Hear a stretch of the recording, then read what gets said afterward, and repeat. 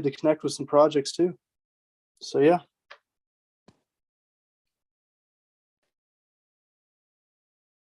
Cool, thanks a lot for that, Jordan. And do we also have Barnley from Memo World here as well?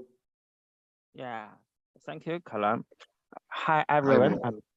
I'm Barnley, founder of Memo World. Thanks for Afflux invitation. It's so honored for Memo World to have the chance to co-host the event here. Let me have a brief introduction to Memo World. Memo World is a Web3 application to build the next generation of creative ecology.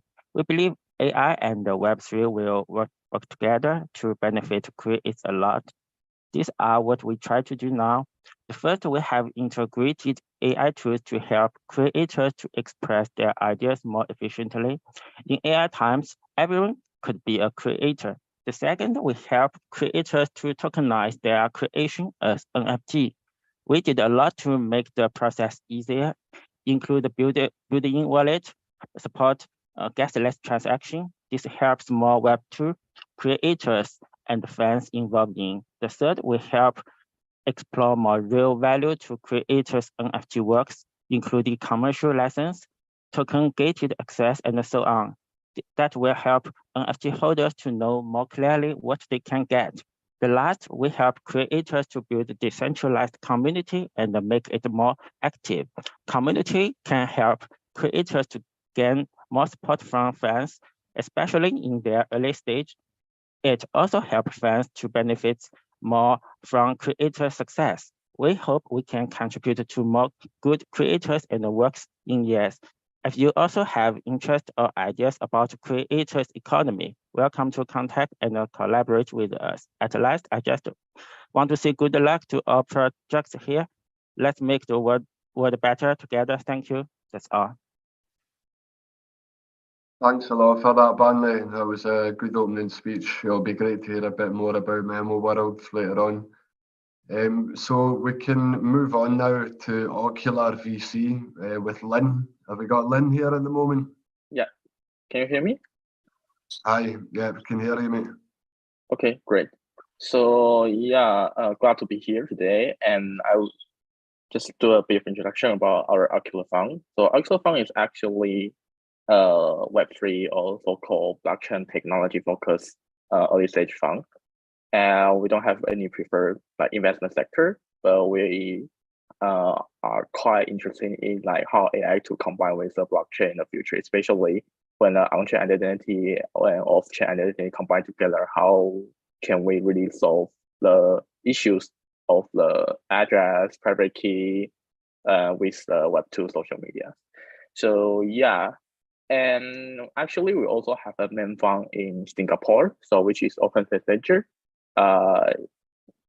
focused in investing in Southeast Asia. So we usually have two funds can go into different investment type, and Ocular are quite flexible. We can do any kind of investment like token, equity, or any warrants. Yeah, and so looking forward to see everyone's here and everyone's pitch, especially any kind of innovative solutions that can help our current social issues or business pain points can be solved properly or perfectly. That would be better. Yeah. Nice one, and thanks a lot for that. It would be great to get your perspective later on from an investment stance on the various topics. So we're going to be moving on to a panel now, including all of our co-hosts, and we're going to be potentially touching on some topics such as straightforward, well, when I say straightforward, the more general AI and decentralized and NFTs, personalized AI assistants, decentralized marketplaces, and AI-focused privacy as well. So we can just get on to the questions now. So anyone just feel free to open up and jump in with an answer that you might have for these questions at the moment. So what types of artificial intelligence technology can be divided into? What artificial intelligence technologies have mature applications, and which of those are in the Web 2 industry. Does anyone want to jump into that? I think I can answer this question first. So for me, I think AI, also called right now the LLM model, is quite suitable to implement like any core-oriented or developer-oriented product, especially like something like GitHub Copilot, but in the cybersecurity can be any kind of like detections or monitoring with the prediction service to try to understand whether there will be a malicious attack in the future, or whether you are being attacked. So you can do some preventions in the real time instead of like being discovered after everything is gone or everything is going to be affected. Yeah. So yeah, because that would be really like valuable in my opinion.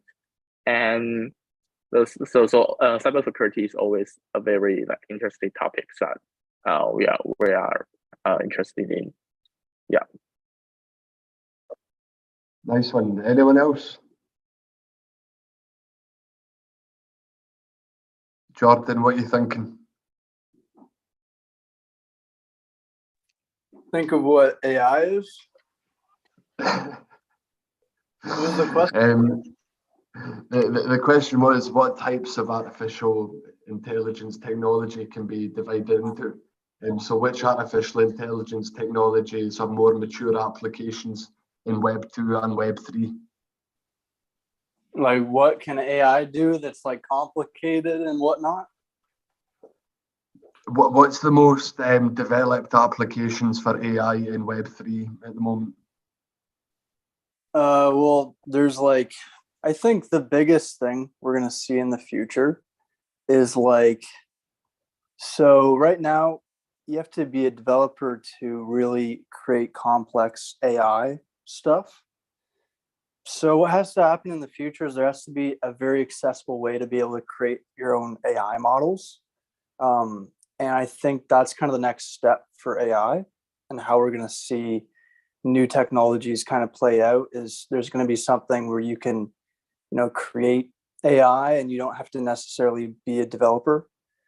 So I think that, and the fact that, we're getting to that stage of artificial intelligence where we can literally have characters. Like if you've seen character.ai, can talk to Michael Jackson and Mario, and they act just like these characters. So in the future, you can definitely say, I'd say in like a year, maybe 3 years, we could definitely see some sort of Star Wars talking robots having full conversations with them sort of thing soon. But we'll see. It's just there's a lot that AI can do that we haven't been able to do before. So it's going to change a lot about all of our futures, I guess, right? Yeah. Was that AI personalized assistance they were talking about there at the end, or referring to? Like basically anybody can make their own AI simply without having development expertise. That would be one of the greatest things moving forward. Nice one. And what about Bentley? What have you got any thoughts on question 2 there?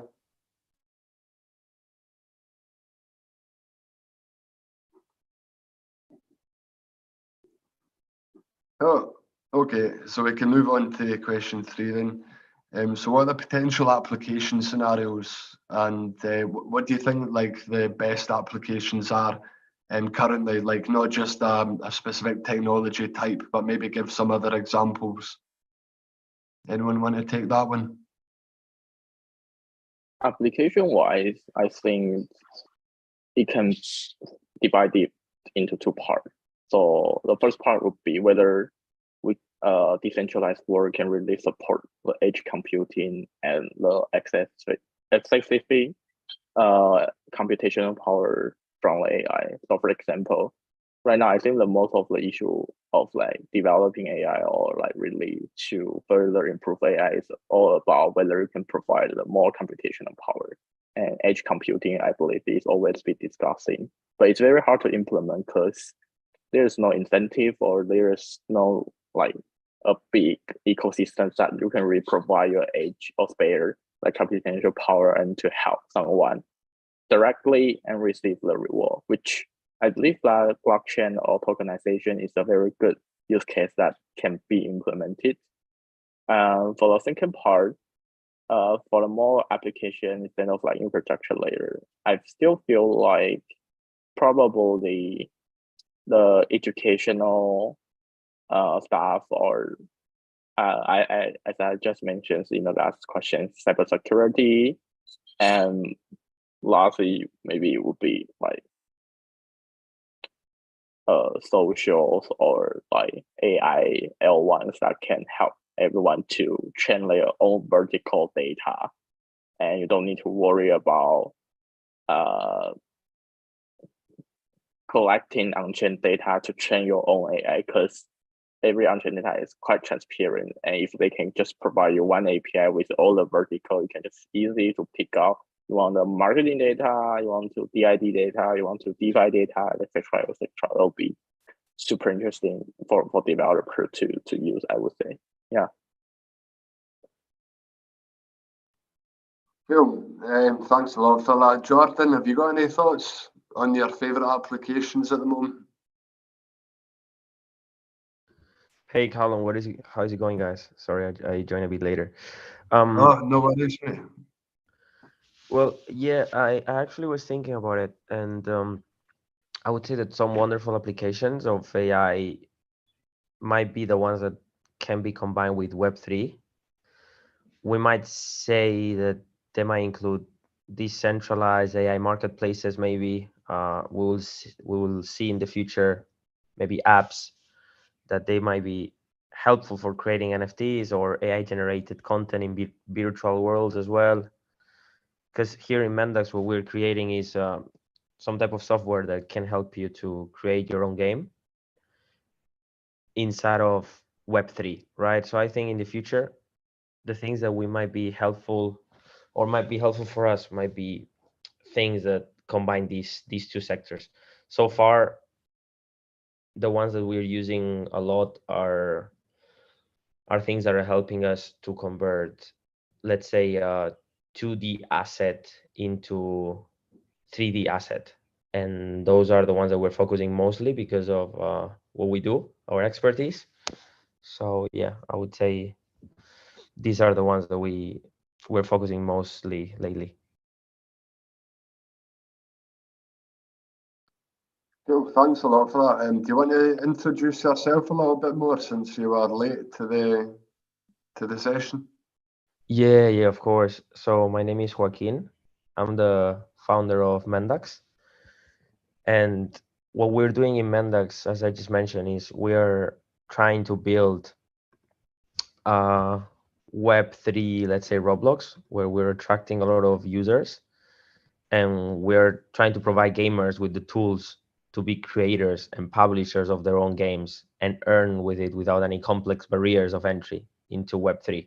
Because we realize that so many times for people that they're new to the ecosystem, there's always some time in the learning curve, right? That they need to learn how to make money into Web3, or they just have to learn and spend a lot of time sometimes, right? And what we believe that is the most effective way to enter Web3 is just to learn how to create inside of the ecosystem. That's how you get involved into it. With our AI powered gaming platform, we can gather a fast growing gaming user base, and we combine it with the AI ecosystem that is growing right now at a very quick path. We are all built on top of Arbitrum, and we're having our SaaS to help companies as well to leverage the gaming infrastructure and build upon Mendax. So yeah, thank you for having me today. Nice one. Thank you very much for that, Joachim. Just feel free to jump in any of the next couple of questions. Hello. Okay. Oh, hello. Who's that?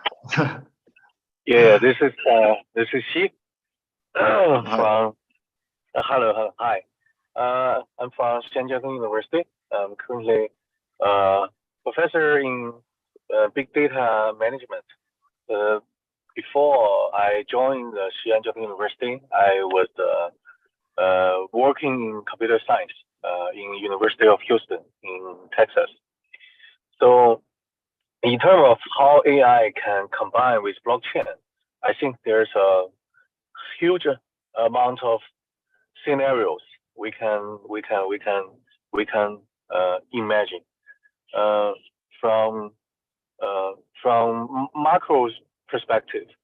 The AI need all the AIs will become constant. They have their own thinking. They need to be work as human, earn as human. But currently AI, because it's digital, so it's just the data. So people can copy their data from this hard disk to that hard disk, and they can be duplicated many times. So blockchain can give them decentralized identity. So that's from the macro perspective. AI need this both. They need identity. Another thing is from macro perspective is AI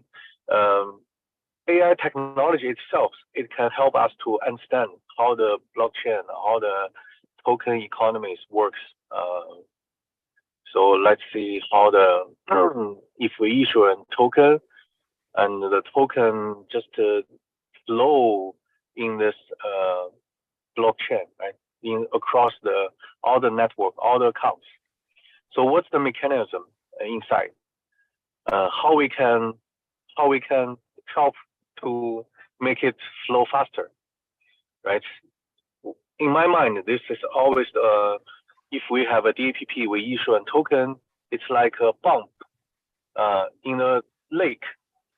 So you just bump your own, let's see, your own type of water, your token, into the whole lake, the whole ecosystem. Then your DAPP, it's just you let your user use your DAPP, and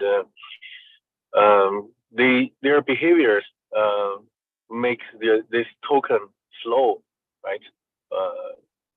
So your DAPP, your way of how you design your DAPP, it's like a bump your token into the whole ecosystem.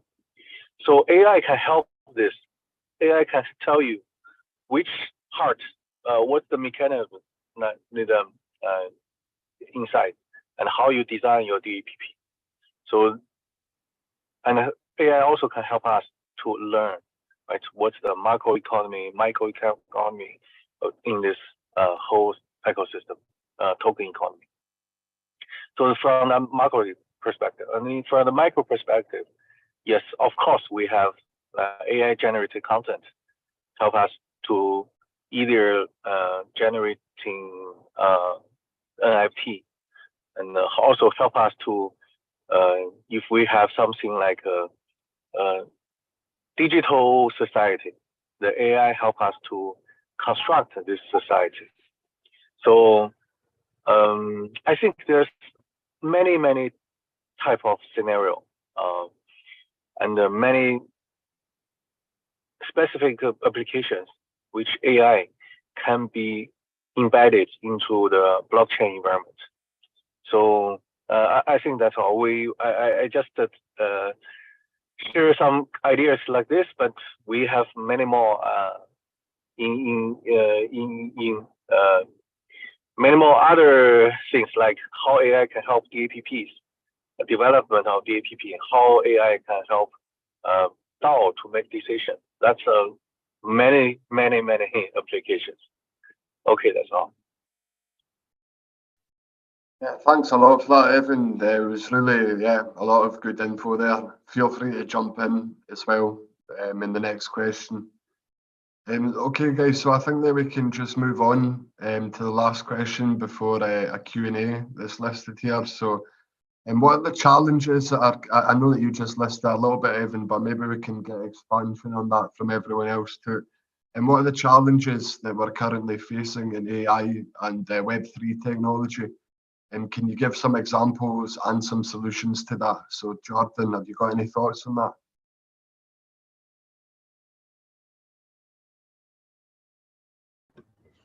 Yeah, let me. Sure. Okay, go for it. Yeah.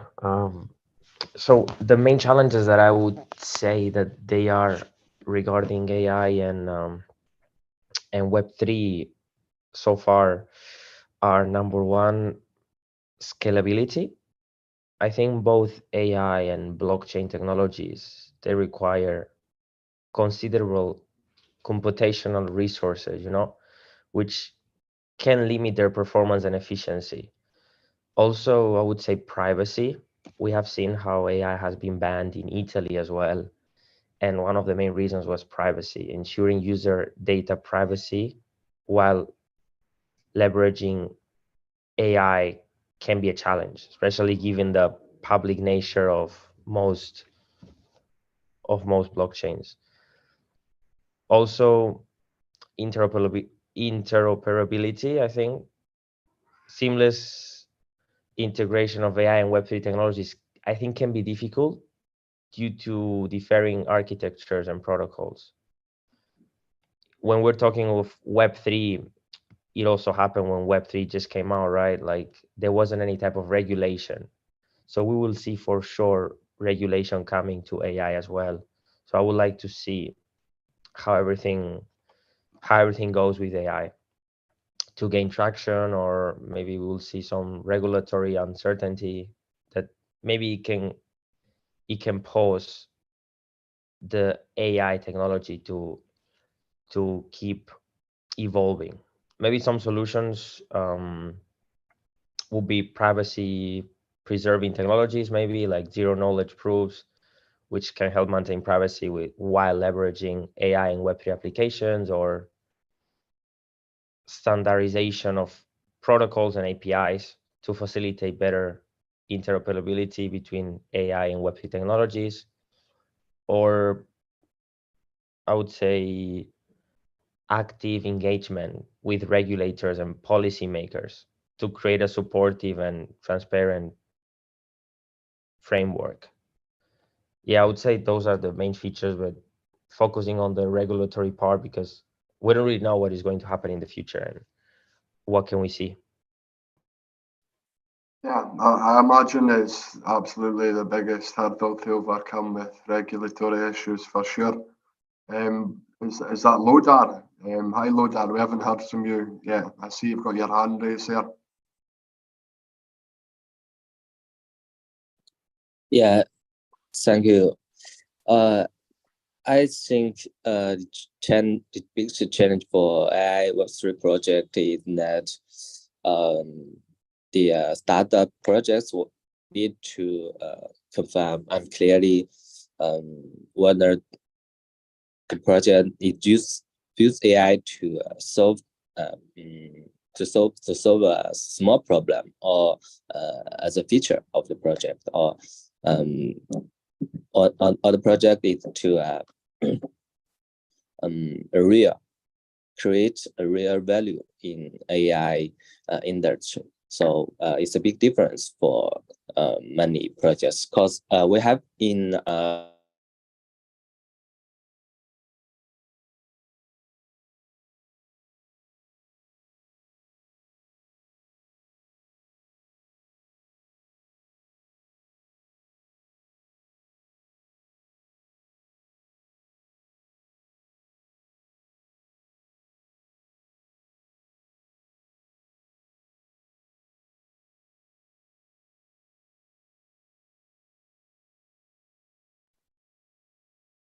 Oh,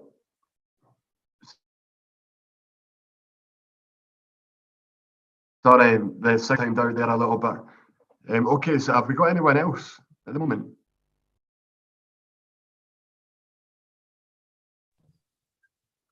Oh, sorry, I forgot to open the mic. Oh, sorry, I thought it was my connection. Yeah, yeah, yeah. By mistake. Yeah. I think a big challenge for AI Web3 project is the biggest problem for startups is whether your project is a real AI project can create value for the AI industry, not solve a little problem or as a little feature in the apps or in the apps or in the products. So it's a big difference. Yeah, we have invested in some projects like pet training or the text to 3D projects. So I think it's at the resin as a product can add values. It can really solve problems, not just use ChatGPT or use AI to create something. I think it's the big, it's the important solution for us. Yeah. Yeah, thanks a lot for finishing that off there. Okay, have we got anyone else before we'll be moving on?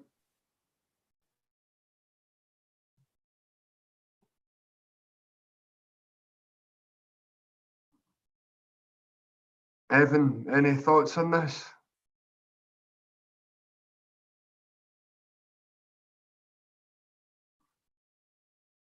No, okay. So that's the end of the panel that we've been doing today. So thanks a lot for participating, if you did. And we're going to be moving on to the panel now. Sorry, the introduction of the different projects. So I'm going to pass you over to Jordan. Jordan, are you there at the moment? Yes, sir. What's up? Yeah, so you are the co-host and you're going to be hosting the projects from now on. Is that correct? For which the projects, like introductions for the projects? Exactly. Yeah. What time is it there for you? 20 to 2 from me, mate. All right, yeah, sure thing.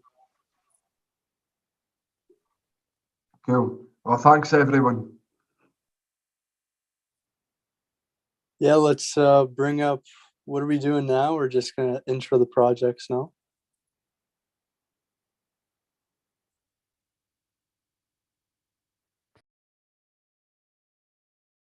Yeah, you should have a list, mate.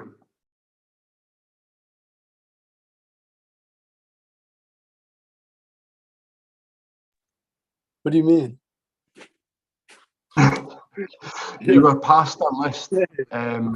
Well, by what's the next? Afflux. What's the timeline doing, eh? What's the timeline? Let's give some intros then. Start Yeah. speaking, getting some good projects presenting and pitching and whatnot. Pretty much, mate. Yeah.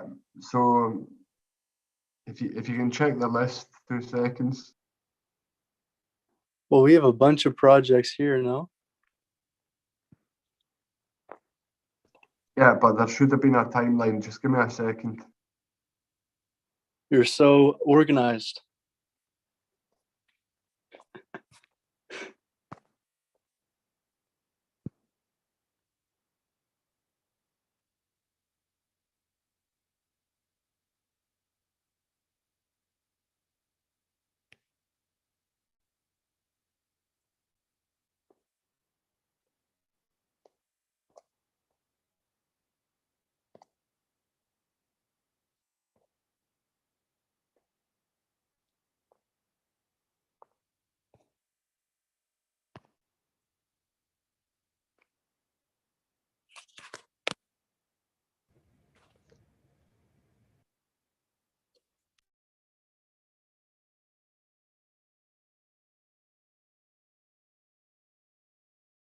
Okay, so I think it's Jochen that's presenting first.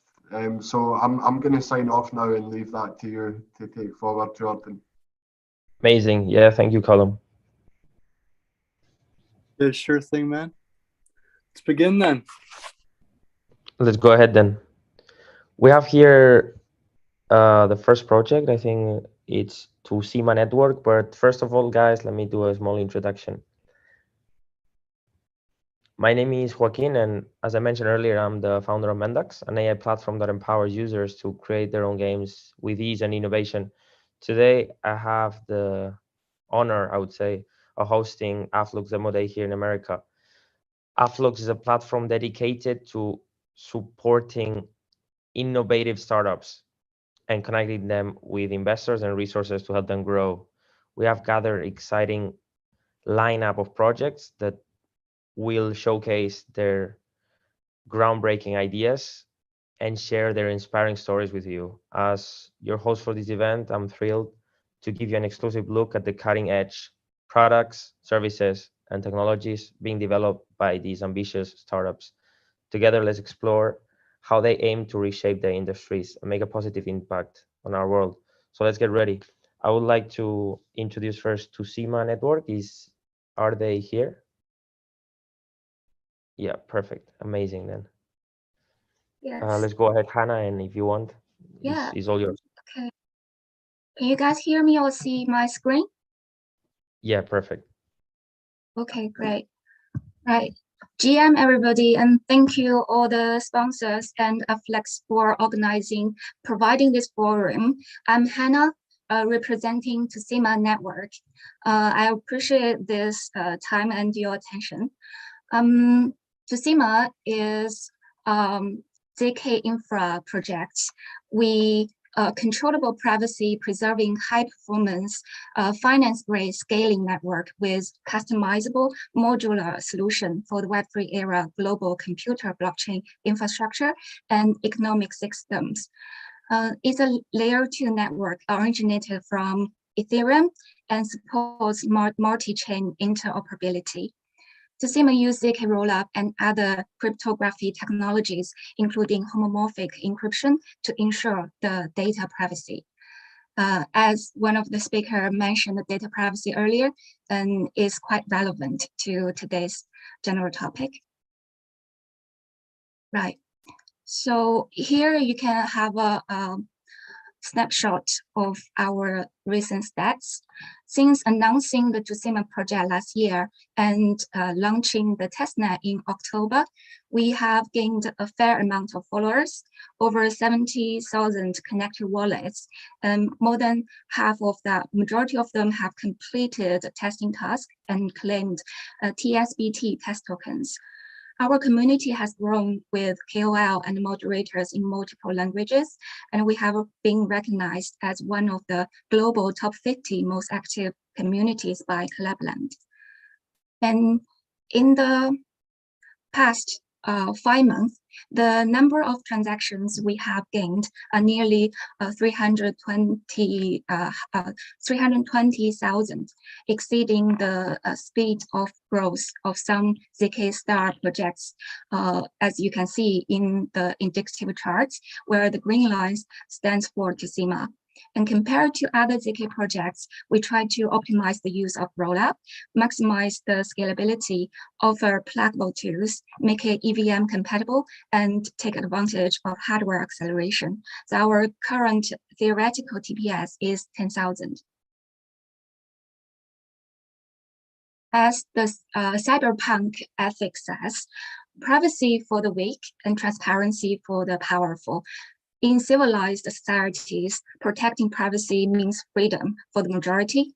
It is obvious in the real world that data privacy is essential for customers and business, especially in countries with data protection regulation. In the crypto world, as more transactions, wallets, and user appears on chain, more scammers try to target victims exposed to on-chain, and compliant data management laws come into force. There is a major opportunity for privacy solutions in Web3 era. Research shows that global privacy software alone is estimated to grow at a compound annual growth rate of 42%. banking, financial service industries generate the largest data privacy solutions revenue. And our mission, firstly, we want to provide the finance-grade privacy network and make such infrastructure for Web3, especially for those with privacy needs. Then we take advantage of our research with hardware acceleration to find balance between maintaining high performance and computation needed for privacy protection. Also, to make it architecturally EVM compatible, we also provide privacy-preserving data availability and plug-and-play modules for the convenience of the app developers. And the golden triangle of Tusima's R&D team is formed with world-class researchers, algorithm engineers, and product developers. Our Oxford-based research lab possesses in-depth knowledge of ZK proofs, encryption, privacy protocols, security system, token economics, AI, federated learning, metaverse, and decentralized cloud-native technology. The algorithm team strive to improve the efficiency and reduce the size of proofs, seeking the most balanced combination of multi-algorithms. And development team has years of success building blockchain architecture and decentralized application. Our leadership team is led by Oxford University alumnus, senior fellow and professor in computer science, mathematics, data science majors. Our team also have PhD degrees or research focusing in distributed system, token economics, cryptography, personal information management, AI, and machine learning. Our commercial team have years of implementation management experience in traditional industries in West and East countries, especially leading telecoms, IT services, and the national banks. Our Chief Strategy Officer plays a crucial part in engaging with the Japanese corporates, merchants, and payment services to help them develop their Web3 infra with Tusima privacy solutions, including Japanese stablecoin, which is under test on Tusima testnet. We also have a board advisor who is a serial entrepreneur of success for business and 200 patents in cybersecurity, virtualization platform security, and trusted big data platform, etc. Also, Oxford professor advised us on token economics, financial market, and mathematical problems in blockchain technology. In a nutshell, our design philosophy include pluggable system compatible with existing Ethereum infra. Minimum viable DAO is a bottom-up development approach, allowing the community to suggest and vote, where we facilitate the incentive mechanism. The test-driven launch will unlock different tasks and distribute tokens to community members and developers, etc. In our ecosystem, we want to build a privacy infrastructure for Web3 between layer 1 and layer 2 with well thought after SDK and API, which will be open source in the future in a user-friendly style. This solution can help most essential blockchain application types. We can support DApps and physical DApps in our ecosystem and other chains for DEX, DID, NFT, etc. So we classify users into CPBD categories, where the P and D are current typical Web3 users, whereas B and C are the vast pool of Web2 and Web1 users. At the moment, we are working on privacy of user identity and transactions. Business and consumer users in Japan are the main focus we aim to bring into Web3. In terms of system architecture, we're based on account model to develop multi-layered privacy protection. We use address obfuscation to hack user identity, apply homomorphic encryption to ensure the operation of values in ciphertext. The core part of the protocol is our SDK with embedded in cryptography algorithms that provide the fundamental privacy between layer 1 and layer 2. The core part of the architecture is a privacy execution engine, as highlighted in purple in the middle section. We design around the engine and provide different modules like privacy algorithm module, result the decoder, transaction protocol, also smart contract analyzer, SYN adapter, encryption, and decryption adapter, all of which are pluggable. If a community or a DApp developer wants to make their own module, we can also just plug in. Our API saves developer time to benefit from the architecture. In terms of performance, we propose a parallel proof system, as we know that the key is time for generating the pool, and so to shorten the time, need to provide to prove the data recursively. What we do is to break the large pool into small tasks to compute in parallel. In future, we will integrate with hardware acceleration and embed with TEE, trusted execution environment system, of which we have 10-year experience within our team intelligence. The hardware will further increase the efficiency of the ZK system.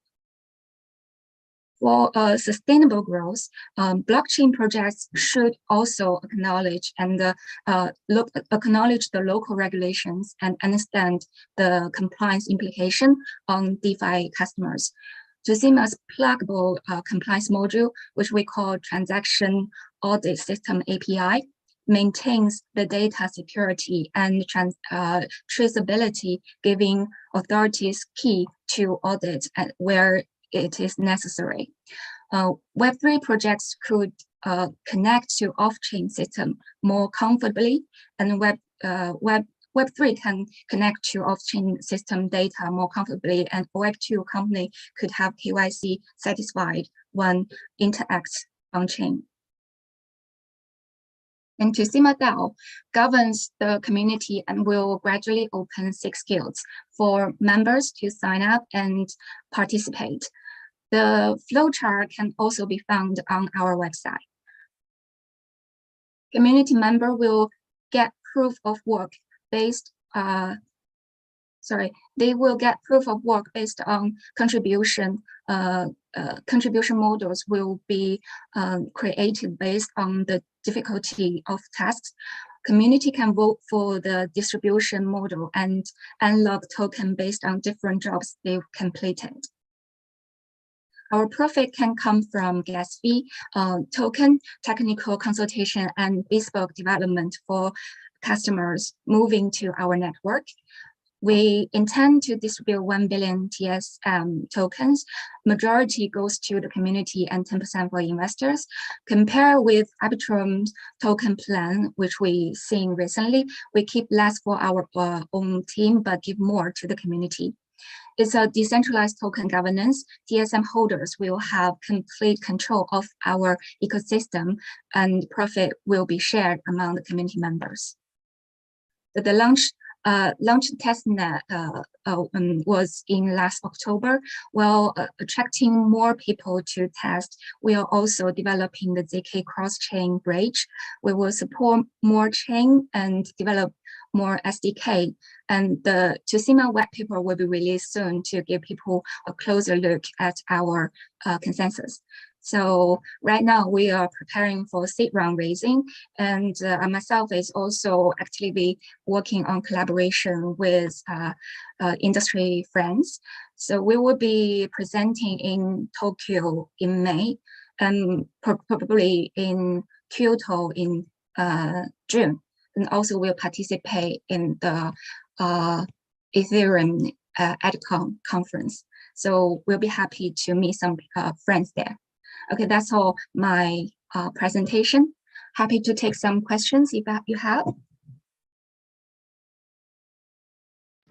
Amazing, Hannah. Thank you for your introduction Thank you. to SEMA network. Let's see if anybody has a question, and we can just go ahead and answer it.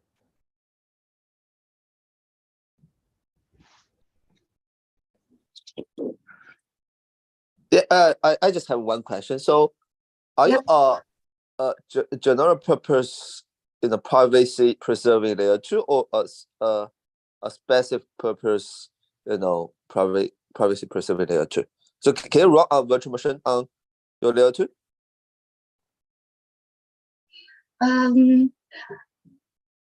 Could you rephrase the question? So our network is a layer 2 infrastructure. The privacy solution is primarily for financial grade services.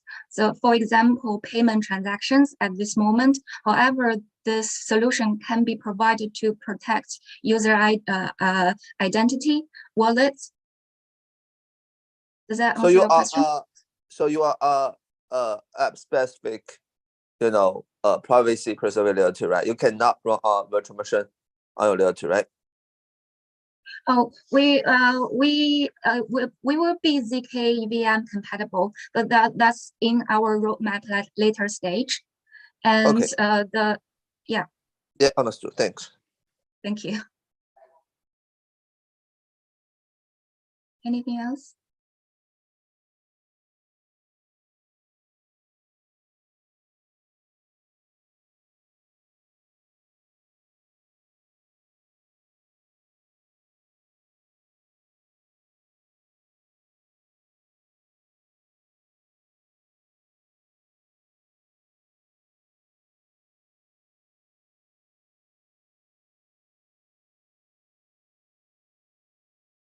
So just to touch on the AI questions earlier, which was fantastic topic, and I'm sitting in I'm based in UK and member of a nonprofit AI association. So if anybody wants to connect afterwards, discuss about data science, machine learning, digital twin projects or AI, welcome to get in touch.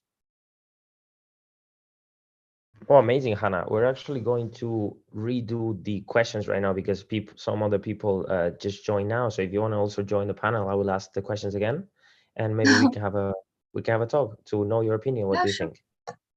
Yeah, sure. Oh, amazing then. Okay then. Okay, I'll stop sharing this. Yeah, thank you. Thank you. So we have seen that some other people joined. So I would like to go back to the questions and be talking again regarding to the panel. I've seen that we have Elaine here from Waterbury Capital. We also have Andy as well from Everest Ventures Group. Amazing. So guys, I want to ask first to you, Elaine, one question. What do you think are wonderful applications of AI combined with Web3 currently? And how about the development of them? I'm going to put the question here, because I think this is very interesting to know what is Waterbury focusing on right now and what we should know. Yeah. So hello everyone. Yeah, sorry for jumping later. So this is Elaine from Waterbury Capital. By the way, I have to introduce myself. And our capital was a crypto native VC founded in 2017, and we already invested in more than 150 projects. And so this year 2023, we launched our compliance fund, which is in Hong Kong.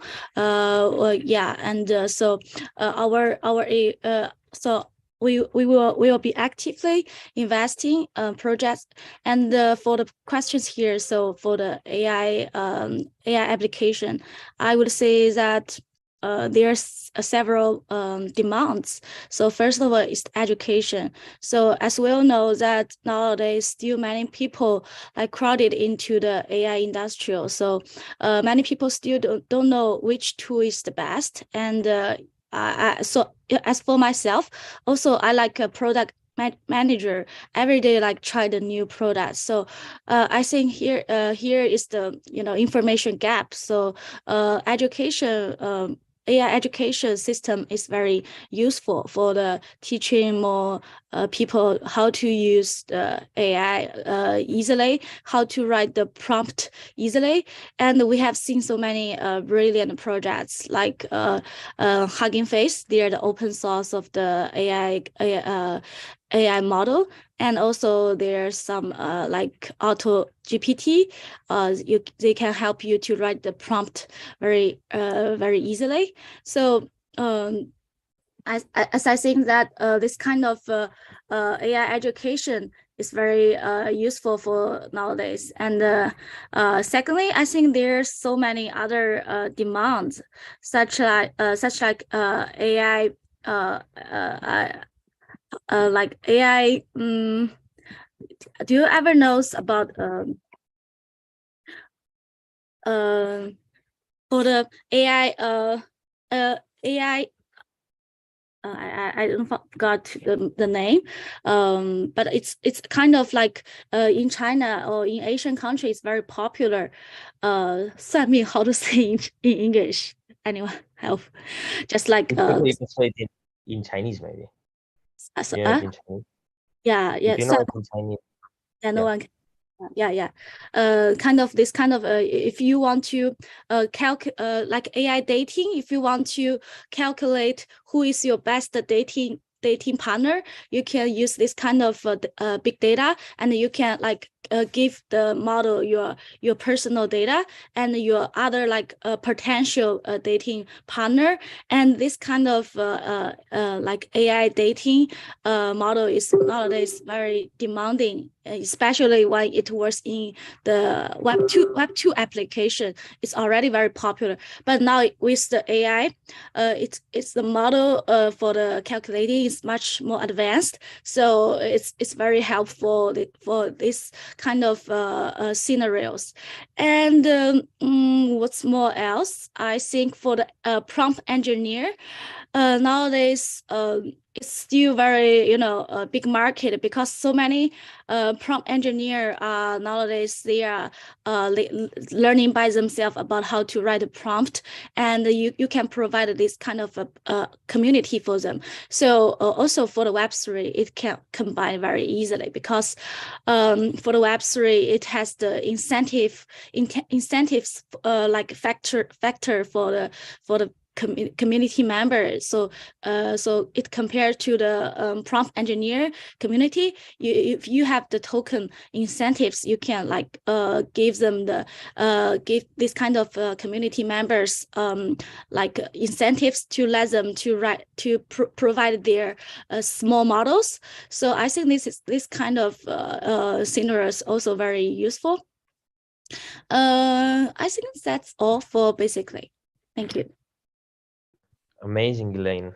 That was actually a very good answer, I would say. Thank you so much. Yeah, thank you.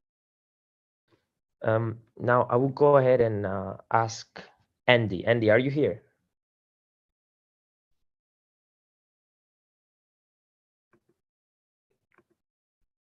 Let me see. Okay, maybe Andy left.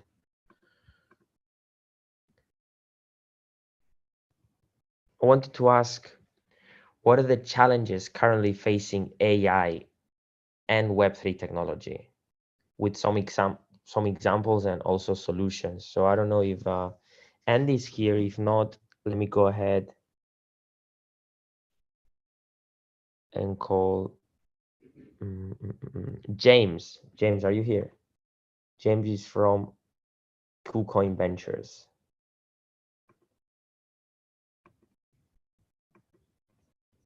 Okay, I think none of them is here. What about if we ask early Hannah? Hannah, are you still here? Would you like to come and ask and tell us about the challenges that we have seen with AI? This is the question here. Okay, so I think from my point of view is about the data. One of the most recent webinar I listened to is the data scientist discussing about fraud scoring, data bias and model degradation. So AI could be one tool to help improve the data, but it also could cause some noises. So when people input training the data, you have to avoid the bias and try to keep the data more up to date. That's one aspect I think is quite interesting.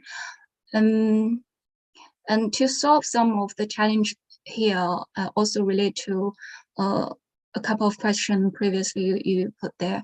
I think one of my AI friends got federated learning combined with blockchain, and that helps a business customer to bring their data, part of their data on chain to train and respond more quickly. And I think maybe it mainly is on the data side. Tusima also helps with like better use of the data with enhanced privacy. So in combination, I think that could give the AI application a more better user experience. And that's it. Perfect. Yeah, I think people should focus right now on creating, basically, because we would know that in the future there's going to be challenges for AI. That's for sure. Like for Web3, it happened, right? So we're going to see a lot of things going on with AI in terms of regulation, and we're going to see, I guess, this year a lot of challenges being focused on AI and also Web3. Now, thank you, Hannah, for your question, for your answer. That's very interesting. Now, I want to ask more, Elaine. I don't know if I can keep asking you, but I think what you gave us, the point that you gave us was pretty interesting. So I want to ask, what are the potential application scenarios of AI in Web3? Like, let's say right now you're starting a project, right? And you have to mix AI and Web3. What are the things that you would be creating and why? Yeah, there's several like scenarios. So first of all, I think the nowadays, if you write your prompt, and there are so many like data numbers and some characters. So nowadays there's a popular way to make your prompt as mint as an NFT and make it on chain, so that this kind of on-chain prompt engineer, it can, this way you can like track back what's this NFT or this kind of picture, where it original came from. So this is the one way I think is very useful. So as we all know, for the Web3 NFT is kind of on-chain assets. So you can make your it have the it have the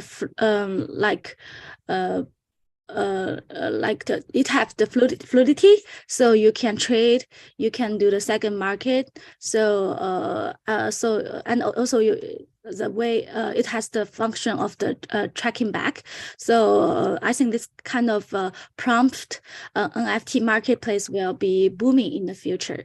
And secondly, for the Web3 industrial, especially for the GameFi is also a big scenario for the AI combined. So for example, you as you can imagine that in a game, in a GameFi, there are so many like NPCs and also like different storyline. So if you use the AI model, and you can divide it into different AI NPCs, and when you like generate AI NPC and generate another like storyline, your GameFi will become a whole big metaverse, which is have the unexpected scenes and like characters, which make your game will be play more fun. So I think this is the second Web3 industrial combined AI very big scenario. And I think for the third part, if your team have really strong for the like computing power, so you can provide your computing power to become a AI GC chain. So nowadays, as we all know, AI the very infra stack needs the computing power. So if you have the computing power and you can incentive this kind of GPU miners to provide their computing power to support this kind of AIGC chain to give this kind of application like application layer the computing power so that your AIGC chain can run. But this kind of startup direction is very high level because the computing power is very, very expensive, and this kind of project's valuation will be very high. And so I personally recommend the most of the founders to try the first to see like this kind of funding directions. That's all. Thank you. Thank you so much, Elaine. It's a pleasure to have you here and for you sharing our expertise in this topic. I think it's very interesting what you say, and obviously when we're starting a project, many times, right, in terms of AI, if you want to build your own AI or something, it's pretty costly. So you need to, at the beginning, maybe use other APIs to test your core or test how your product works, and later you need to do your in-house AI, maybe, right? That's the main thing that should be useful. Amazing. Now, I think James is also here. Thank you, Hannah. Thank you so much. Amazing. Let's go ahead. James, we have James here from KuCoin Ventures. Hello, James. Oh, yeah. Hello. Nice to have you here. So if you want, you can give a small introduction of you actually, and later I will ask you a question that I want you to answer. Okay, sure. So I'm from KuCoin Ventures. We are the US arm of KuCoin Exchange. We have a team about 5 people covering the whole spectrum of the crypto world. And my focus is the infrastructure and middleware. So very happy to be here. And hopefully we'll have a lot of discussion on the great topic AI today. Thanks. Amazing. Now, let me ask you one question related to, let's say, KuCoin Ventures right now. So what do you think are the most wonderful applications of AI combined with Web3 nowadays? Actually, we haven't seen a project really can apply blockchain technology every area. Most cases we see that Web3 is just the customers of the AI tools that they developed, which means that they just target those Web3 app developers or Web3 app users by providing some kind of AI tools. For example, we came across with one project that they want to do a little bit like co-pilot stuff for smart contract development, right? So that actually a Web2 AI tools, but the target user is Web3, app developers. Yeah, we came across with some kind of just like what the previous investor said before, like a prompt marketplace, NFT-based prompt marketplace. But there are some problems over there because actually these prompts are submit to the layer 1, so which means that all the prompt content can be seen by others, and you just need to copy that, and you don't need to buy the NFT in order to use that, right? So actually we don't we have seen a lot of projects which can really apply decentralized technology in AI space, but we do see a lot of projects which use AI technology to facilitate some working flows of the Web3 process. Yeah, that's what we have at the moment. Yeah. Yeah, exactly. I haven't really seen any AI technology that allows you to create your NFT or whatsoever, because I have seen AI to be used as a more effective way. For example, on Notion. I'm not talking about Web3 now, but it would be nice in the future to see how AI can help you to build, I don't know, a game, for example. That's what we're trying to build in Mendax. But having the AI to build an NFT, I think that's interesting, because if just with one prompt you can just create an NFT, it's going to be a very competitive scenario where people are going to, they will have to spend a lot of time trying to build something that is different than somebody else. So I agree what you said, and let's see what we can see this year regarding of AI. I'm very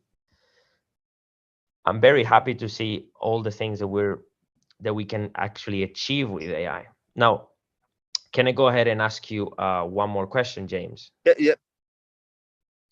Go, Amazing. please. So what are the challenges, do you think, that are currently facing AI and Web3 technology, if you have some examples? I think the challenge is that we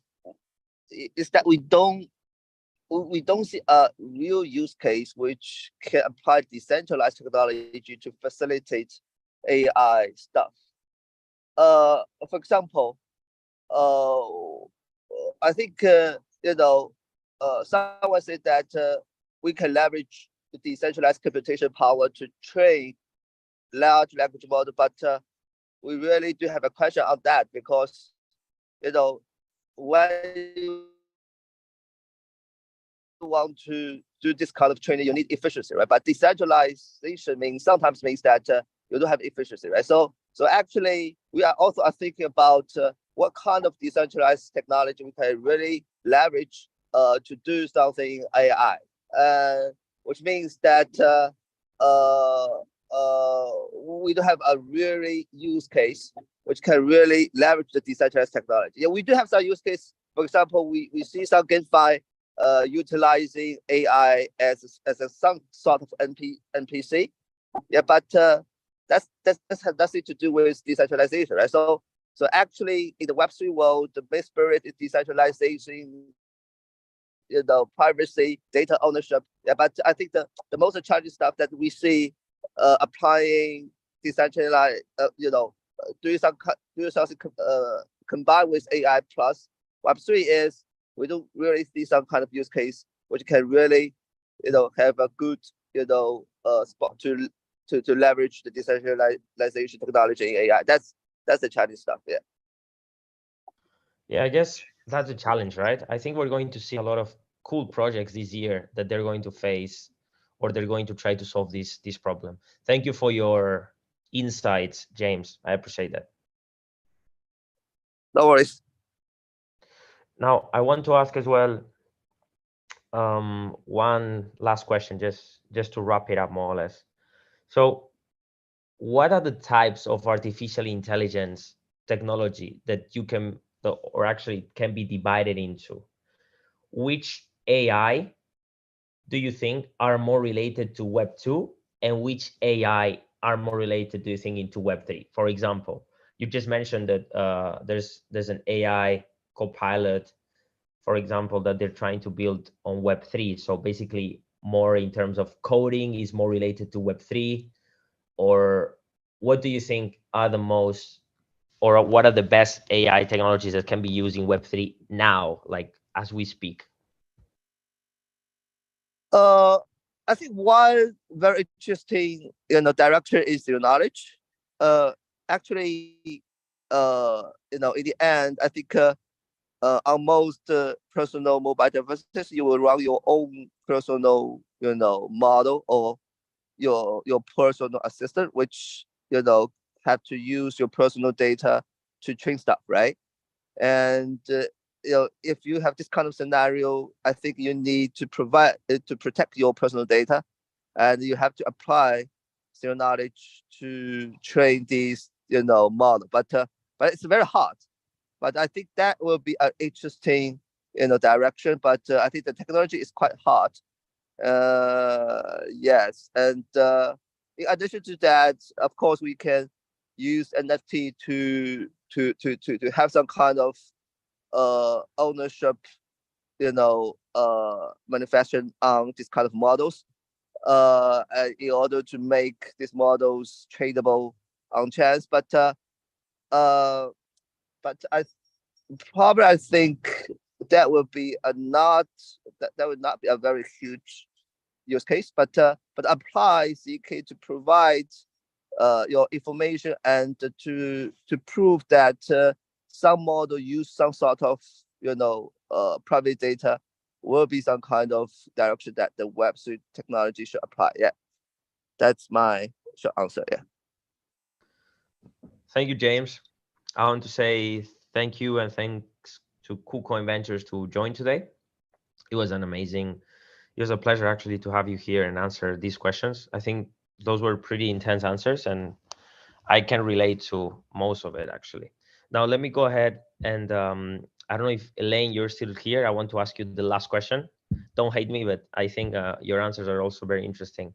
So I want to ask last question, which will be, what are the types of AI that they can refer mostly to Web 2 or the other ones that they can refer mostly to Web 3? I don't know if you're here, Elaine. Oh, sorry, I'm not sure what you mean by refer to Web 2 and refer to Web 3.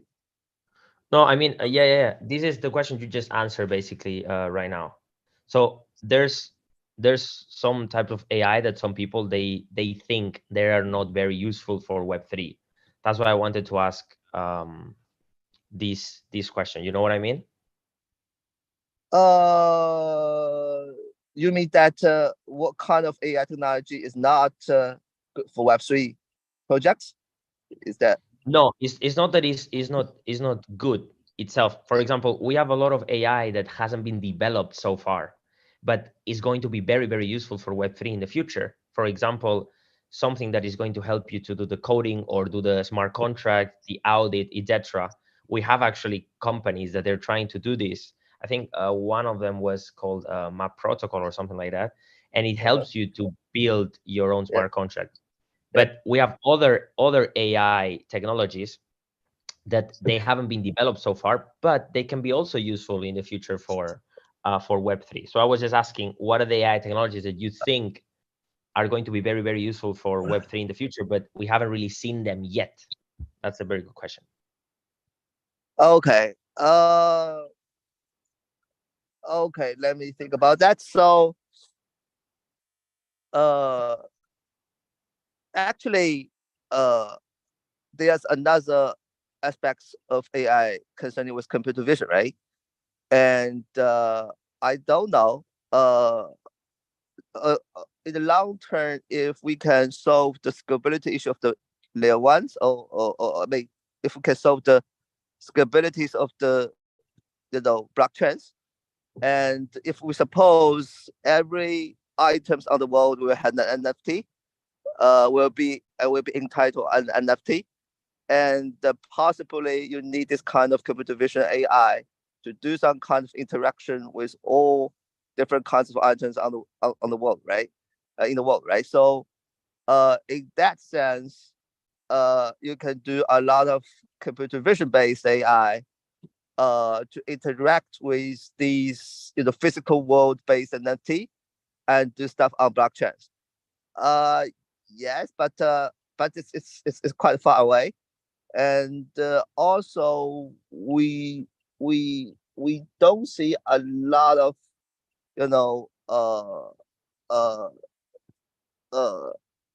a lot of AI applied in those kind of metaverse. But actually, there are a lot of people doing that. They just say that yeah, nowadays the metaverse NPC can have their own spirit, right?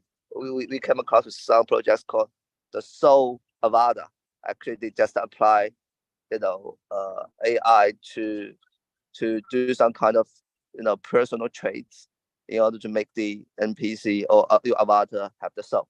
So yeah, I think it just depends on the application use case, but what we don't see is the computer vision based AI applied in blockchain. But except for that, actually we see many cases. But yeah, that's my rough understanding on about the question to your questions. Yeah, about answer to your questions. Thank you so much, James. I think it was an insight answer, and I appreciate it. It was very good. Yeah, I think we wrap it up pretty nicely about the topics regarding AI. So thanks for that. Now I will go ahead and introduce our next project on the pipeline that we have for today. We have here Functionland. I don't know if you guys from Functionland are here. If you are, please go ahead and you can start sharing. Yeah, here you are. Amazing. Nice to have you guys today. Thank you. Okay, so pleasure being here. I'm Ehsan from Functionland, and what we are focusing on is breaking the cloud monopoly. Basically, the problem that we are addressing right now is the data that we are saving on the cloud right now is not ours. It's being saved on these big data centers of Google, Microsoft, Apple, and the services are not decoupled from the data. So, for example, when we have years of photos on Google Photos application, our photos are being stored on Google servers, and they can increase the price of their service whenever they want. We don't have the option to take out our photos easily and use another application with our photos. So that's a big problem, because that for users it means they are locked into a service. If I'm using Google Photos for years, I can't easily switch to an alternative. If I'm using iPhotos, for example, the Apple alternative, I can't switch again. So it's like users are locked into this service, and developers, they need to pay these big tech companies, because those are the ones who have the users. Those are the ones who have the data of the users and have users locked in. And there is a huge market for it. So the cloud users, from the 2 billion cloud users, half of these users are looking for alternatives, which is like about 1 billion users who are optimizing their subscriptions to not lock themselves into one of these services alone. And those are our target markets. To address them, we enter from the path of least resistance, which are the 2.5% of early adopters who are ready to try new technologies. And our solution is what we call crowd storage. That's to make the applications accessible, the same as cloud, and create owners of data, not just users. The way that it works is we created a set of protocols called FULA, which enables users to share their resources with each other. So we create a pool in each region. For example, in Toronto, we create a pool, and people in Toronto can share their storage to back up each other's data. They can also share their compute power of their hardware to run AI algorithm, for example. These protocols can run on any hardware, let's say their laptop or like a Raspberry Pi. Later on, we are planning to make it runnable on mobile phones as well. The other aspect of cloud is monetization. And now that we have this decentralized data created with our protocol, we can monetize it with our blockchain, which we call it FULA. The way that it works is users pay contributors of an application or creators of a video, for example, that is published on this network with FULA tokens whenever they use that application or whenever they watch that video. So now the developers are getting paid. They can create open source applications because the smart contract ensures that they are getting paid whenever someone uses their application. And this enables developers to work on applications together, the same way that we are seeing, for example, on GitHub, that a lot of developers work on the same application. But now, this time, it's monetized. They can make money, enables developers to just quit their jobs at like these big companies and start like creating applications with each other's collaboration. And lastly is a lot of blockchain projects limit themselves to just crypto native people or tech savvy people. So we learned from the likes of successful projects like Helium and Filecoin. And what we did is we prepackaged everything in our plug and play hardware, which we called blocks. So users can plug it to the internet. We have an application that they can set it up in a few clicks, and that takes care of everything in the background. So it shares the storage with others. It joins like the nearby network. It backs up your data and ensures that if you provide the storage to others, you get paid. And now people who have the hardware or people who don't, they can just go to Google Play or Apple Store, download the alternatives of Google Photos, Google Drive, which is right now called FX Photos and FX Files, and use it exactly like they are familiar with. So this time they are the owner of their photos, they are the owner of their files. They can, and these files and photos are stored on this decentralized network owned by individuals, not big corporations. The initial traction that we got was huge. Like we ended up in the top 3% of projects worldwide from the applications that we distributed. We won the first place in Filecoin Hackathon. We opened a 1-month pre-order campaign for the hardware. We sold more than $500,000 and ended up with 15,000 pre-registers. And we also raised 1.6 million from high-profile investors. The nodes that we sold are very distributed all over the world. So we have actually at least one node in every country, which makes our network basically very decentralized from the day one. And by from the comparison with comparable decentralized storage networks, we are right now 20 times larger than some established projects like Arweave in both terms of number of nodes and the network capacity, which for us is more than 1 petabyte of network capacity. Our investors are also like high-profile Web3 investors like Protocol Labs and Filecoin themselves. We are part of the Substrate Builders program. Techstart and Outlier Ventures also invested. VCs like Master Venture, Contango Digital, and Max Stills, Dora Hacks also invested in our project. The team has a very diverse skill set with a track record in their field. Kayvon and me are both software engineers with more than 15 years of creating full stack softwares.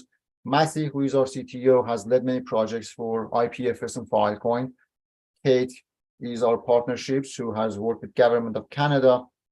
And we have also like members of our team in marketing, tokenomics, graphics, and hardware, and also advisors, reputable advisors from unicorns like Sean Neff, who is the brand advisor behind Robinhood, Stefan Vervet, who is the Protocol Labs ecosystem lead, and actually people like Yves Behar, who designed our hardware and has designed products for Microsoft and L'Oreal.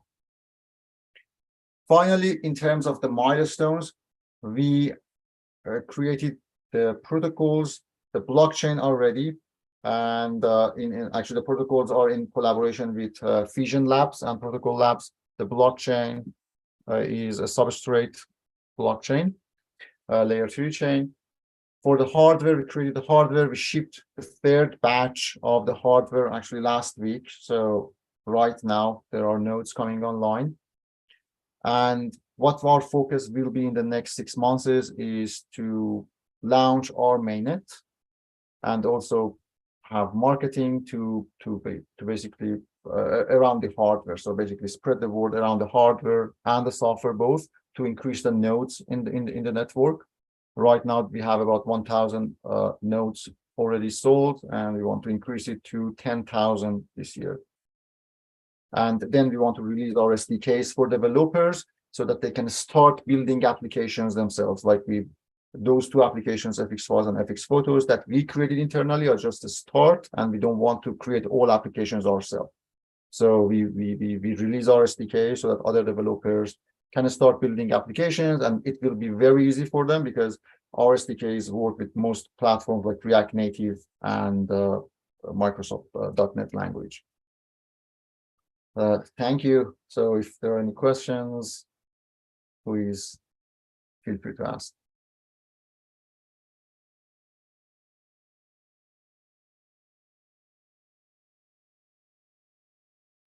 Amazing. Yeah, let's wait and see if there's any question, and if so, let's answer it.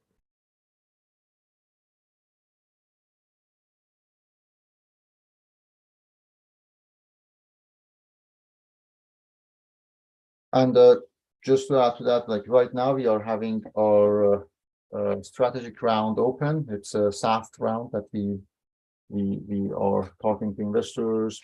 50% of it is filled, and we are talking to more investors to fill the rest.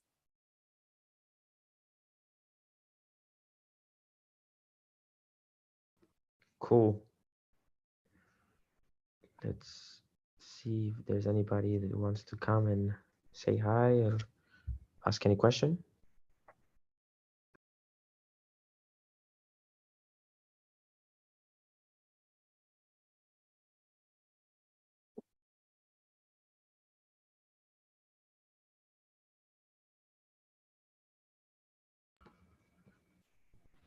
Well, I don't think there's anybody here that they want to ask, but no worries.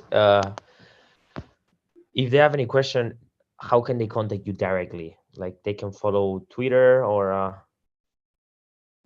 So, well, actually, if you search Function Land anywhere, basically you can find us. So on Twitter, on Telegram. Perfect. Also, you can email hi@fx.land. Like our website is fx.land. You can see more information there. Hi@fx.land also is a way to ask us questions. Cool. Amazing. Thank you so much, and thank you for your introduction. Thank you for joining Afflux Demo Day. Sure. Amazing. Let's go ahead and welcome our next project called Lagrange DAO. Do we have them here? Yes, here. Perfect, Charles. Amazing. How are you doing? Great, great. Actually, I'm in consensus now. Oh, nice. You're enjoying everything at the same time. That's good. I like it. Okay, then. Amazing. If you want, everything is all yours. Come on. Yeah. Get us that's ready. Can we start? Yeah, just go ahead. Yes, great. It's really an honor to meet everybody here. So we are Lagrange DAO, a data computing and sharing platform. So Lagrange DAO is a template of computing engine building on top of decentralized storage and computing networks. So this is, you can consider it as a Web3 version of Hugging Face. For people who probably know Hugging Face, it's AI sharing and storage space for AI models and computing, but we make it more usable and more advanced for Web3 users. They're not be able just doing computing as a deep learning, but you also be able to do it more like a general computing platform to deploy your data modeling and presenting as services remotely on different machines. We are in the process of pre-registration of the next stage of launching. We have over 30,000 users have been signed up on the system. The left side is the dataset, and the right side is the space. So what we provide to the customer is a 25 petabyte size of dataset, which is almost the same size as the current AWS data market. Everyone knows that if you want to do AI deep learning, larger data modeling, the first thing you need to have a data set. So we have that. We have a different modeling, rely on the different data scientists upload their model. We have space for the running the resource. You need a GPU from different places from worldwide. And we're also doing revenue sharing. If you have a really good data set and you license to the user for use the data set, you can get a potential revenue back from people who really using your data. So this is the function we created for different people. The data NFTs, the token-based incentive, and the decentralized governance is the cool feature which makes us distinguished from the Web2 Hugging Face project. You get a data ownership, you get a token reward, you get the governance to vote for the model, data, and the computing resources you like. So these are the three typical cases you will be able to running on the Lagrange platform. You will be able to run the stable diffusion with multi GPU, which existing in lots of public blockchains like a Filecoin, like previously the Ethereum, and there are also lots of blockchains doing the ZK proof. Those GPUs can be reused for stable diffusion. We also have a cool technology where we release next month to enable you merge 11 gigabyte of GPU to 45 GPU, which is make your 3090 or 2080 Ti as powerful as A100. That save you tons of money and get us lots of capabilities. The ChatGPT bot will enable you be able to, as storage provider or computing provider, to contributing your ChatGPT lessons to the place people cannot access or don't really have enough money to access to the ChatGPT service. You can remember a guy who's in the US only using ChatGPT in the daytime. Now he can rent out his lessons on the platform for people who another region can using it during your night time, but his working time. And we also can give people the choices to apply NFT. For example, music. You want to license the music from different places, play a demo, and then you can download it to your personal computer. Fine, but you need to get a license. You'll be able to mint and publish a limited amount of data lessons to the people who are interested in using your work, right? You maybe don't charge them in the beginning, but in the future, when they reach a specific amount of traffic volume, you need to pay from something for that. This is the technology behind it. So the entire technology is building on the most recent technology and the most relevant technology. We are building a time-proof storage solution on top of IPFS and the Filecoin. So with computing, data, everything, and the bidding result for computing provider who running the result, they will submit the IPFS and the Filecoin.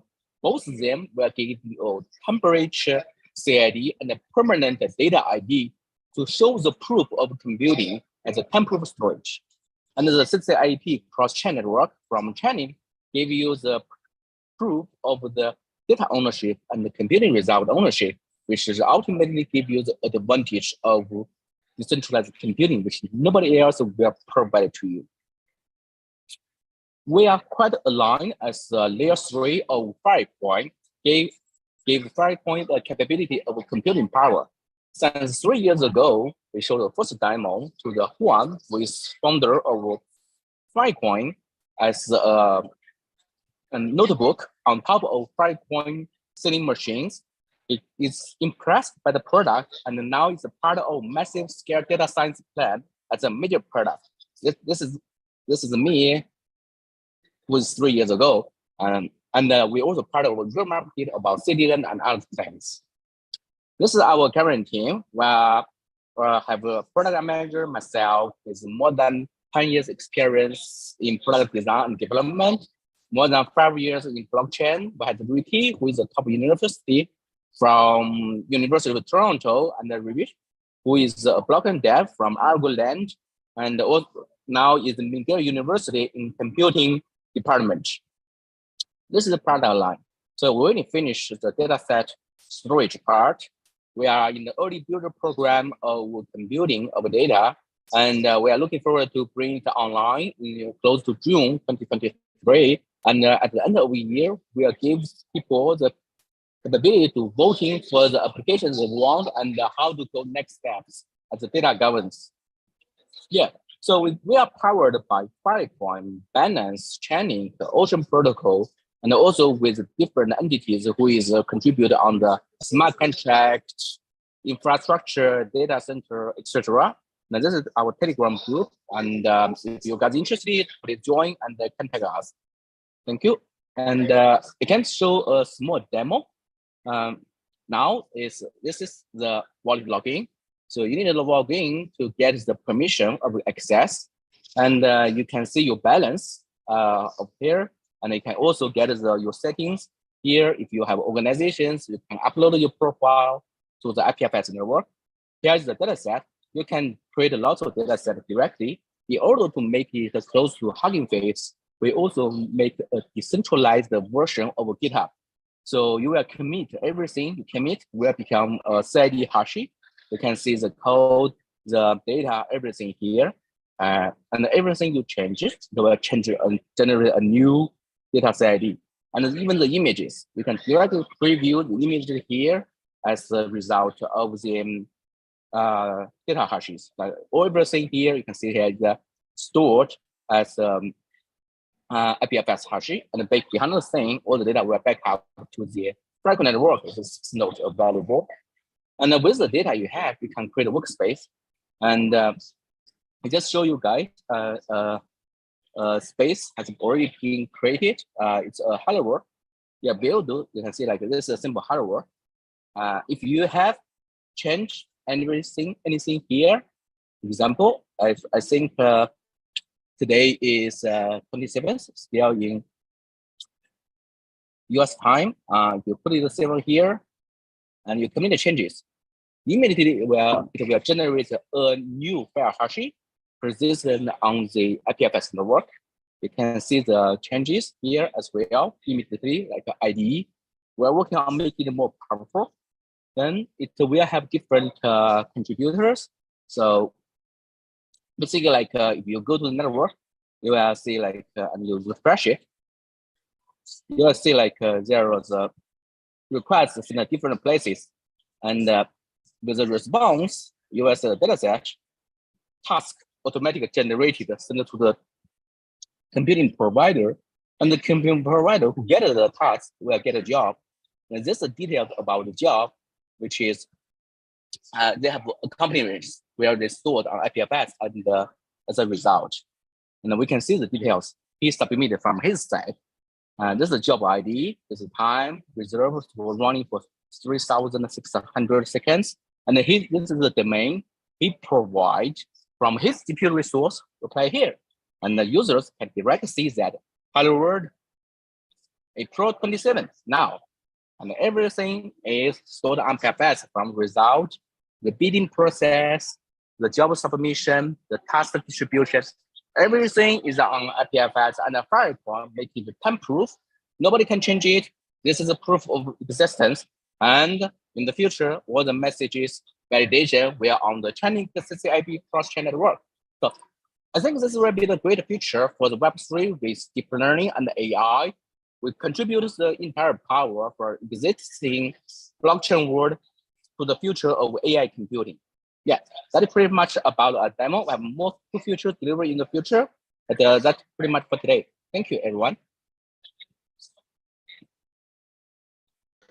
Amazing, Charles. That was very good one. Let's wait and see if there's anybody who wants to ask a question. If not, I'll just go ahead and ask my own question.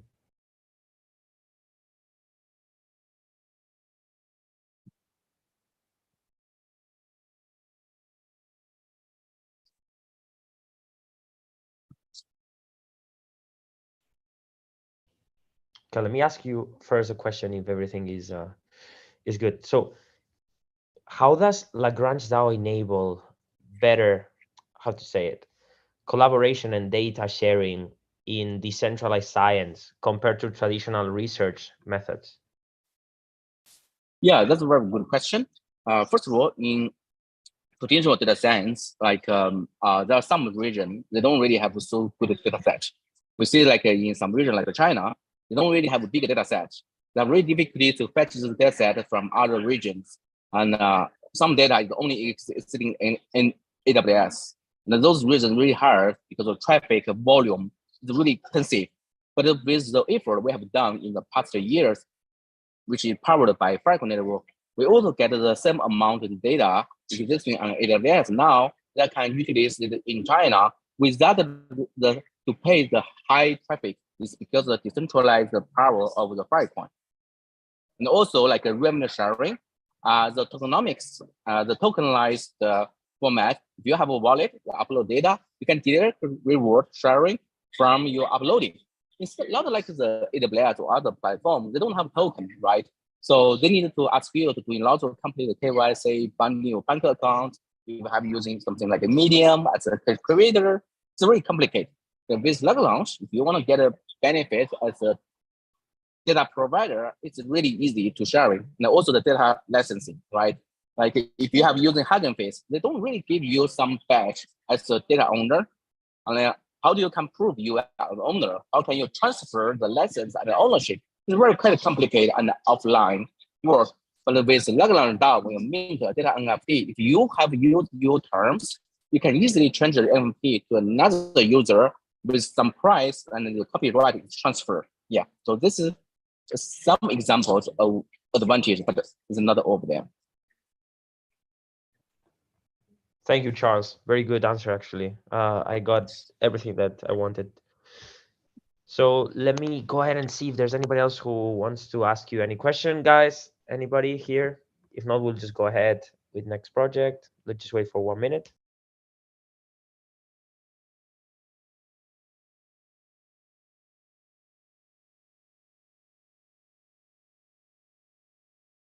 Okay, then. Thank you, Charles, for your time. Thank you for joining Afflux Evo Day. You. And and I hope that you have a nice time there. Huh? Enjoy. Thank you. Bye. Bye. Have a nice one. Bye. Bye. Okay. Next one here we have Lino Swap. Are you guys there? Hello. Hey. Hello. It's a screen. Hello. Perfect. We can hear you. Okay. Amazing. Just go ahead then. Welcome. Okay.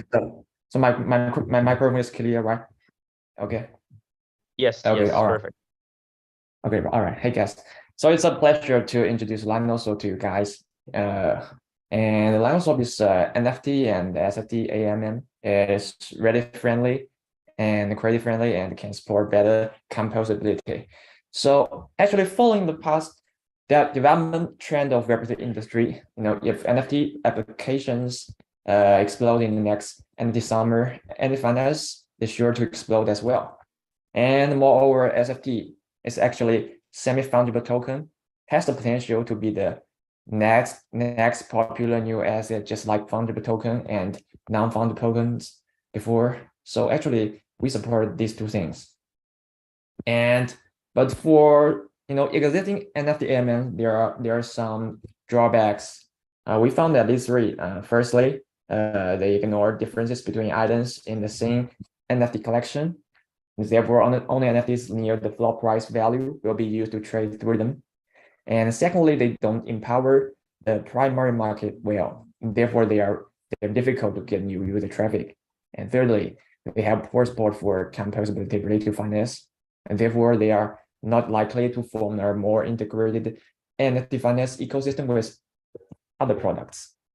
However, Linoswap solves these problems and brings more advantages.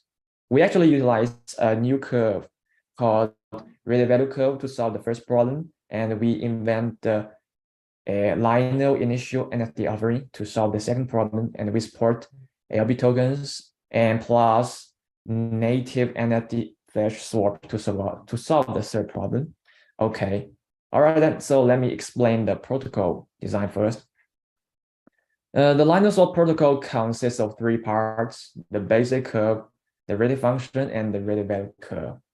Basic curve is like the bounding curve for DEX, which will determine the benchmark price of the pool. That is PX.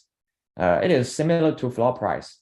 And the rate value curve, that is special, and it will determine the V factor here. So actually, for NFT item, the total price of it is the benchmark price multiplied by the V factor, and the V factor is determined by the rate value curve. So, and one of our rate value curve is derived from the famous Pareto distribution. It is look like this. And for example, there was an item that was rated around 60% rare. Then according to the rate value curve, we can get that its V factor is 1.1. Therefore, the whole price is 1.1 times of the benchmark price. That's simple, right? So, and we have our white paper open source. So if you can see more details, you can read our white paper. And all in all, actually, the most important part of our protocol is the ready value curve. And actually, with the help of ready value curve, we just transform the heterogeneous NFTs into homogeneous NFTs with multiples of the benchmark NFT. Use the ready ranking as the indicator. So, and what's more, we support not only just one kind of ready value curve. We implement Pareto distribution, which is suitable for distribution in natural situations, like for normal PFP collections. And we also implement linear distribution. And this distribution is more like suitable for SFTs or GAN NFTs. Yes. So yeah, actually, we designed this whole system is pluggable and modularized. Okay. And what's more, we designed our product to be innovative and efficient. And actually, it's open beta version right now. You can visit our website. We have a swap interface that is pretty cool. That's very cool. Okay. Then let's talk about our features. So really friendly is our biggest feature. It can improve AM and liquidity. So actually, we think that right now their super range is too small. So we want to, and we achieve that. We greatly expand the range that NFT is suitable for, right?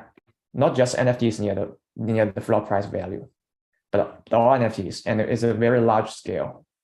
Even though not close to the 100%, but it's already larger than others. And the second is that we have a new paradigm we call Lino, Lino initial NFT offering, short for Lino exactly. So it is a way that for NFT creators to launch their NFTs. So it has many advantages. For NFT marketplace, you can blend the NFT primary and the secondary markets. And for NFT creators, the price will never fall below the issue price during LNO. That's pretty good.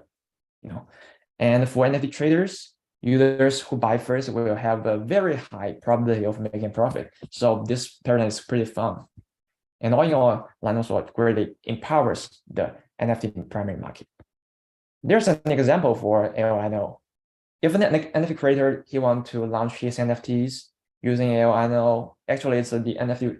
It's like the NFT version of Ideal, selling NFTs from the pool. So he should first create a pool and add liquidities. For example, if he wants to set the initial price at 1.1 Ether, and he can add liquidity of this, and then begin the process. And with the selling of NFTs, the price will go up automatically, yes, because it will, along with this curve. And after buying NFT from the pool, the user can hold or sell to the pool immediately, or provide liquidity as a LP, right? And then with enough percentage of NFTs are sold and the price stops going up, the creators can end the Lino process.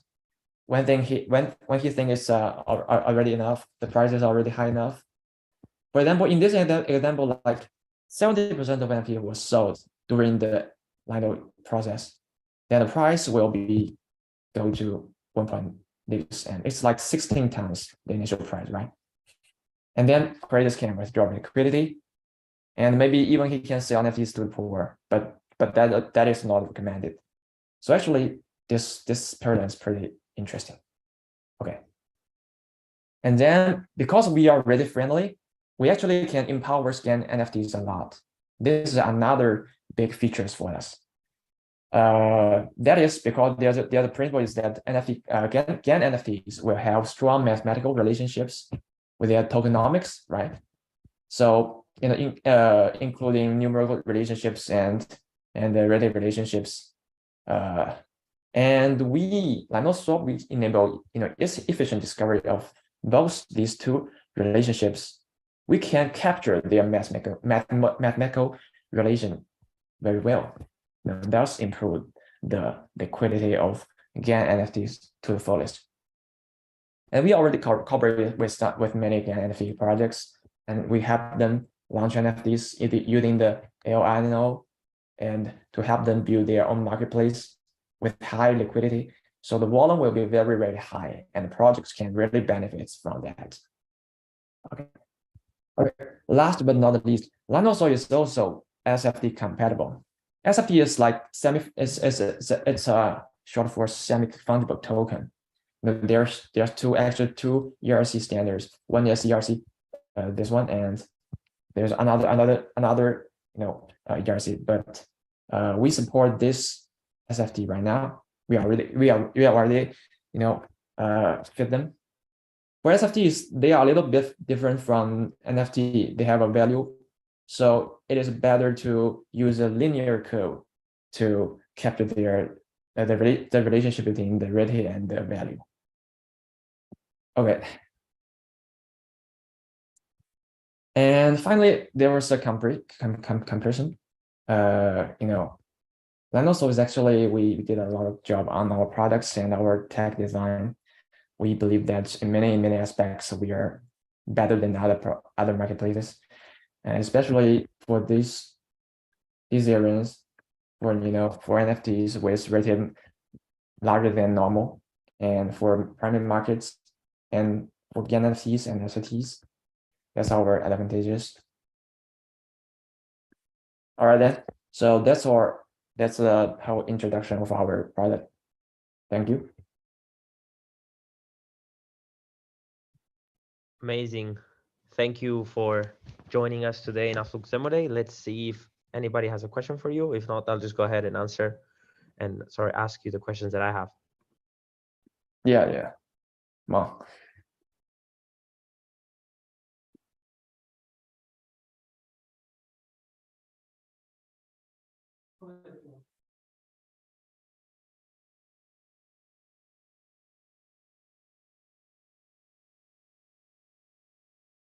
Okay, let me go ahead and ask you the first question. Okay. So what potential impact does LinoSwap's rarity-friendly NFT AMM have on the long-term growth and sustainability of the NFT market? And how does it facilitate the convergence of NFT and DeFi ecosystems? All right, then. Good question. So actually, right now in the trading end of NFT industry, the biggest problem is that liquidity, right? And Blur has, inject liquidity into NFT ecosystem, but by its token, right? The token will be we're going less and less, and we think that AMM model will have a very high limit for liquidity, the same. So I think actually AMS is the best solution to solve the liquidity, though it needs a long time to perfect product and things like that. And for AML right now, the biggest problem is that their suitable range is too small. The only NFT near the floor price value, because with a high rated NFT, you go to trading using SushiSwap or other NFT against, you just got a floor price, right? So you actually suffer some losses because your NFT is the high rated. It's actually worth more than floor price, but they will just give you a floor price. So this actually largely limits the suitable usage for NFT AMMs. So we actually solved this problem. So maybe in the long future, the range will goes up and up and until 100%. But maybe, yeah. But we'll keep working our models. That's the first question, right? And for the finance, I think we we support LP tokens and native energy flash swaps. That's the two basic things we support for composability. And what I'm talking about today is about our V1 version of our product, and we are designing our V2 version right now. And the V2 version will be even more modularized and even more composable. Just inside our product is composable. They have many modulars, and we have our liquidity layer that can be shareable to other products. It's pretty cool. So, you know, for right now, we already, you know, welcome back the LP tokens and native NFT flash swaps. For our LP tokens, you can, if you become a liquidity provider on our protocol, you get the LP tokens. You can use the LP tokens to stake into the other things, just like ERC20 tokens. And yeah, you know, flash swap is like, you know, just flash is a kind of flash loan, right? So can be used for some very you know, hackers or other you know, users. Yeah. Thank you. Thank you. Very intense answer. Thank you for that. I think it was very interesting and insightful. You answered perfectly. Does anybody else have any question here?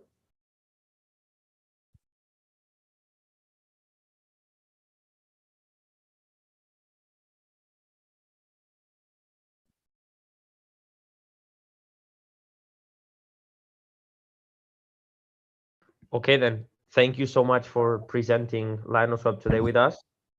Okay, it was thank a you a pleasure lot. to have you. Thank you. Yeah, me too. And amazing. Hope you guys do great. Yeah. Thank you a lot. Okay. Now let's go ahead with the next project that we have in the pipeline. We have Play Estates. Are you guys here? Play Estates?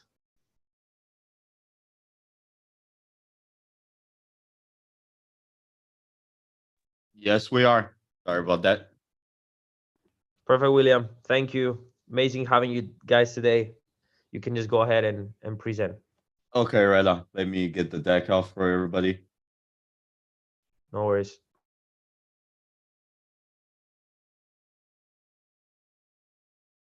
Right.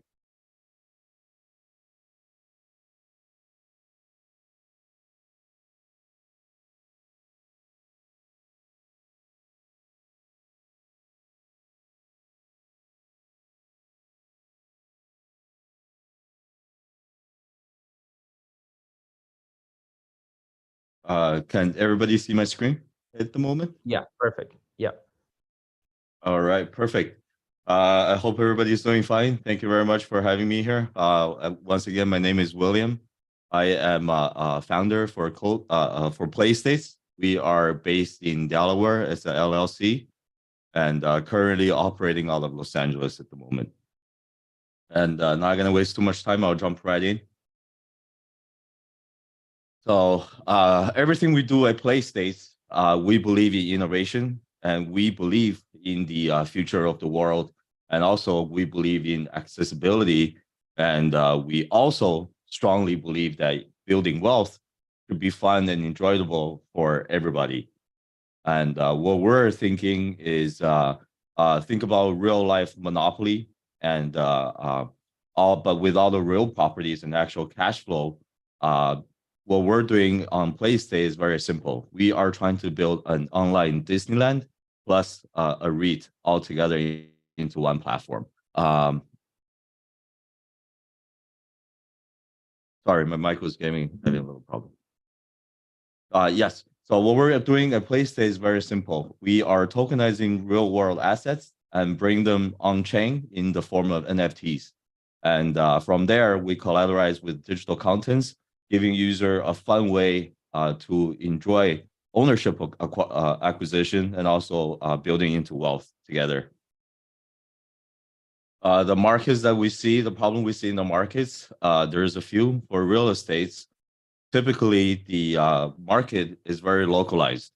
There is not too much accessibility for people outside of the local market. For example, a guy from Vietnam, it's very difficult for him to invest into a property within the United States.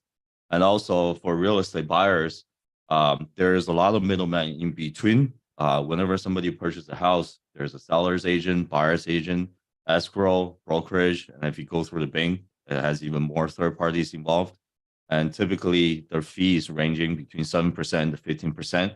On the extreme cases, it might even reach to 20%.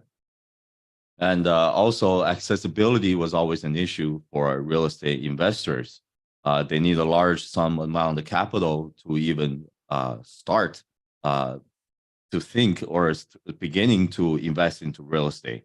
However, there's a lot of average retailers that potentially want to invest into the real estate side. However, they just couldn't have the accessibility to do so before.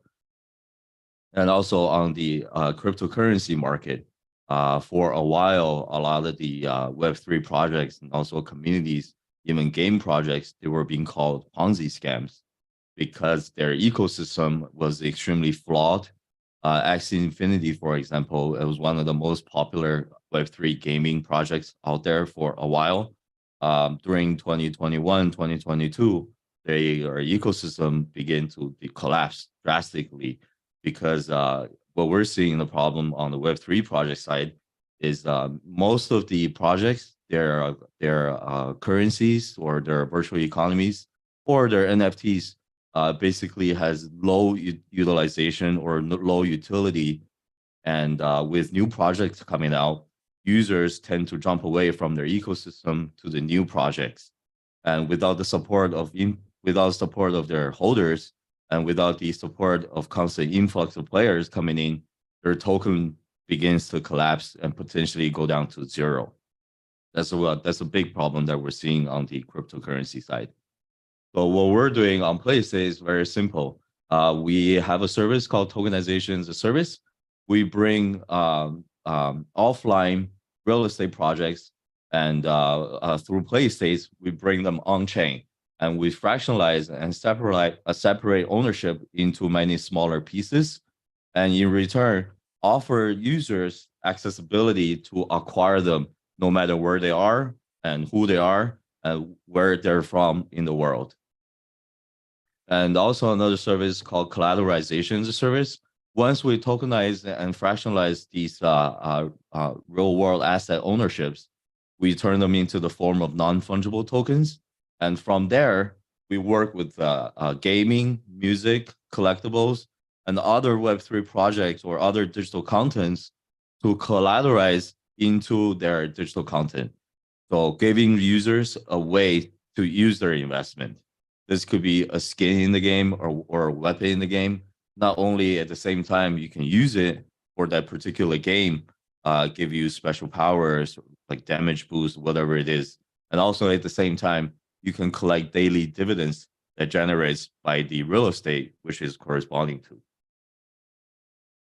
And also within our platform, we are building a DAO structure. Currently, it is a hybrid DAO structure moving forward. So users or the token holders, they can participate in our ecosystem and for the corresponding properties that they have been holding ownership to, they can make decisions on whether they want to increase rent or repairs, what kind of repair companies we're using, or even sell for profits if enough voters have decided on to get rid of the property. And also users can decide which projects we're going to perform collateralization as a service on, and also which properties we should tokenize and bring them on chain. And this is what we just mentioned. So users within our DAO, they can tell us what projects to invest, what project to tokenize, and also what project to bring on chain based on our users' decision within our hybrid DAO structure and community. And so far, we do have the platform built out. In March 27th, we launched our closed beta. Currently, we have about 2,000 users that's registered, and over 1/4 have finished their KYC. And we are working with the team right now, starting our customer service side to work with our registrants to make sure that their onboarding process is smooth. Knowing that mobile is going to be the future, everybody now is practically a cyborg. Nobody can live without their phones anymore. So we are developing our mobile app, which we're anticipating to be releasing in later Q4. Later Q2 and early Q3 this year. And right now, this is what we have accomplished. PlayState is 100% compliant with SEC, CFTC within the United States. And we have our liquidity pool set up and also our trust account set up for each real estate that we have in the pipeline. We have tokenized our first real estate. It is based in Los Angeles. 11-unit condo apartment. And also we have 4 other properties within our pipeline, together total value of about 25 million at the moment. The pipeline locates in Los Angeles, Seattle, Houston, Miami. And we have not done any marketing by third parties or spent any money on marketing because we feel like in this market, we should be focusing on our product design and looping in and also complete the whole circle for user onboarding process. And that is exactly what we're working on. However, with our closed beta opening, we have a pretty good, decent traction now from our community. Like I said, we have about 2,000 registrants already within the span of a month and a half. Meanwhile, while we're building the product, we're also onboarding a few enterprises and family offices that's not only our investors and also our partners in scaling up in the future. We have Volta based in Seattle. We have Genesis Commercial Capital as 3.1 billion in AUM. And also we have a PropNext Realty Group, which is a family built office based in Houston, Texas. Everything we do on the back end is also very serious, and also we hold high diligence as well. Our smart contracts are audited by Hacken.io, and also we're recognized and also awarded $150,000 by Field Network. And our legal partner is Reed Smith LLP, which is one of the top firms dealing with cryptocurrency and dealing with SEC, CFTC compliant. And why the reason we target real estate, again, everything we do on PlayStates, we believe in innovation, and real estate to us and to Web3 is one of the lowest hanging fruit out there existing in the market. Real estate hasn't been evolved for decades, if not a century. Everything is still very inefficient from the traditional Web2 ways. And with all the DeFi innovations coming up, we too believe that real estate is going to be revolutionized in the near future. And everybody is coming into this space, as far as we know, to do their part. And we are not creating market from the thin air. There's a lot of people, there's a lot of people such as Realty, such as Picasso, such as Fundraise. There are so many people in the space that's trying to do what Web2 REITs couldn't do before, which is efficiency, accessibility, and also innovation and to all the users, not only to the local market. And also, real estate is a $1 trillion industry, 300 trillion to be exact. And NFT or cryptocurrency, it is already a growing $1 billion industry. So we see a huge potential in this, and then we do believe with the combination of the two hybrid models, everything from the real estate or from the prop tech side, including consumer side, will be changed from the Web2 traditional ways. And with that being said, we do have our target audience, and 90% of our target audience right now, including registrants, they are located in Southeast Asia, with a few other options in Africa and also Middle East. And that's exactly what we're targeting on, because in those areas, they are pushing for Web3 and also for cryptocurrency adoptions. And also before these areas, they don't have accessibilities to great assets or to great investments in the United States.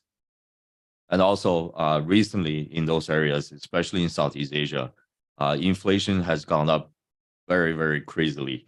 In Bali, Malaysia, for example, some of the flats, some of the real estate rents is actually higher than or even comparable to Los Angeles, because a lot of Europeans are moving over there. A lot of Russians and Ukrainians are moving there because of the war. So they are hijacking up the local prices. So a lot of locals, they are dying to find good investments to bring their properties or to bring their assets away from their local market. And like we mentioned earlier, this is not a market we're trying to build ourselves. There's a lot of players in the space. However, what we're doing on PlayStation, incorporating the gamified aspect for investments, nobody is doing that but us at the moment. This is a little comparison chart for our compliance. I'm going to just skip through this. And our revenue model is very simple. We perform tokenization as a service. We perform collateralization as a service to our partners and also to real estate owners.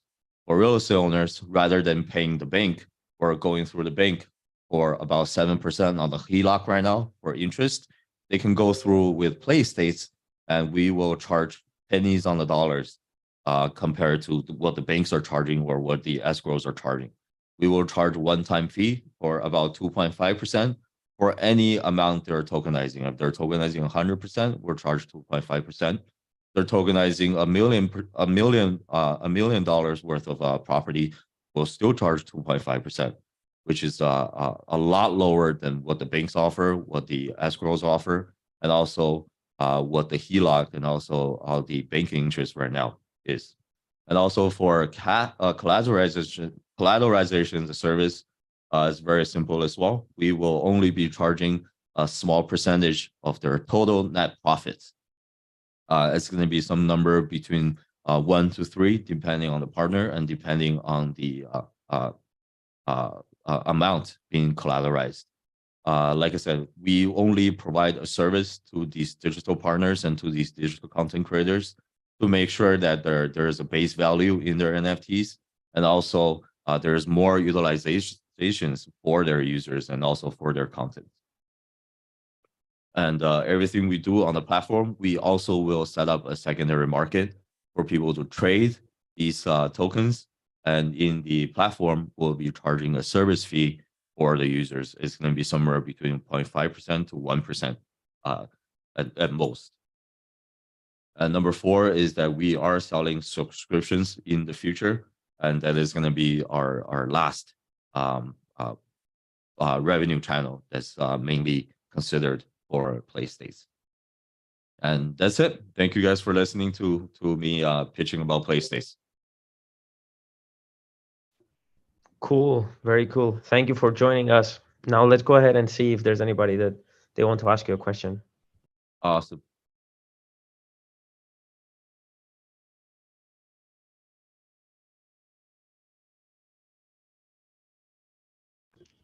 Okay, let me first ask you. First of all, I want to say that very cool what you guys are building in PlayStates. Now, let me ask you this question: how does PlayStates ensure the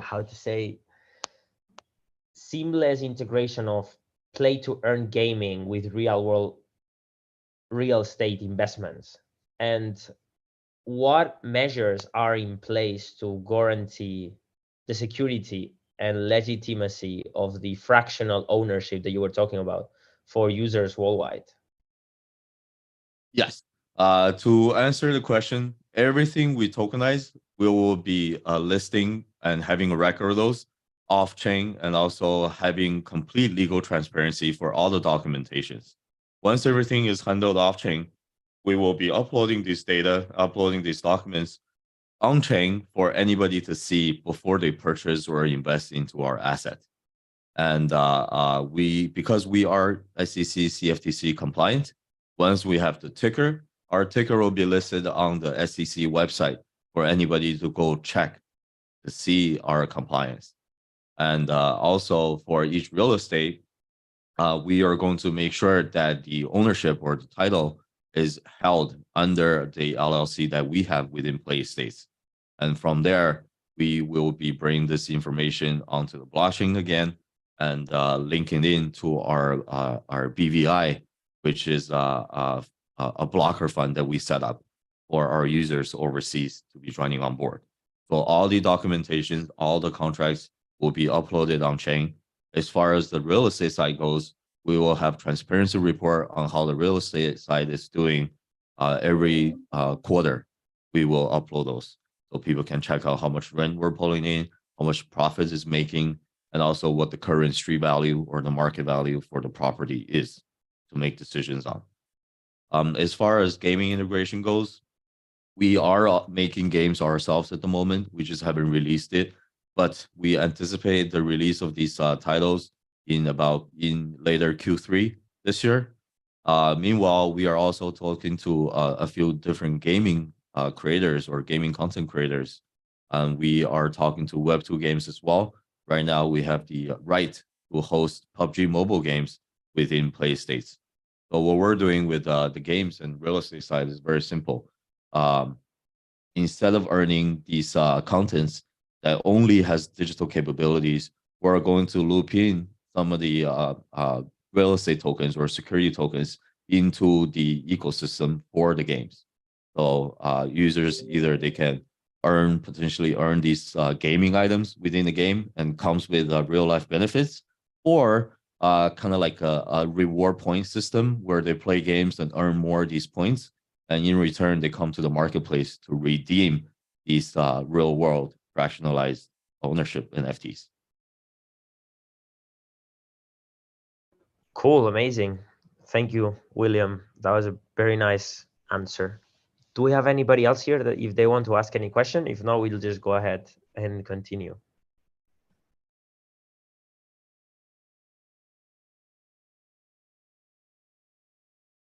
All right. Thank you for having me, guys. Thank you, William. Pleasure to have you, and hope that you enjoy Afflux Demo Day. Thank you. Thank you. Now let's go ahead and introduce the next project that we have on the pipeline. We have here Chorus. Are you guys ready? Yes, I'm ready. Can you hear me? Yeah, perfect. Nice. I like your background. Awesome. Thank you. Okay, it's all yours. Stage all yours. Awesome. Let me just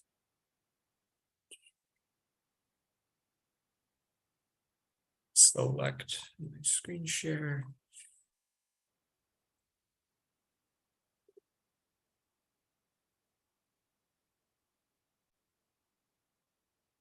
All right, perfect. Do you see my screen? Yep. Perfect. All right, thank you for having me. I'll jump right into it. My name is Pavel. I'm the co-founder and CEO of Chorus. We're building decentralized autonomous companies. My inspiration for creating this tool and specifically developing the use cases for it is that I previously worked as the integrations lead for Metis. I had a lot of partnership calls and discussions over at one point 10 a day, which was a very intense period. And I noticed a few common recurring problems for DAOs and Web3 businesses. So this is why I'm building with my team essentially infrastructure for creating these decentralized autonomous companies. So first, we see 4 common points within the DAO industry. Membership is increasing within the DAO space from 13,000 to 1.7 million. I think according to DeepDAO, it's actually increased to much more than that. And then as well as job growth has also been exponentially increasing within the Web3 space. Governance participation within DAOs has also seen a dramatic increase, as well as Gnosis safe asset management and asset under management for DAOs has specifically been also increasing to in the billions as well. Unfortunately, this type of incredible growth and scaling within the DAO space has not been kept up with the infrastructure present. So a common example for number 1, easy to start, hard to maintain as a problem is that we see in a recent example, PeopleDAO recently had an exploit. It was a social engineering exploit where they had an open spreadsheet where anybody was able to enter a line item within their payment software. So what ended up happening is that a person added one line item at the very bottom of the Excel spreadsheet, which then got processed, and essentially $80,000 was taken from the DAO itself. So these types of occurrences are very common within the space where it's very difficult to scale, especially with so many decentralized actors within the space. So in this case, it's very easy to start a DAO, but it's very hard to maintain it through this increased scaling of operations. Number 2, DAOs work themselves independently, but they're very difficult to work together. So an example of this is that when I work for any type of DAO, I typically have the ability to facilitate these types of work-based interactions. So let's say I do work, I do content, I do essentially development work. it's very difficult for me to translate that into work experience to work with a different DAO or a different Web3 business. Typically, I'd have to essentially prove and say that, hey, I'm more than just a contributor. And we've seen a lot of contributors in the space, like especially like Bankless DAO contributor. You see a lot of these titles, but it's very difficult to essentially prove and have a consistent record of these types of interactions. So we wanted to change that and provide a way that you can easily and transparently view the different types of interactions that were done within the DAO space. Number three, another DAO problem is that there's dispersed tools with no single solution. So essentially, there's a lot of tools that are out there that all do specific functions, but they all require additional development effort in order to integrate. So as an example, we have Aragon, Dwork, Utopia, Clearverse, and Safe. So all of these are very independent solutions and require additional development effort to integrate holistically. This is where we see the DAC opportunity, the decentralized autonomous company, where we're focusing on creating an easy to start and easy to maintain organizational software. So essentially through these DAC working groups. So by this, instead of prioritizing just DAO management where people can actively vote on proposals, we wanted to go about the fact of how do we execute these proposals in an effective way.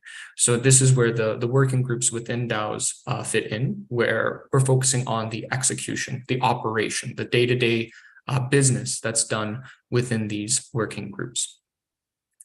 DACs themselves are prioritized to work together. So in our white paper, we've detailed a way that we can integrate reputation as well as protocol-based interactions, specifically through our smart contractor agreements. So in this way, people can actually contract work and essentially get paid for the amount of time that they've put into a project, and the ability to also exit out of that agreement with perhaps additional penalties involved. And then in this way, we see that having that on-chain way to execute these types of work agreements and arrangements essentially makes a more transparent and an accurate way to see what type of work has actually been done within this DAO or DAC. And finally, application that works as a whole. So removing the need to connect with custom external tools. So again, additional development effort in order to connect with various types of applications. We can see in the competitive landscape, we've essentially have a list of comparisons within the different types of tools and what each one provides. So we specifically are prioritizing task management, but we also do credential, contributor, payroll management, organization creation through Gnosis Safe. And also we enable Web2 workflows. So specifically logging in through email as well as MetaMask, supporting these types of flows. We have two target markets. First is founders and DAO core members, as well as contributors and job seekers. So founders and DAO core members are the people that do the day-to-day operations of these different types of DAOs. These are people that are core contributors. These are people that are essentially responsible for the operation of the DAO.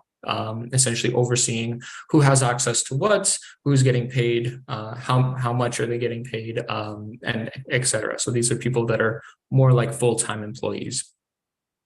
Next is we have contributors and job seekers.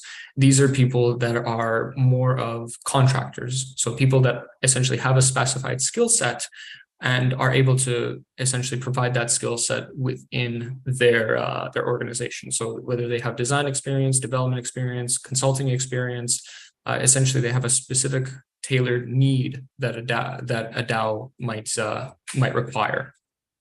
And so we facilitate this process through our essentially decentralized job board and marketplace. So we're specifically targeting the freelancer marketplace. So things like Fiverr, Upwork, freelancer.com. So these types of essentially work-based platforms.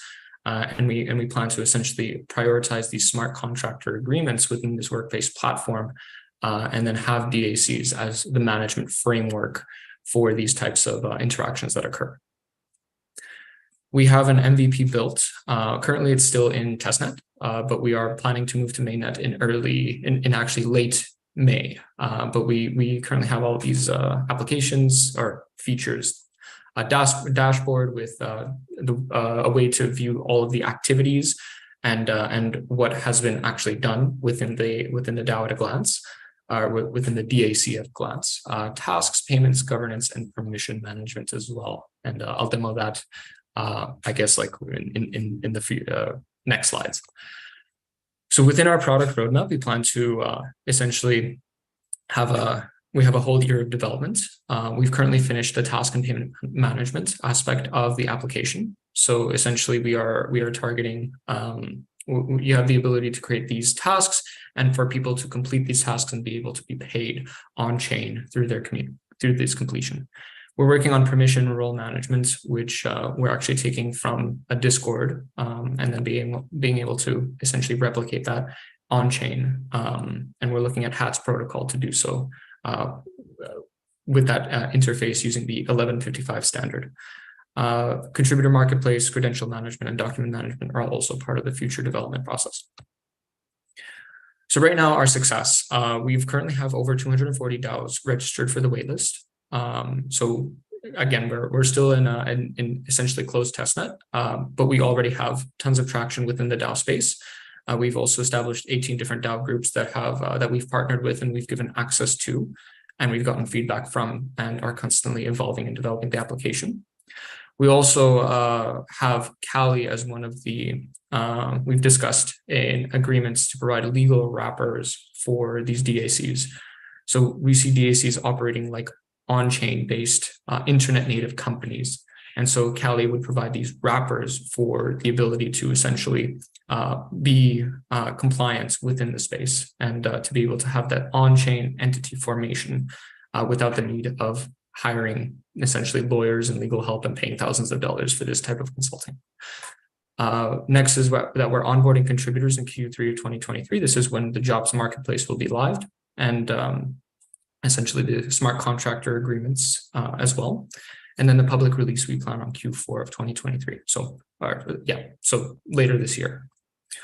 We have two types of revenue models that we're looking at. So first is subscription and pay-per-service. This is similar to how, in this case, how Indeed works with their promotional activities. You essentially pay a fee, and on the front end, you get promoted based on the fee that you pay. And so it'll be viewable to more people. So that we plan on that type of monetization strategy. Another is the protocol fee interaction. So anything that happens on chain, there is a % fee that we take out from any type of on-chain based interactions within the DAC.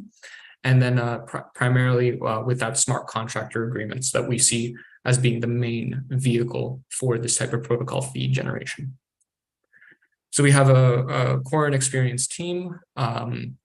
We have myself, who's worked within the industry within the Metis DAO Foundation as part of the core team.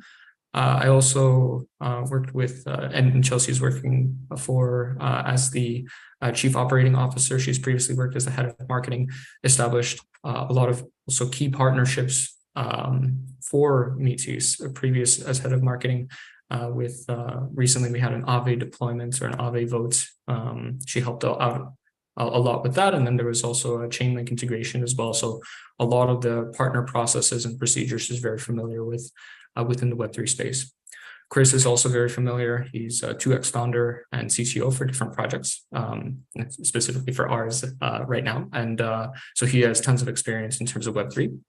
Brandon is also, he's our head of growth. He has a lot of management experience, developed a seven-figure revenue generating business. And then he's also a contributor for different types of DAOs as well. So provides that essential experience. Karen is our legal product advisor. She helped us set up our own entity as well as the future entities that will be created within our DAC platform. Within the Chorus platform, Kevin is experienced in terms of DAO management, so he's very critical. David and Alice are also our community leads and research analysts that are able to basically tailor the product, essentially give us feedback from people in the DAO space. We have are leading our token round, so we are essentially looking at just a token-led round, and then in this case we have just the values over here if you want to essentially book a call with me, I can describe the breakdown in a bit more detail. But essentially, we're looking at 400,000. We already have 50,000 committed. And then we're looking at essentially raising for this amount to facilitate these types of costs for this period. So in the essentially the interfaces that we've developed, these are live. We can give you an application and demo, and then give you just basically a walkthrough of all of these, but essentially the ability to view all of the operations, essentially the ability to connect your Discord and see notifications of the DAC, very useful for DAO members. And then also managing the profile to see what's being displayed for users that are joining and seeing which DACs fit them. We have task management in our flow. So essentially being able to assign these different types of tasks, as well as visibility settings to assign specific people with specific tasks, and then be able to complete that within the DAC. Payment management, so individuals would be able to essentially send through the multi-sig interactions, as well as be able to be provided with an allocated amount that they can actually send without needing to have an additional multi-sig signature. So like an allowance, essentially. This facilitates less bureaucratic multi-sig management and more so allowing just the easier on-chain operation to occur. Governance also very critical for a lot of DAOs, and these are more local-based governance. So we're looking at essentially having this for shareholder meetings. Potentially these are very important for just to let the community know what the progress and process of the development efforts are for the DAC itself. And then finally, permissions. So who gets to manage, who gets to access it. Right now, for example, people want to essentially have users connect to their Discord before getting access to a DAC. We've enabled that function and are currently providing that as the default. So thank you for listening. And yeah, let me know if you have any questions. Amazing, Pavel. Thank you so much for your introduction. That was a very cool presentation, by the way. Awesome, thank you. Let me go ahead and ask you one question if it's possible. I think what you guys are building is pretty cool. So I want to ask, how does Chorus address the challenges faced by decentralized autonomous companies in terms of governance and management? And what specific tools and features does it offer to enhance their operational efficiency, for example? Mm-hmm. Absolutely. So in terms of the first question, so how exactly does it handle all of this DAO governance and execution? So specifically, we want to separate the brain, which is the DAO itself, the decisions that are made from the people that are participating in the voting, from the actual people that execute those decisions.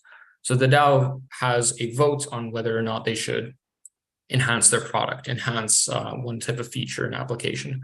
A DAC would be more so on, okay, I need to execute. I need to essentially fulfill that need that the DAO has. And so we want to do so in a transparent way to show the progress within the DAO members, essentially showing that the people that are within the DAO to be shown the progress of these different types of activities that are done, because itself it's an allocation of funds. And so we want to essentially be transparent for the community that already has a transparent treasury. So this is just putting transparency to operations rather than keeping it behind closed doors and potentially reporting on it in a 3-month period, or even in the case of MakerDAO, a year, where essentially we have like a year-long proposals, but it's very difficult to see what's actually gotten done, even like on the next day.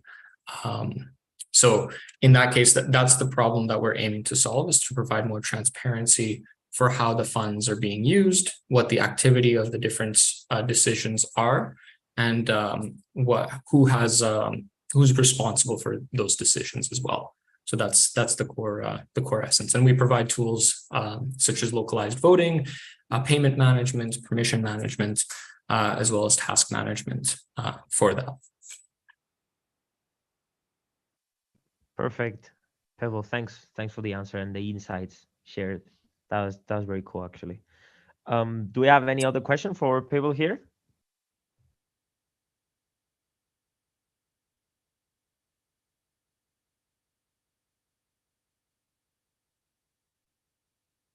Okay, then. Well, thanks for joining Afflux Demo Day. It was amazing to know more about Chorus, and I'll wish you all the best. Awesome. Thank you, Joaquin. You're welcome. Have a nice day. Now, let's go ahead and let's introduce our new project that is going to be the next one to be on stage. And we have here Arena of Faith. Are you guys here? Hello, everyone. Let me share the screen first. Perfect. Nice profile picture, by the way. Looks cool. Okay. Can you see my screen now? Yep. Okay. So hello, everyone. I'm Hanson, founder of Arena of Faith. Glad to share our project, Arena of Faith, here. So let's check the latest video first.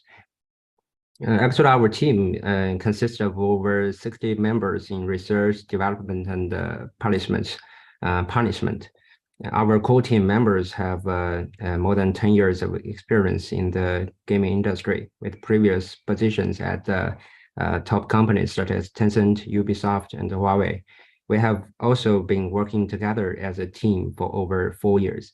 The Arena of Faith project was initiated in September last year and has already finished the core gameplay, 20 heroes, and cross-platform version on both mobile and PC. We plan to start the first round of testing in the middle of this year. So Arena of Faith is a mobile game, you can say from the video, that focuses on the Web3 esports direction and supports multiple platforms. Mobile is the most popular competitive gaming around globally, with a massive user base and the most influential professional esports ecosystem. Esports events play a decisive role in the life cycle of mobile games and maintaining the user engagement. However, in the centralized Web2 distribution system, esports events are often considered as part of product marketing, and the overall investment ratio is relatively low. Moreover, a significant portion of resources is concentrated on top-tier events, while the grassroots esports ecosystem that caters the needs of a large number of users lacks effective support. Our goal is to provide efficient solutions and a more equitable profit distribution mechanism through a Web3 approach, catering participants at different levels in the esports industry. We aim to create a mobile product with esports as its core elements. Next, I will provide the detailed instruction to our business logic in the following 3 aspects. First part is our mobile market analysis. Mobile is around with a long history, gaining popularity since the release of Dota in 2006, which means it has been around for 16 years. Currently, the mainstream of mobile products in the market have been operating for over 5 years. Mobile players tend to have a long gaming experience and a deep understanding of their own. With the growth of mobile category, the demands of the users have been continuously changing. In the early days, users were seeking more game content and social experiences. Therefore, the driving forces for success were frequent update of gameplay, heroes, and skins, along with commercialization models. Esports, in the perception of publishers, was seen more as a means to enhance the game ecosystem and marketing, playing a supportive role. Moreover, in the mature mobile market today, the impact of new heroes and skins on users' excitement has been diminishing. At the same time, the learning curve of the game and the barriers for new users have been continuously increasing. Esports has gradually become the core demand of users. A typical example is the declining user base and the revenue of the game League of Legends in recent years, while the viewership and engagement in esports events continue to break new records. From this perspective, it is evident that traditional Web2 mobile products, due to their strong inertia in commercialization models, cannot effectively meet the personalized esports demands of massive user base, meeting the significant challenge of building a crossroads esports system requires a decentralized approach rather than relying on traditional publisher models. This presents the opportunity before us. So the second is our game design philosophy. In terms of game content, we will maintain the consistency of core game quality and gameplay roles with top products, ensuring that core mobile users can switch with minimal cost. At the same time, due to our commitment to absolute free-to-play principles, we will control the number of heroes around 50. Once the balance reaches an ideal level, we will aim to minimize the adjustment and update frequency, striving to make the game fundamentals as stable as Texas Hold'em. For the esports system, our dedicated esports planning team will support highly customized tournament tools as the core of continuous iterative optimization. These tools will be able to support various online and offline tournament scenarios, allowing organizers to efficiently configure parameters such as participant numbers, team formation methods, tournament schedules, match formats, victory conditions, and entry requirements based on their specific community attributes. This way, they can host exclusive tournaments within their own promotion channels and private audience traffic. In terms of game mode design, the biggest challenge for a new mobile product is the marketing quality issues that arise during cold start. Arena of Faith addresses this by implementing appointment-based and time-limited participation. Users can independently sign up for events and participate during their allocated match time or join official arena matches during fixed time slots. This approach maximizes the reduction of matchmaking quality problems and allows users to engage in high-quality matches when they are highly prepared. Regarding in-game assets, heroes are available for free, and the official platform does not sell skins. Instead, we provide tools for users to produce skin NFTs. Through a proof of work mechanism within the game, users can earn mystery box rewards by participating in high-quality matches, exhibiting effective social behavior, and engaging positively within the community. These mystery boxes contain raw materials, which, when combined with production tools, provide the opportunity to obtain skins of different grades as NFTs that can be traded on the market. Due to the slight numeric advantages provided by skins and their smoother design, they become essential items for professional esports users, establishing a division and inner operability between users at different levels. Next, I will talk about the event promotion strategy. Event promotion is the core of Arena of Fifth's promotion system. Our event system is divided into 3 levels: flag capture matches, championships, and professional tournaments. Establishing a comprehensive mobile esports system is a long-term process, typically requiring more than 2 years to develop a professional system and achieve global distribution coverage.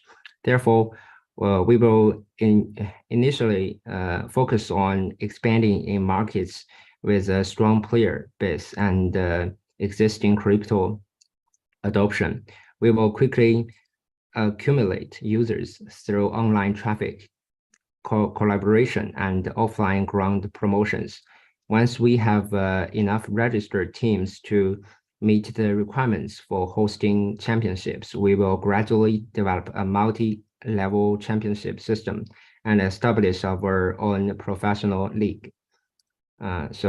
Flag capture matches the small scale community competitions with 30 to 200 participants, organized based on certain community relationships or connections. The organizers can be influencers, KOLs, media outlets, colleagues, classmates, internet cafe owners, and more. Participation in flag capture matches requires purchasing tickets, and initially we will support fiat currency for ticket purchases. However, we will efficiently convert Web2 users to Web3 users through the use of NFTs and token systems. Event organizers can earn a percentage of the total ticket revenue, and the official platform will also collect a commission. However, the majority of the revenue will be returned to the winners according to agreed upon rules. So championship are larger scale tournaments that emerge from regional flag capture matches when a certain number of self-formed terms meet the requirements. They aim to provide a larger competitive stage beyond the small community for established teams. Currently, there are 4 levels from city to intercontinental. Participating teams need to process the championship NFT to enter and continually upgrade their NFTs based on their performance to participate in higher level tournaments. The championship emblem can be transferred similar to club transfers in traditional sports. Championship organizers also need to acquire the limited edition championship landmark NFT from the official platform to host tournament in certain regions and levels. The championship system serves semi-professional and professional clubs as well as event organizers, providing comprehensive support and profit sharing solutions for participants within the event system. So next is the professional tournaments, and are the global competitions that start once the intercontinental championship have measured. Successful cases can be seen in mobile games like League of Legends. They won't delve into detail here. Unlike flag capture matches and championships, there will be no ticket requirements for professional tournaments. Additionally, professional leagues will introduce tournament betting and expand commercial sponsorships.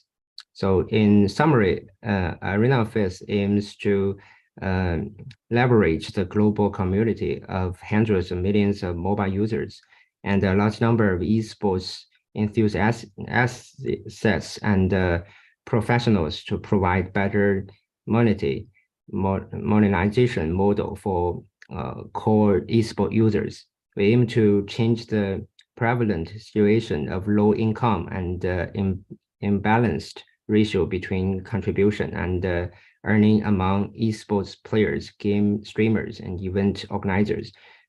This will establish Arena Fizz as a sustainable esports product. Our team completed the seed round in September last year, and we are currently in the pre-A stage. Additionally, we plan to commence the first official testing phase in June or July to conduct validations of game quality and commercialization model. We warmly welcome continuously communication with individual and organizations interested in the collaboration in the community, esports, distribution, and other related areas.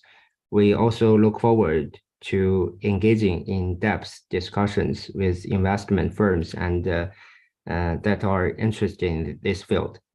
This concludes my presentation for today. Thanks again for your time. Thank you, Hasten, So for joining questions Afflux. about our. Yeah. Okay. Do you have any questions? Let's see if there's any question for you. If not, I will just go ahead and ask my own question. Let's just wait for a while.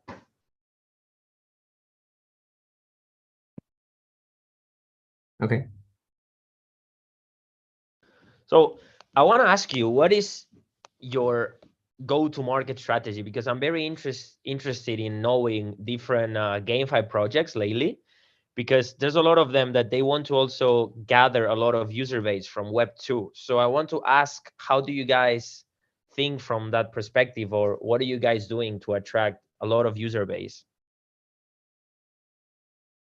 I think first we can attract players both from Web 2 and Web 3 because there's a lot of players playing mobile games at Web 3 and at Web 2. So we combine these players together. Some players want to invest in games and play to earn in games, and some players want to just have fun in this game. So we will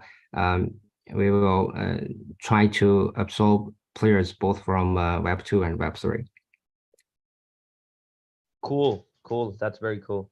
Amazing then. Well, I don't know if there's anybody else who wants to ask a question. If there's anybody that they want to follow more on Faith Arena, what can they do? They should follow Twitter or Discord. What do you guys have? Yes, we have Twitter and Discord. And you can access our website, I mean. Okay, amazing then. Perfect. Thank you, Hasten, for your time. It was amazing. Hope you enjoyed Afflux Demo Day. It was very nice having you. Amazing. Okay. Thank you. Thank you for your time. Have a nice day. Bye-bye. Now let's go ahead, guys. And let's introduce our next project here, which is Blank on Art. The name sounds promising. Are you guys here? Yes, we are. Perfect. Hello. Gabriel. Amazing. Hello, how are you doing? Pretty good. What's up? Nice. Let me try to share my screen first. So wait a second. No worries. Okay. Are you guys able to see my screen? Yep. Okay, let me jump into my project. So my name is Gabriel, and we are Blank. So thank you, Afflux, for this great opportunity. And I'm a co-founder of Blank on Art. We are a company that gives asset tokenization solutions specifically for art objects. So that's why we call ourselves Blank on Art. Unlike many of the Web3 project teams that are from software industries, my team members are mostly we are researchers in the field of material science and specialize in micro-texture analysis, art restoration, and the preservation of ancient objects. But what we are doing here is to combine the strengths of material science in a better good of helping asset tokenization of arts. So during our daily works, we figure there's several problems of arts and NFT. So we know NFT has been in the market for years, and now it was originally designed the best way to, tokenize arts. But now it's trading mostly in digital profile pictures. You see in the OpenSea the most trading volumes are by those profile pictures with not much of underlying assets. As I can see, that's why this market is decay by year. So what we propose is a solution that can, like finalize, gives NFTs a tangible underlying asset that can back its value. So what are the obstacles that prevent tokenization of physical artworks from happening? So from my observation, one of the challenges in the art industry is the prevalence of forgeries and the difficulty in verifying authenticity of artwork. Like tokenization, for sure, I know can solve some of the information transparency issue by, creating a digital token that represents a specific artwork. The blockchain can provide a tamper-proof and the transparent record of the artwork, its history of transaction and provenance of it. But this all built up on assumption of art object cannot be forged in its physical form. Say, my friend, you have a painting, and the painting is, happen to be Mona Lisa. So if we tokenize Mona Lisa into an NFT and trade it back and forth several times, and then now in the on-chain record, it shows the owner, like you have it, you have the NFT. So does it mean if I want to buy Mona Lisa from you, I'm getting the real one? That's not a guarantee. So the critical solution to make the whole transaction on-chain, off-chain transaction to go through is to find the evidences of the object and store them on-chain. The way of finding evidences and what type of evidence we are looking for and how we approach should be a universal standards and building NFT as well as in the smart contract. This four rules probably will be the fingerprints or genes of arts that cannot be tempered or changed through time.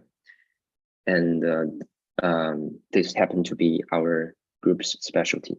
During our research, we created a system, like both standards and apparatus included, that make sure things cannot be forged once the evidence data set being extracted and obtained from the real object, and we store it on chain.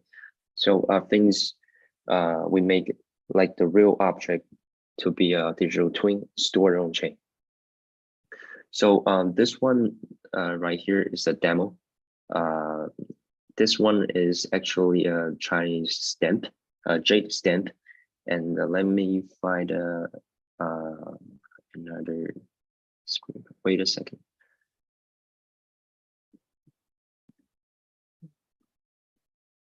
Sorry, you be able to see this? Yeah, this one is okay. This one is the actual report that coming out of lab as a sample of like jade stamp, like Chinese ancient jade stamp. We see difference. It has 8 sides. One side has the carving and the erosion at the side of this. The way we doing is, wait a second, sorry. The way we doing this is for each side we give it coordinates. Say one side we find out like roughly 100 critical points, and we enlarge it into micro scale. In this scale level, 100 micrometer scale level, you can see very defined edge of the picture, the very unique features of this carving, the contour, the edges. This cannot be forged by like modern time technology. Also, we have like samples right here. This is the erosion part. So if we find out this unique feature of a real art object, and we store them on chain, obtain it, things cannot be forged.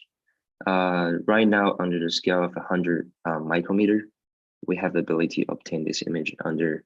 Right now, we have the ability to obtain this image under 10 micrometer scale. So on a 10 micrometer scale, we can be able to observe some cellular level of biochemical or a real object. For example, if you have an insect specimen and you want to store it, and you want to take a close look at the cellular level of your butterfly or maybe other bugs, and you'll be able to use our technique. And once we store it online, you can trade it in form of NFT, and it will be unique to your physical object. So we also, sorry.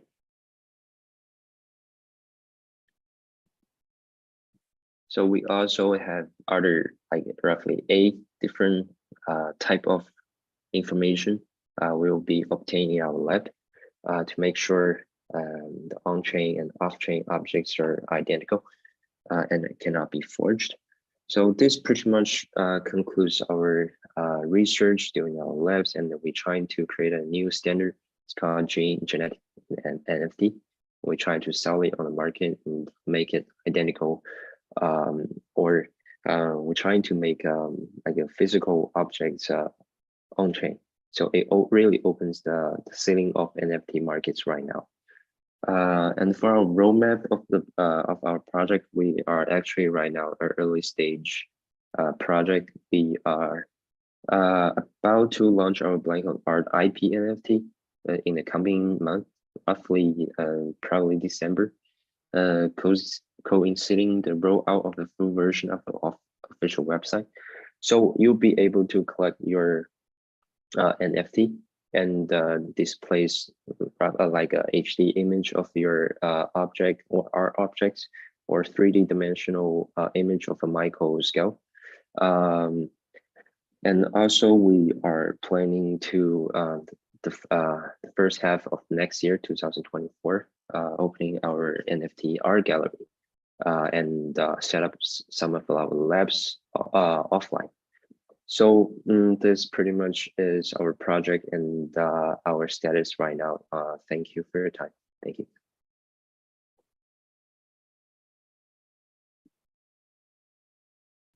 Amazing. Thank you, Gabriel, for your time. Yeah, it's really an early stage project, so we're not really having a like comprehensive ecosystem design.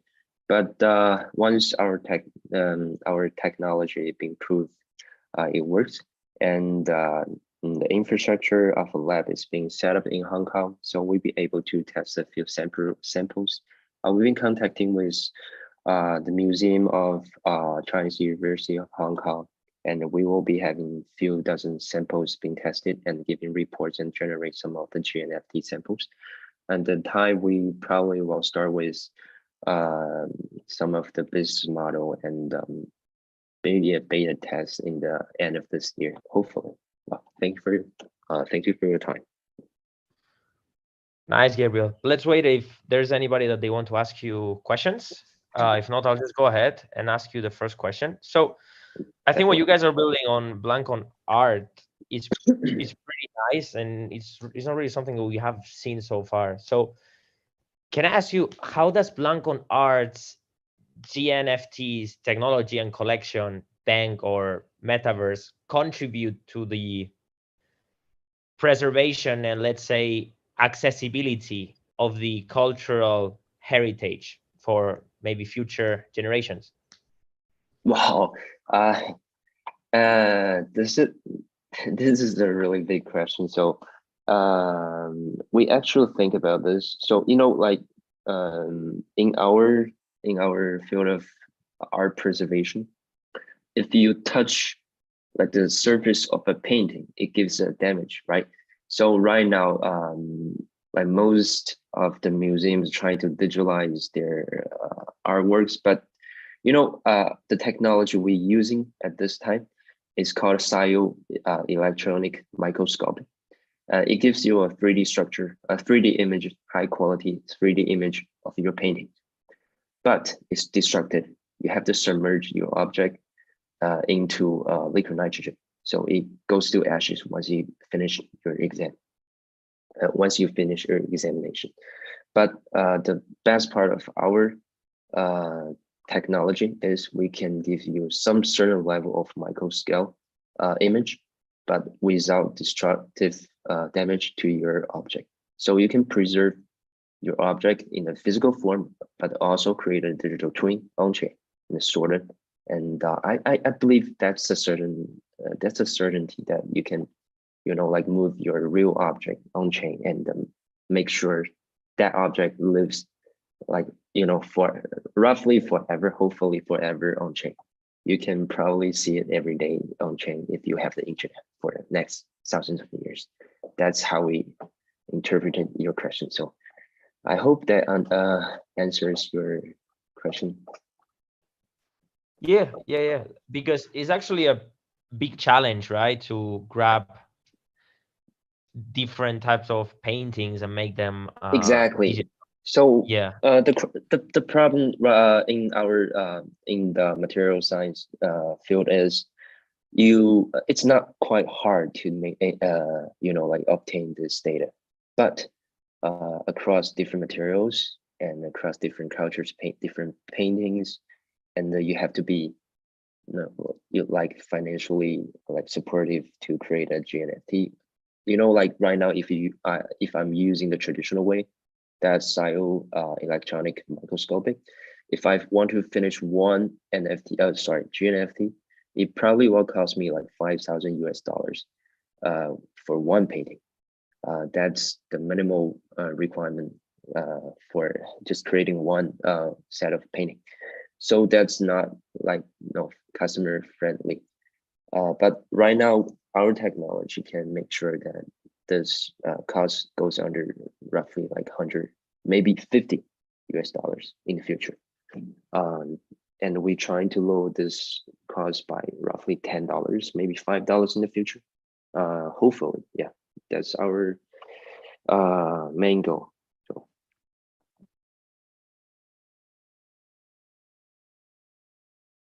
Well, any other questions? So that's pretty much what we're doing here. If any of you guys interested in our projects, just please contact me or go through Afflux. Thank you.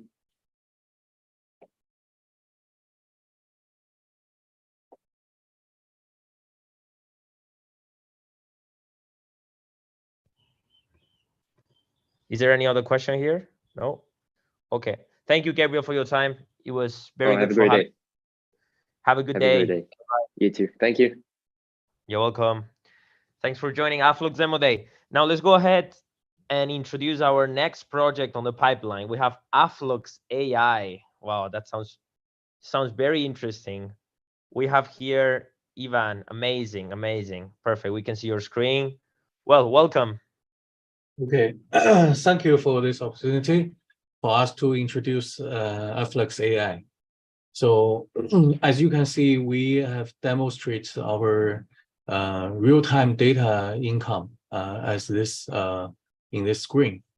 So actually, this is the Ethereum data in real time. They flow into our server and cause the change of this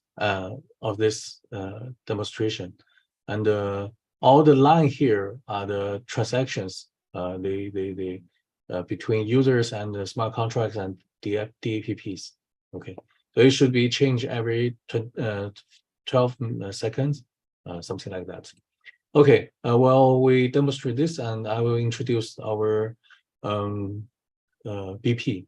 So we are the Web3 AI solution for maximizing data value. So we found that there's a lot of data in Web3, and there's also the value of data is huge, and we're trying to find some way to release those value. So Afflux AI ecosystem, in the market layer, we have the over 600 partnerships and more than 400 projects and 200 VCs. And we have the from 2012 and to 2023 April, we have 2 million total market exposure. And in the product layer, we have Afflux AI profile, and we have user management as the for the user side, from the user side. And we also, for the DEPP side, we have Afflux AI promotion, AI marketing solution, and a lot of other things. We will show later. We have some, we have some demonstration here. Okay, so from the income layer, we have the marketing, from the service fee for the demo day and the brand promotion, and for NFT collections for loyalties and min price. Also for product, we have Profile Pro, and the provide to charge the service fee, and AI promotion for service fee. And also the data here, we can directly provide the API, and also for some data analyze result of data analytics. So to have high value data result API services. So we have here is the AI user behavior model plus blockchain, and for the user activity, DPP operation, token performance, store operations, all these things can be analyzed by our algorithm, and the AI user behavior model analyze DPP token, NFT, DAO user behavior, and improve efficiency of business decisions. So this is the in the future where something is ready and something we are planning in the future. Okay, so data, as I've just mentioned, has a lot of value, and we try to, from data, to do something regulating the data and extract information and further extract the knowledge, and then the wisdom, actually the decision, right? We have from data to information to knowledge and to decision. So this decision can be made for marketing, for operational, for DAPP strategy. Later we'll see some demos to see these things. We can do a lot of analytics. We can actually, something we can provide as product, and something we can provide as consultant to the DAPP, our DAPP teams to do some consultant for them, data-driven consultant. Okay, so the challenge here is why we can do this and why others cannot do this, because the user identities, these are unclear, right? The expensive front-end activities and money laundering and inclusions and FUD informations and all these things, they're there, but without data analytics, we cannot identify them. And also the difficulty in tracking network values, right? Data contributors do not receive their benefits, and lower user qualities increase the operational cost. All these things are challenges. And this prevents the growing of the whole ecosystem. And because of the huge amount of data, other projects may not have the sufficient resources in terms of machine resources, intellectual resources, and also the algorithm resources. They don't have enough resources. Also the vision resources. They cannot see the value. They may not see the value in the data. They may not identify the way how this value can be released. And all those things are challenges. And for our solutions, we have the AI model focused on analyzing user behavior, because user behavior is a fundamental of the Web3, right? Because everything is transparent, and the users, their behaviors can be seen by most of us. But because the data is huge, right? So we cannot, even if I give you all the data, you cannot extract the value inside. You cannot analyze the pattern of user behavior. So we need AI models to do this. So then we can do the user management and do the Afflux, like comprehensive and intuitive AI profile, better manage user data by analyzing their behavior. And also we provide the Afflux API, AI APIs to do the decision for you, and you just call the API to get the decision made for you. Okay, so from the user perspective, we do the user profile, right? This is we can analyze what's users in the Web3, their identity, they're both in Web3 and Web2.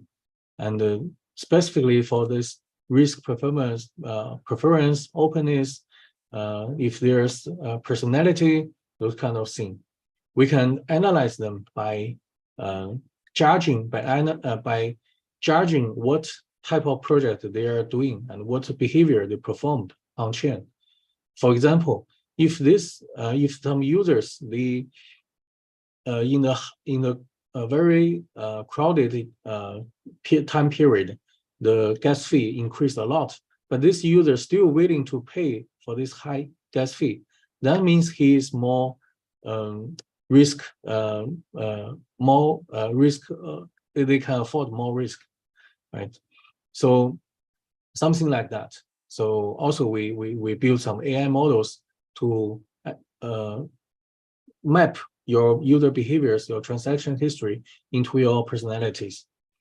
Okay, so this is the both the Web3 user analyze and Web2 user analyze. So after we have the user analyze, we can do the social, right? Web3 DID based social for users. But that's from the user perspective. From the DPP perspective, after we analyze all your customers, what's the characteristic of your customer, what's the other traits of your customers, then we can provide very valuable business decisions or business suggestions for you to get advantage in this environment. Because a lot of DPPs, they are in the competing environment. They need to compete with other DPPs. But if they use our decisions based on data and based on our AI models, they can gain advantages. They have the broader vision. They have high decision-making abilities, and they can compare them from time to time. How they compete with others, how they compete with others. So these things are very interesting for the DAPP, and I think that's market is empty for now. So okay, so that's Afflux AI project. Investors, DAO, and individuals, we use this engine to improve their business and investment decisions, and also business investment intelligence management. So this is, for example, AI promotion during our AI job. Who are your potential users? Now you don't have the good strategies to do that. After we analyze, we scan all the users on chain, we can provide you a list who will be the most potential users response to your airdrop. So there's a lot of scenarios in business decision intelligence for DAPPs. So also the DAPP AI operation management and DAO management. Okay, so our technique, as we demonstrate here, we have collected all the data on chain, and we use the Spark MapReduce, those kind of things to analyze this data and to do the user management, operational management, business monitoring, such as this example here. So this is the very famous vampire tag between SUSE and the Uni. So we use the data to replay the whole process. You can see at beginning, before the attack, Uniswap has a lot of users, and these users deposit their liquidities in the Uniswap pools. And then the SUSE start to do the vampire attack, and some users start from that focal use of that user, and then the more and more users go to the SUSE swap.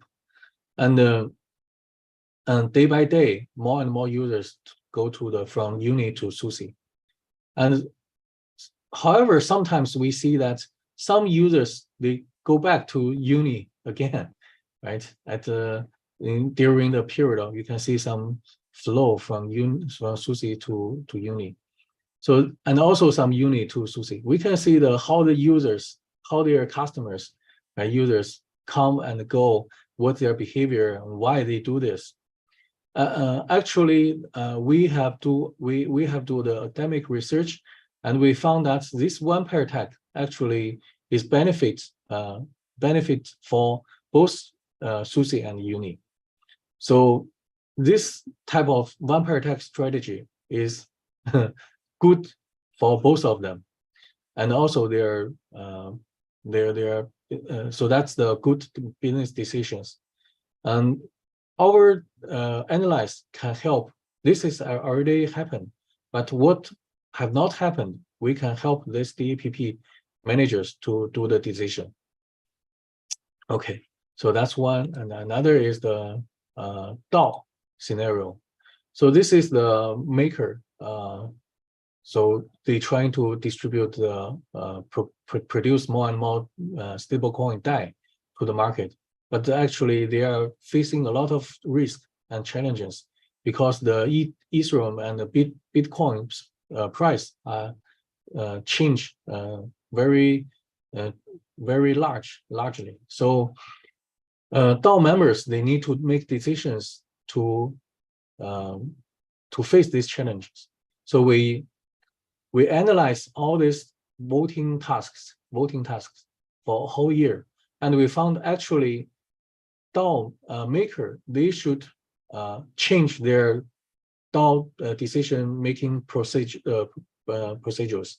Actually, to their benefit, to their good, from their perspective, for those strategic decisions, they can continue their way to do that. But for those operational decisions, they should shorter their decision-making period because these things are changed dramatically, and our result found actually operational voting they harm the operational performance of this maker business. So they need to shorten the period of operational task voting. So this is the suggestion we get for them. So actually, there's a lot of other interesting things like this thing. We have demonstrated all the period, all the we have wheel behavior in 1 month and displayed it here. So all these things, this is the token holder for, let's see, Uniswap.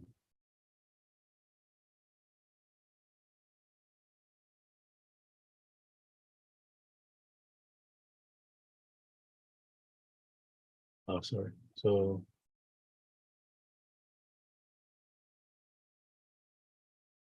So we can see the wheel in this the wheel behaviors in the market, and we see who are the major holders for your tokens and how they interact with your DAPPs, right? So, and this is the major users for this DAPP. So there's a lot of many interesting things can be found here, right? And all these things are ETH transfer between. This is a very large amount of most amount of users. They're transfer the ETH, right? The amount are the head of the whole system during that month, and also the token holding, and also the smart contract interactions. Actually, this is the user of these things. So we can do a lot of analyze here. So, but in this project, we focus on the business intelligence and also the DID for the DID socials. Okay, so this is some visualization here. And we are of course, in the favorable position in the market competition, and we do the business intelligence, which is still an empty track in the core market, in the community. Okay, so and this is our ecosystem map. We have venture institution, we have DAO organizations, DeFi, GameFi applications, and DIDs, and also in the exchange and DeFi sector. Okay, so our roadmap is from 2020 Q2. We do the marketing, we put product beta and seed round. And in the Q3, we do the AI profile and NFT and API gateway to the public. And also Q4, we do the AI training started stage 2 and other things. And Q1, we launched AI promotion tools, something like that. Okay, this is our team. Giovanna, she's the CEO of the Afflux, and I'm the chief scientist and CTO of Conflux. Actually, I'm the professor in Shenzhen University, and before I was in the University of Houston. And Ari, the co-founder and CMO, and our technical advisor, Kevin Gaojimi. And also we have the Jun Hong as marketing manager and user behavior analyst. She's my PhD student, and now she has also become a associate professor in Shenzhen University, and also operational manager Lawrence, and Finn, art director of the Afflux.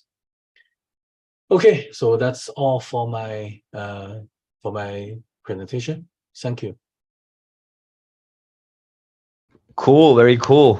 Very nice presentation, actually. I really like how you distributed your screen in two, and on the left side we can see this very cool diagram, and on the right side we can see the other one. So let me just go ahead and ask you a very quick question in terms of your roadmap, because you mentioned that you guys are going to release as well an NFT, right? NFT collection. So I want to ask a bit more about it, like what type of NFT you guys are planning to launch, what type of utility is it going to be having, etc.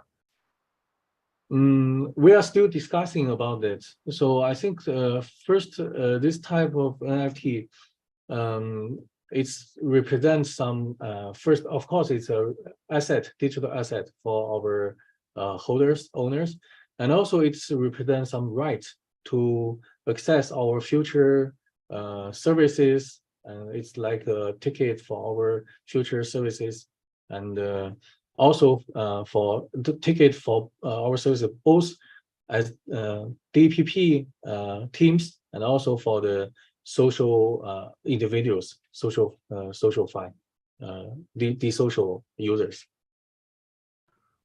Cool, nice. I like that.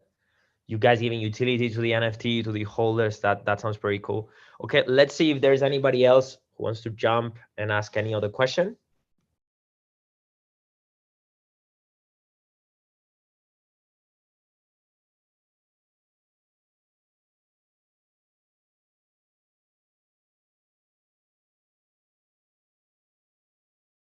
Okay, perfect. Thank you so much, Ivan, for joining Afflux Demo Day. Pretty cool what you guys are doing. I'm sure everybody, if you guys have any other question, you can just go ahead and directly go to their Twitter account. We all know Afflux. And thank you for joining. Hope you have an amazing day. Okay, thank you. Thank you. Bye. Thanks, Ivan. Okay, now let's go ahead and present our next project on the pipeline. The next project is called Branch. Are you guys here? Branch, Branche? I don't know how to spell it.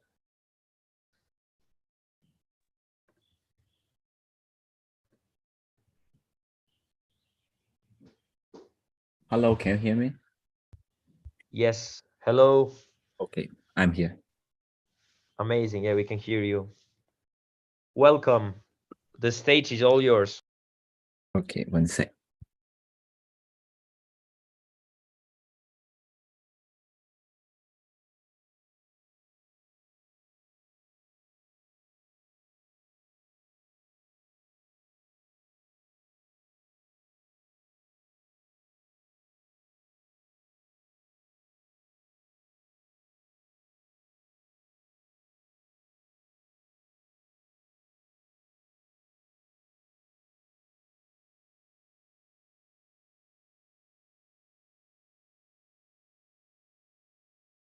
Hello, can you guys see my screen? Yep, perfect. Okay, cool. So hello everyone, I'm Chong, the founder of Branch. It's my pleasure to attend this demo day from Afflux. Without further ado, let's go. Branch is developing a semantic privacy DID protocol that aims to create a decentralized data advertising engines and establish a virtual trust system for everyone. Branch's first product is an AI browser extension that provides its users with personalized AI assistance to help them screen and refine information based on their daily browsing experiences, and users could basically develop their personalized algorithm for when they're browsing. At the same time, it helps users to capture their interaction data, persona, and knowledge graphs based on their daily uses. And in the future, users could authorize this data to obtain certain kind of perks and services by authorizing this data to third party. Branch vision is to establish a virtual trust system for everyone, reduce the overall cost of trust in the society, and improve the overall social efficiency. Right now, basically the problem we are solving is basically no users own any of their data or sovereignty in the Web2 platform. Most of their data are marketed by a Web2 company to advertisers, and basically they are selling our information into abusing us into buying more stuff or like exploit our time. Also, while users doesn't have all this data, they have a huge effort by proving who they are and community or like building reputations. The cost of proof is extremely high, and we are trying to bring out solutions that filter out noises and bring true value into each users. So here is the majority of the part which our product is consisted of.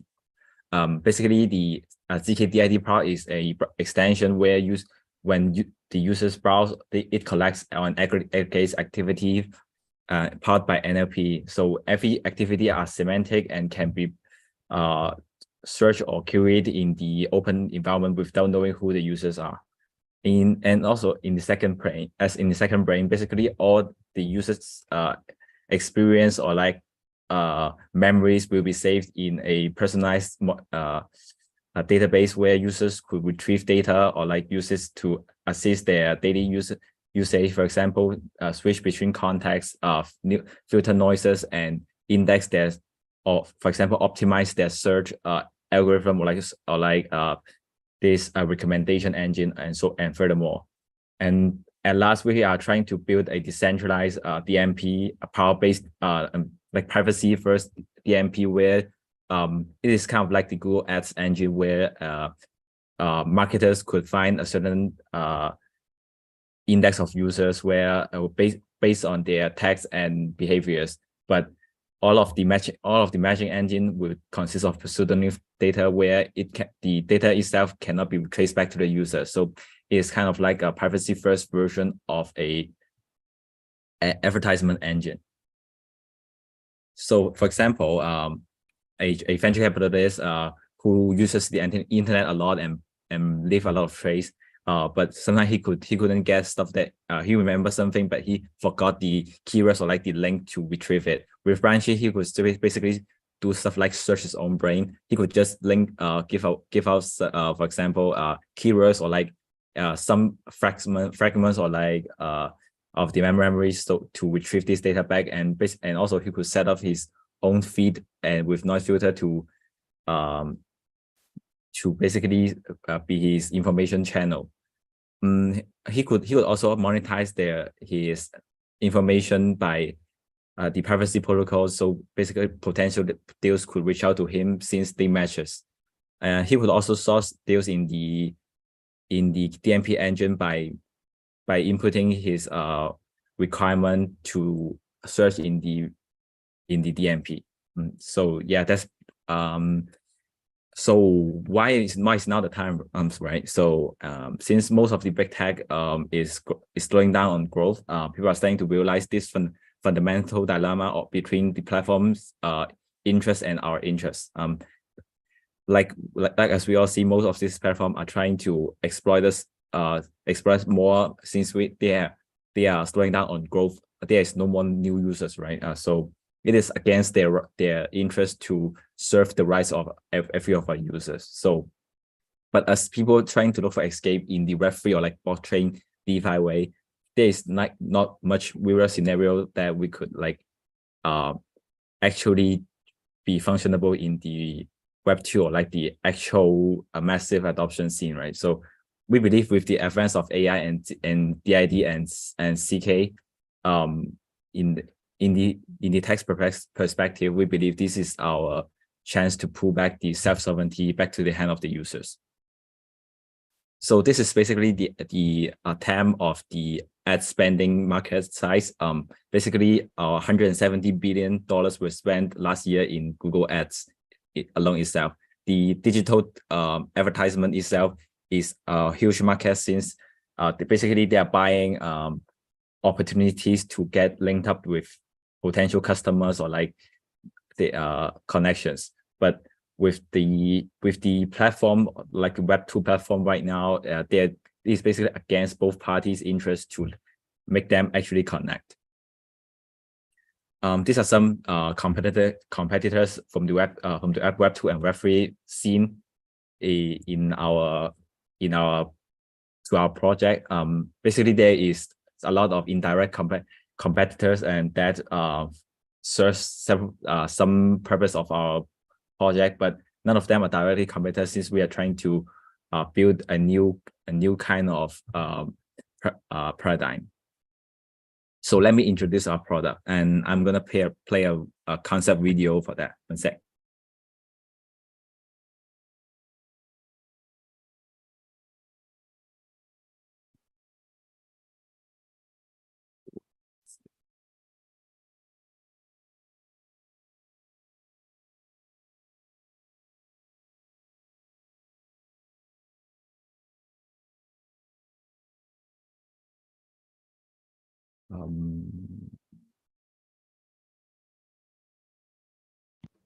You playing? Oh yeah, now it's good. I don't know if you guys could hear the sound. Yeah. No, we can't hear it. Yeah, I'm gonna basically do it. Basically, we are doing a browser extension that function as a sidebar where users could basically when they are browsing, it helps users to gather their information in the background where it's stored locally and privately in the user's data pod. And while they are browsing, they could ask the AI with the context of a second brain to basically help them browse and screen for information quickly. Basically, it is a productivity tools for users that function as like an AI assistant with his actual context to browse efficiently and saving all the data for themselves. Yeah. Maybe I forgot to turn on the sound sharing function. So yeah, sorry. I'm gonna link it anyway. So cool, no worries. Yeah, no worries, so amazing. basically we are trying to help users to retake their data by our first approach is a browser extension that takes all this browser data back into the hands, right? But sooner or later we are going to try different approach, for example the OCR approach or like mobile approach in very soon. Yeah. So basically our business model is our business model is to charge users for subscription, or they could basically do ads or like basically our DMP engines charges a fee on every data transaction. It is kind of like the decentralized version. Basically is a Uniswap, but for data, it's kind of like so. So there's many more ways for monetization, but this is just up to later. Yeah. So this is our team. Our team is consists of serious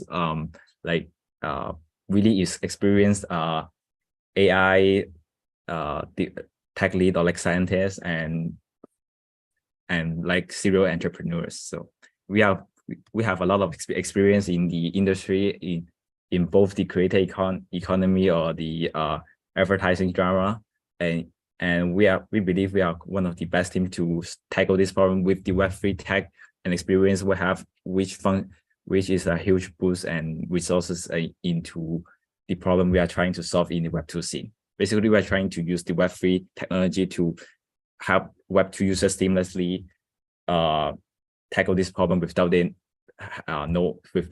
the actual hard learning curve of the Web3. Yeah, and this is our go-to-market strategy. We are trying to target sentient users first into where they could help us, let's say, scale early. Yeah. So this is basically we are doing our seed round. We are token or equity up to discuss. We are looking for long-termists to join our journey. We recently got our first investor lead in the current of discussion. We are currently raising our seed at 40 million valuation. So if you are interested, feel free to contact me or through Afflux. So if you have any questions, feel free to contact me. This is my contacts. Thanks everyone for your time. Thank you Afflux for inviting us. Looking forward to share more in the future. So yeah, sorry for my poor English. Yeah. So if anyone have any questions, yeah, it's now. Cool, Chong. Nice to have you here. Actually, let's. If they have any question, if not, I'll just go ahead and ask.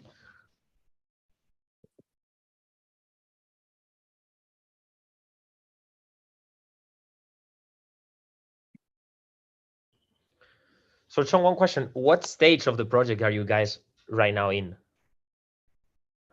Basically, we just launched. Not launched. Our project started last October, and we have been doing stuff and developing for like 3 months or so. And until the last year or until this year, early January, we launched our first product, which is basically a curator focus. And now we are going to be launching our product for the users focus, and which is the browser extension as we know. And we recently collabed with like 50 projects in the Web2 scene to help us launch, but we're still in the stage of refining the product, since we are still not really happy with the overall standard we are looking for. So and at the same time we are raising a seed round with several investor already in the middle of discussing terms. So basically this is what we are doing. In the future, we are like in the early future, we are trying to establish the community and our product in this quarter. Yeah. Cool, amazing. Well, thank you for joining Afflux Demo Day, and I wish you all the best, Chong. Okay, thanks. Amazing.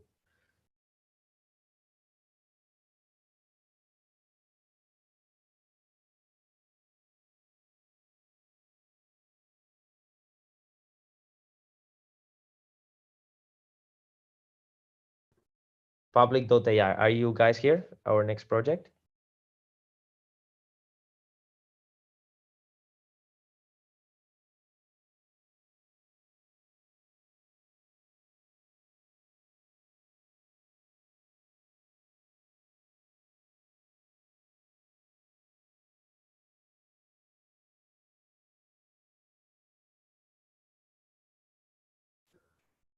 Hello, public.ai.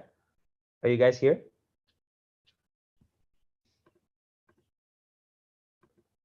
Okay, let's just wait for them.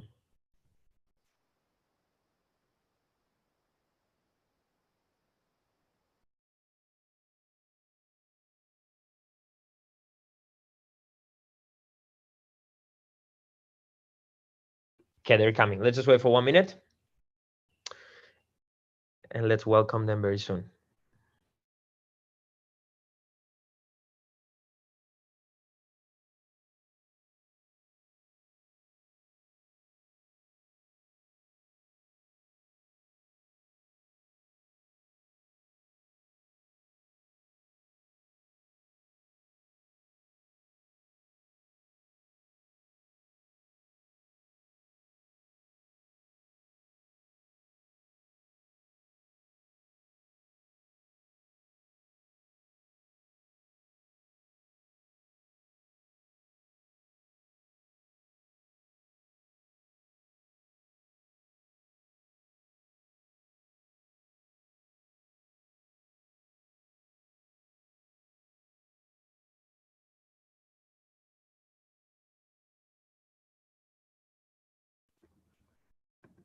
Okay.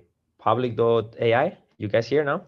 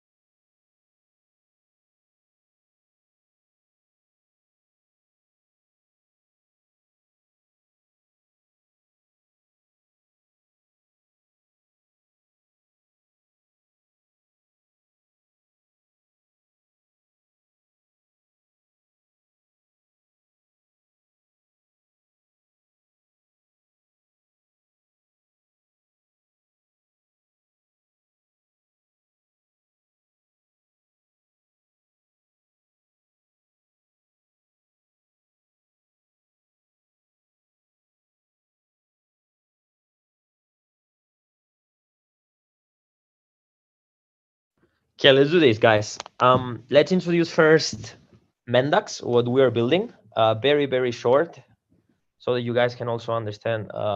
After today talking so much about AI, I think it's a pretty nice moment to also introduce the latest updates that we have been doing in Mendax. As you guys might know, I'm Joaquin. I'm today the host, but also the co-founder of Mendax and CEO. So I would like to introduce you guys what we're building, and hopefully, if you guys want to partner up or you want to start building games on our platform or even using our SaaS, our software, just let me know. We are helping right now different NFT collections to build their own games so they can give more utility to their own holders, basically. So let me go ahead and share my screen. Okay, I'm sharing my screen, and I will also show you our demo just to make it quick.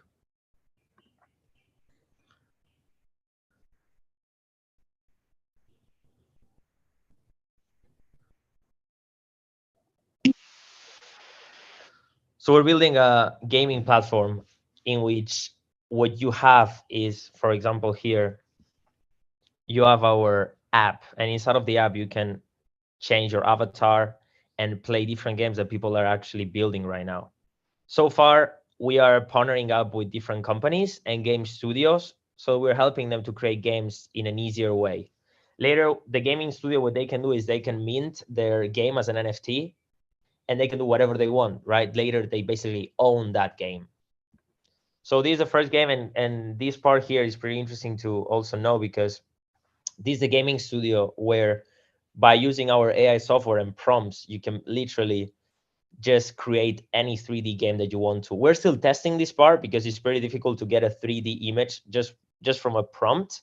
But I think that the future of AI, what we're having, is pretty interesting. This is also created with the AI. So first we created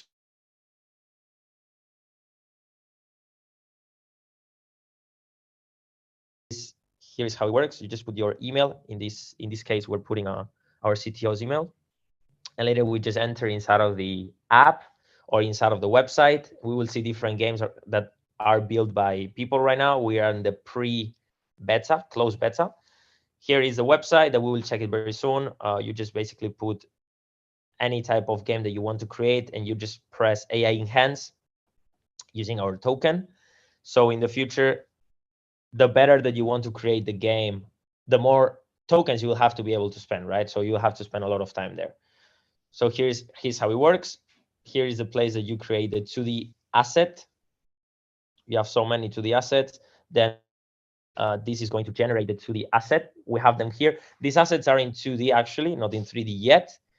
And later what we're doing is basically convert them into 3D. We're animating them so that they can be used inside of the game later on. Also, we have as I mentioned earlier, partner with different NFT collections, not with CryptoPunks, but we have partnered with, for example, Degen Tunes, and we're helping them to create their own game right now. And that's the main core of Mendax. Right now, we're partnering more with companies because for us, it's easier. Since we already have the technology, it's easier for us to do it. And here's how you build a game, actually. So later companies can come, we help them to create the game. They don't have to worry about anything. We just give them the software. And it's going to be way easier for them. And this is how the game works.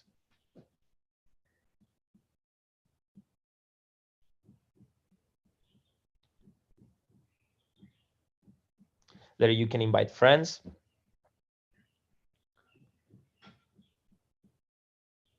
This is how the Mendax app is working right now with the latest updates that we have done.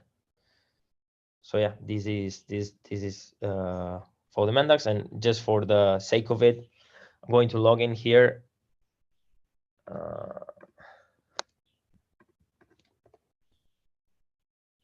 After we log in, we're going to go to the studio. You will see all the games that are under your account. These are all the games created by me. Obviously, you can connect your wallet as well. So anytime that you create your game, you can actually mint it.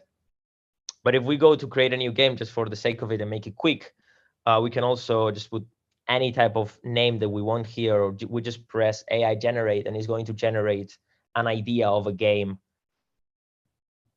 that we're building. This helps companies to test quickly different games. So usually companies, they need to spend a lot of time and a lot of money to test different games. And usually when they want to make the game to come out, maybe that game is not worth it already, or people don't want to use it anymore, right? So this is the first part. Later we'll just go ahead and create the assets. The AI can actually help you to create the assets, but you can also create the assets by yourself. Here we just press AI generate, and we're going to have an idea of the main assets that the game is going to be needing. Or we just put here, I don't know, pirate. I think the name that the AI created was something like pirate, paradise. So the AI, if you don't know what game you want to create, the AI gives you hints or ideas of what games can be useful nowadays. So we just put, for example, pirate here. I will put actually red pirate. After the AI generates it, we're building right now our software, and we are at the pre-seed stage because we're looking to find a lead VC that they are very interested in AI and also in creating games inside of our platform. We're going to be released by the end of the year on Arbitrum. We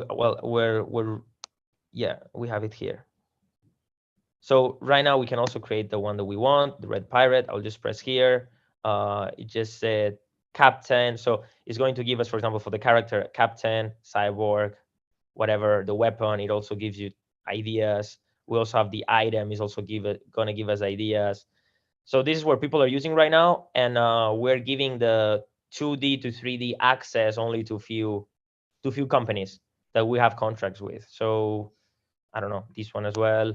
So we can just create this, and after we have the 2D, we'll just go ahead and keep creating different things inside of the game.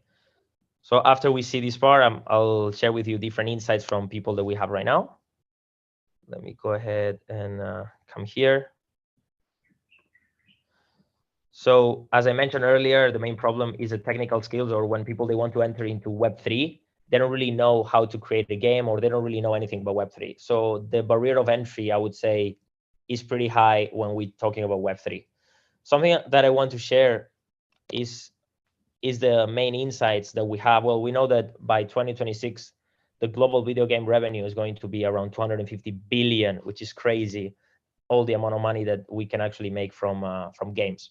The main thing that I want to mention is that we're very different than other people. If we compare ourselves to the Sandbox, Roblox, Fortnite, or even Unreal Engine, we're building, not right now, with one thing in our roadmap is to build our own game engine. So of course we have Web3 integration like the sandbox, but for example, build games using AI, the sandbox doesn't have it, even Roblox or Fortnite. Unreal Engine is starting to be able to do so. AI in-game integration, we do have it. And if you go to our website, you will see that we have having partnerships with Meta and TikTok. Why? Well, because Douyin actually just bought, not now, but they bought the Pico, which is a company that they produce VR headsets. So all our games are going to be featured as well in the main VR marketplaces, right? So we have that support, and you can also build it inside of our platform.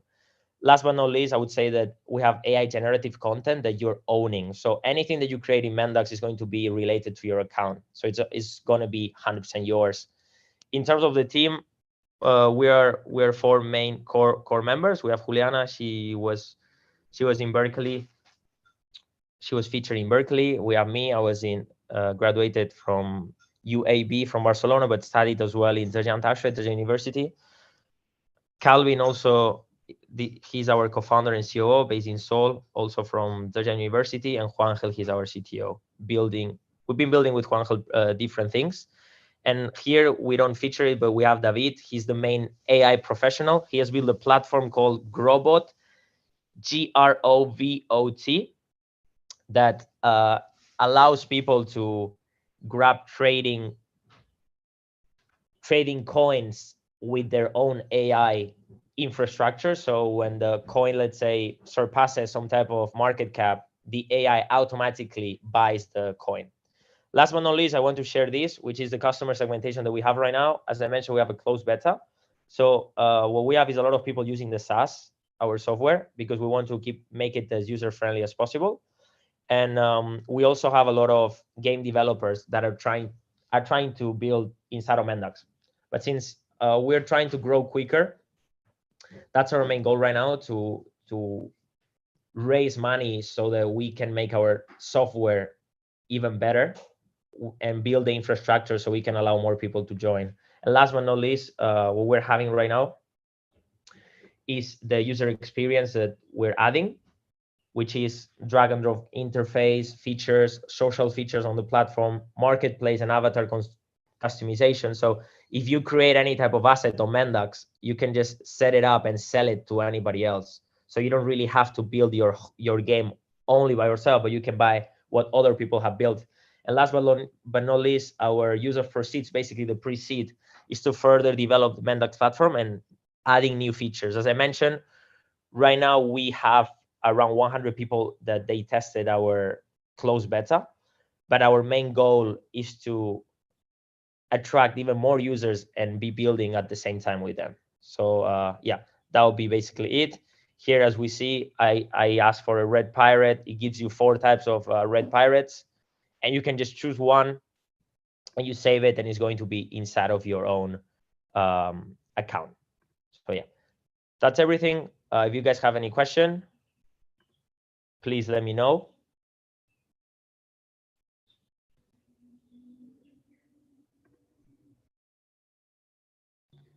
You guys can find us on Twitter as well at Mendax AI. We're doing a lot of Twitter spaces. You guys should probably check the later Twitter spaces that we did with Deegan Tunes and Ethereum NFT project that was pretty big. So yeah, thank you guys. And I'm really happy to be here at Afflux Demo Day. Now, if there's not any question, let's go ahead and introduce our last project from the morning stage, which is Public AI. Are you guys here, Public AI? Yeah. Amazing, Dax. So yeah, the stage is all yours. Okay, sure. Just let me know when you can see my screen.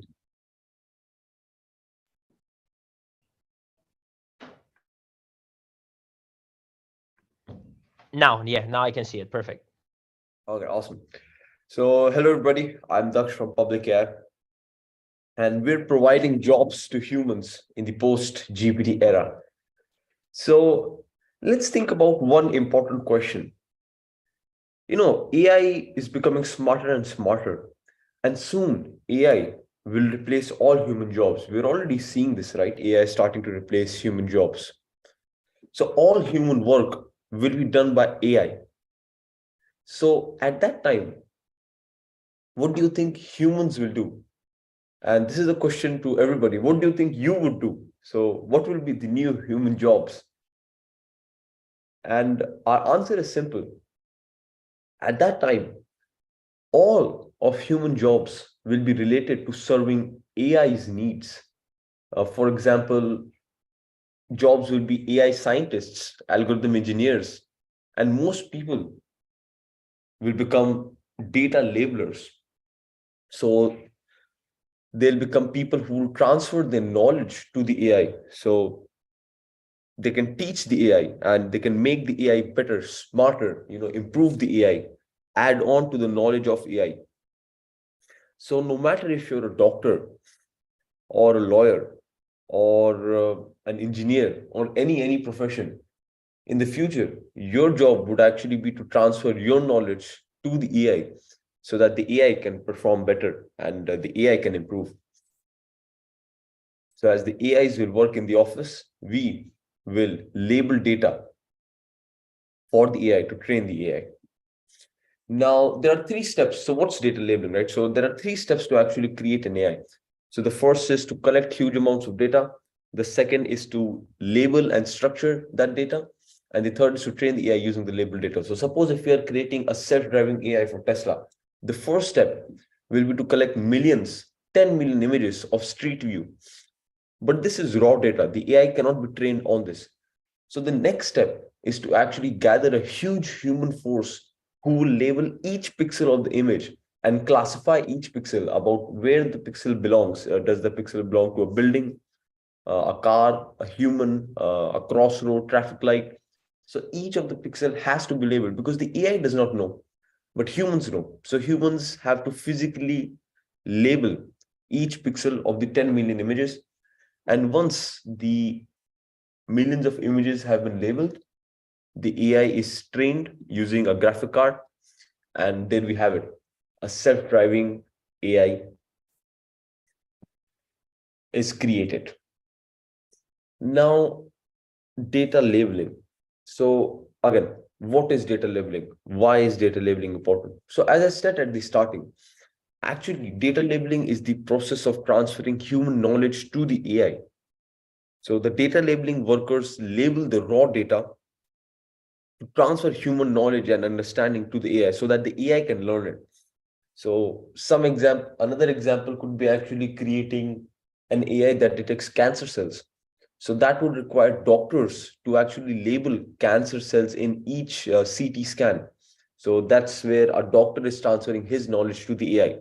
Or suppose a lawyer, if you're creating an autonomous AI, law AI. So a lawyer will have to transfer his knowledge about contracts to the AI.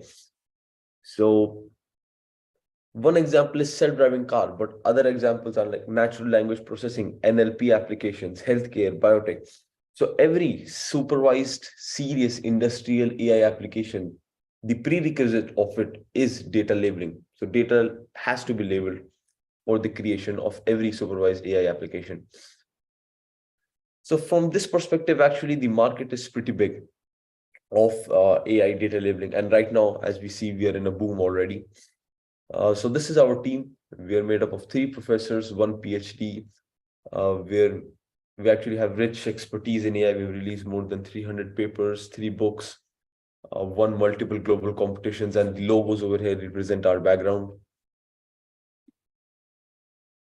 So yeah, OpenAI, Web3 plus AI. So we have created public AI, and we use smart contracts and stable coins to actually connect AI companies with the global workforce of data labelers. So AI companies can submit raw datasets with stablecoin funds, and on the other side, they are connected to a global workforce who will label their data to earn stablecoins. So this is where we introduce our label to earn concept. Now, since we are a DAO, we actually are able to distribute 90 to 95% of the revenue given by the AI companies to the global workforce. So compared to the current competition, like some examples can be Scale AI, Appen. Scale AI is worth $10 billion, who charge up to 40% commission fee. We charge only 5. So because we charge so less, and we are able to do this again because we're a DAO. We're able to increase the earning for the workers, data labeling workers associated with us, while decreasing the cost for AI data labeling for AI companies. So yeah, this is the compression. Scale AI is worth $10 billion. Amazon, Enter, and Apple is a Nasdaq listed company. Their market cap is $326 million. And the main point over here is actually the commission fees. So these are Web2 centralized data labeling companies, and their only business model is commission. So they charge high commission fees, which actually is creating a throttle in the AI data labeling industry, because they can charge up to 40% commission fees, which actually is bared by AI companies and AI research institutes who wants to get their data labeled. Now, again, since we're a DAO, we charge very less commission fees. And the other point over here is quality. So right now, the quality output for labeled data is very low. Further down the process, I'll be explaining how we are able to guarantee high quality labeled data compared to the current industry standard. So yeah, the first point is high cost. The Web2 data labeling industry is suffering from high cost. The second is low quality. This is mainly because they are self-supervised. So it's like if a person is giving the exam, but he is also the same person who's going to check the exam, who's going to mark the exam. So this is how the Web2 data labeling industry is performing right now. So they're the exam givers, but they're also checking their own exam. So this is why their quality of labeled data is very low. And since the quality of labeled data is very low, AI companies have to relabel the data from different companies, which again costs more time, more money, more time, more money. And one more very important point is actually the payment issue. So Amazon Enter, they are only able to employ people from 25 countries. And if you do not have a US bank card, the workers are paid in Amazon gift cards. So this is a huge problem right now. And this is very genuine because these are Web2 centralized companies which use fiat as payment issues. So they cannot hire anybody freely. They cannot let anybody join their workforce freely. But since we utilize stable coins, anybody can join us and start earning money instantly. So no gift cards, no other bypass, just crypto. So this is our data labeling process. There are 4 participants, labeler, validator, fisher, and publisher. So these 4 participants facilitate each other to form game theory and produce Nash equilibrium. So again, labeler, validator, the fisher, and publisher. So let me go through it quickly. The labeler are workers who label the data one by one.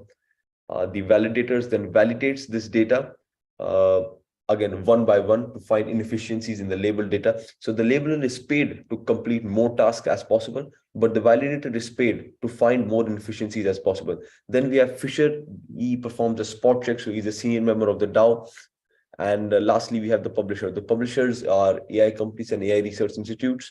So they, after all of the data is labeled, they do the final check. And once the final check is done, they release the funds, and everyone associated with the data labeling process is paid. So compared to the current X to E models, actually Public AI's our model is sustainable and profit driven. So if you look at any other model, sleep to earn, walk to earn, I mean, it's play to earn in some cases. It's pretty much it's very fragile. It's void driven. It circles into an economic failure. But since in our model, AI companies and AI research institutes are actually bringing real fiat, converting into stable coins, and then paying our workers, our model is sustainable and it has real cash flow. So the key takeaways are commercialization of AI requires huge amounts of labeled data for training. Data labeling is a human labor intensive work. So you need human to label data, and large scale data labeling is very high costly, is very costly. So one example of data labeling is actually, we all know ChatGPT, right? And how awesome it is. So ChatGPT, they spent $300 million, so $300 US just on data labeling. So this is only data labeling. And this is how a data labeling center would look like, millions of or hundreds and thousands of people just labeling data one by one.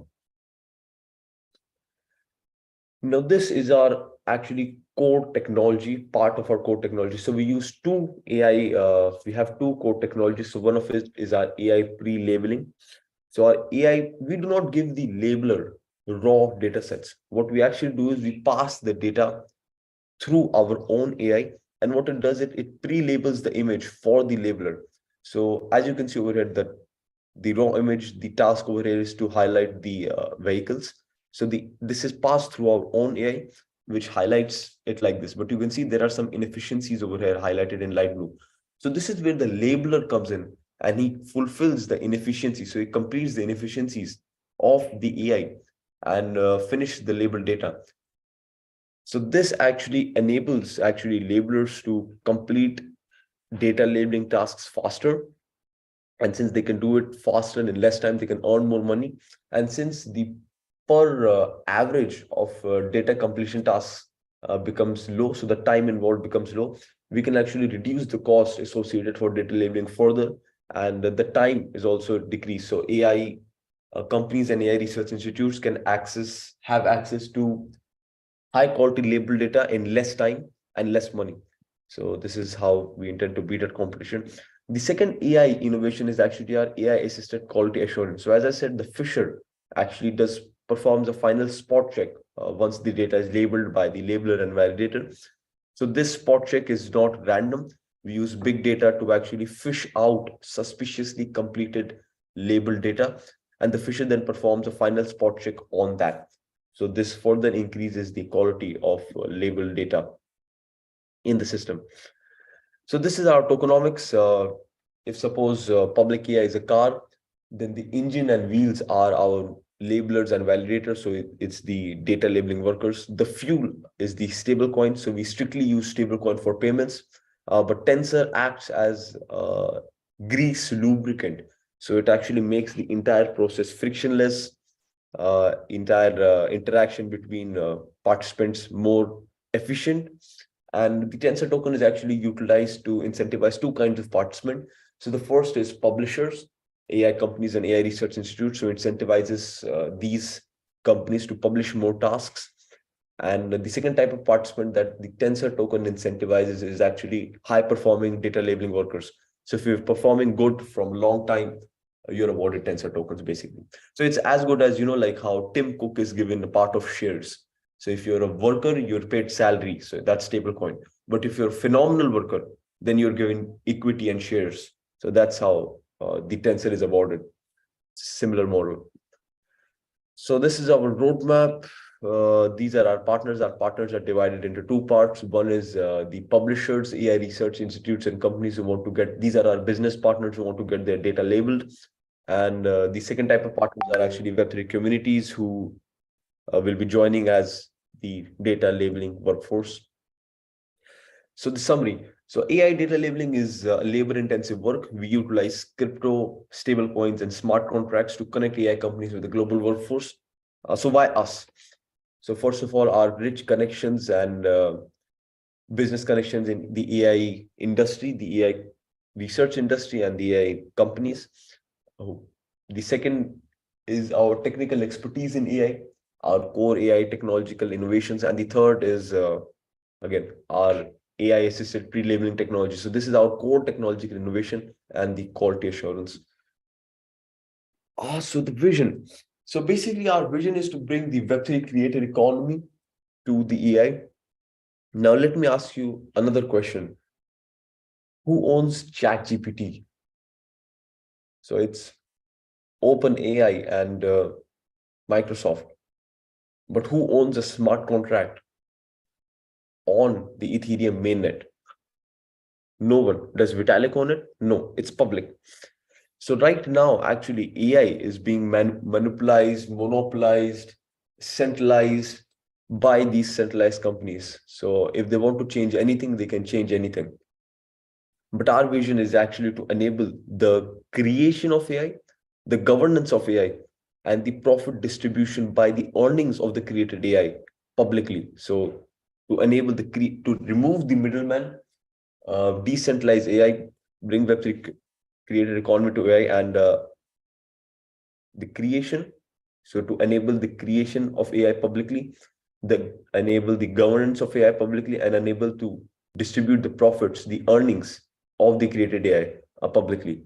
So this is public AI. So let me play these are our QR codes. So the third one is the Calendly QR code. So we are raising right now. So if there is any interested VC, please feel free to scan the third QR code, this one. And yeah, I think we can have this, we can keep this page for 10 seconds, and then I'll just play the quick video of our MVP. And yeah, I think then we can finish. So maybe I'll just keep the slide for 10 seconds, then quickly change it to the MVP, and yeah.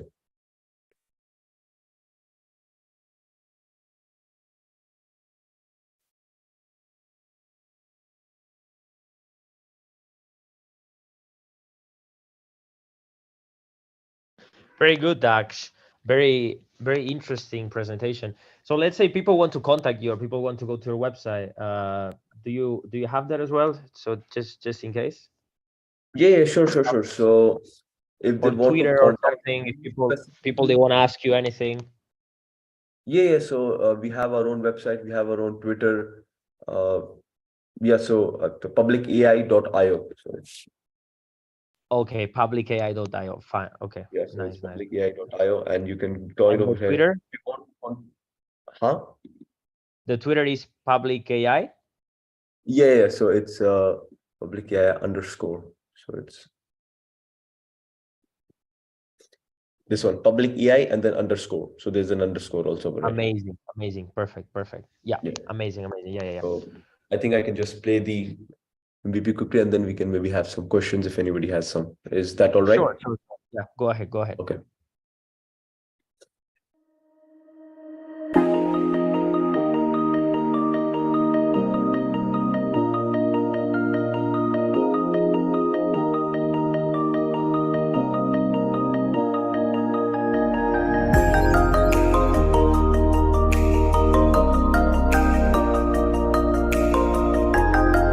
So this is how the MVP will look for a data labeler. So as you can see over there, he can have many different tasks which he can choose to complete. And in each task, there would be like the earnings associated with it. So you can choose whichever task he wants to complete, what type of task he wants to complete. He can look at the earnings associated with this task, accept this task, and start to complete these tasks.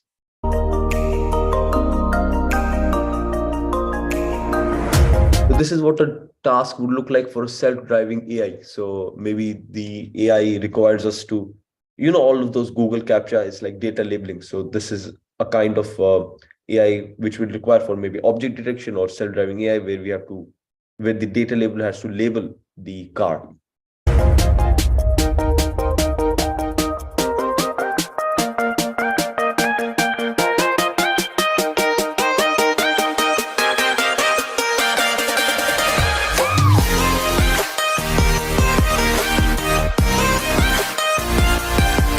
So again, these are not beautiful images, but this would be an example of how an AI would be created to detect cancer cells in the stomach. So we're already working on this type of project. And there are two types of AI data labeling tasks. One is generic tasks, like the detection of trucks, cars, stuff like that, which requires only human common sense. But the other is niche specific skills. So something like this, where a doctor has to come in and label the specific data. So public AI actually enables both. So we enable any type of data labeling tasks. So we have the expertise to facilitate any type of AI data labeling task. So this would be where a doctor would be coming and labeling data for this stomach cancer cell polyops.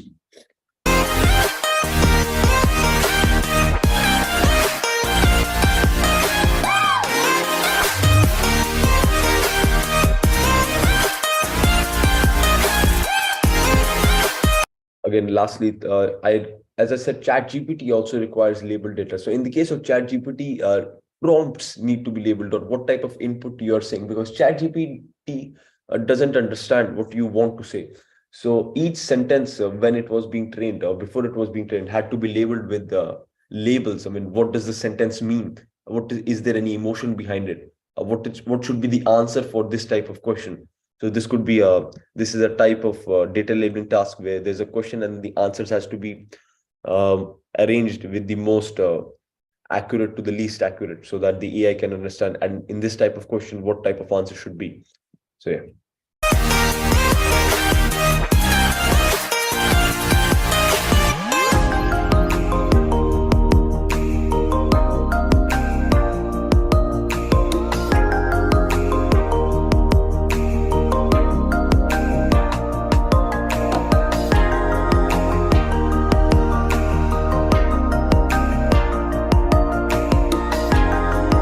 Please feel free to book a meeting. And again, lastly, anyone can become a AI data labeler. So even if you're a student, a university student, school student, or a blue collar job, you also can become a AI data labeler. So I just wanted to highlight this important point that anyone can become an AI data labeling.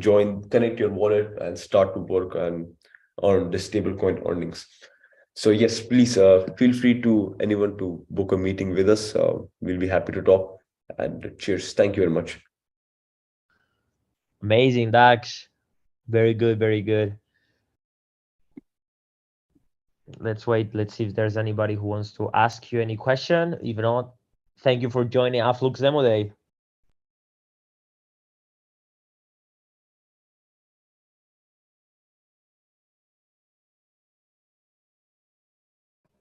Thanks.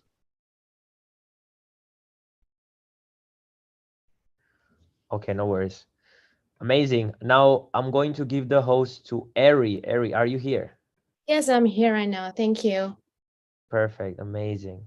It was a Yeah. pleasure, guys, being your host so far. And I'm going to give the host to Eri, and let's continue. Yes. Thank you, guys. Thank you, guys, for waiting. And then now we are moving to our second section. And our first project is Playcraft Studio. Yeah, Jason, I can see your screen, and you can go ahead and start your presentation.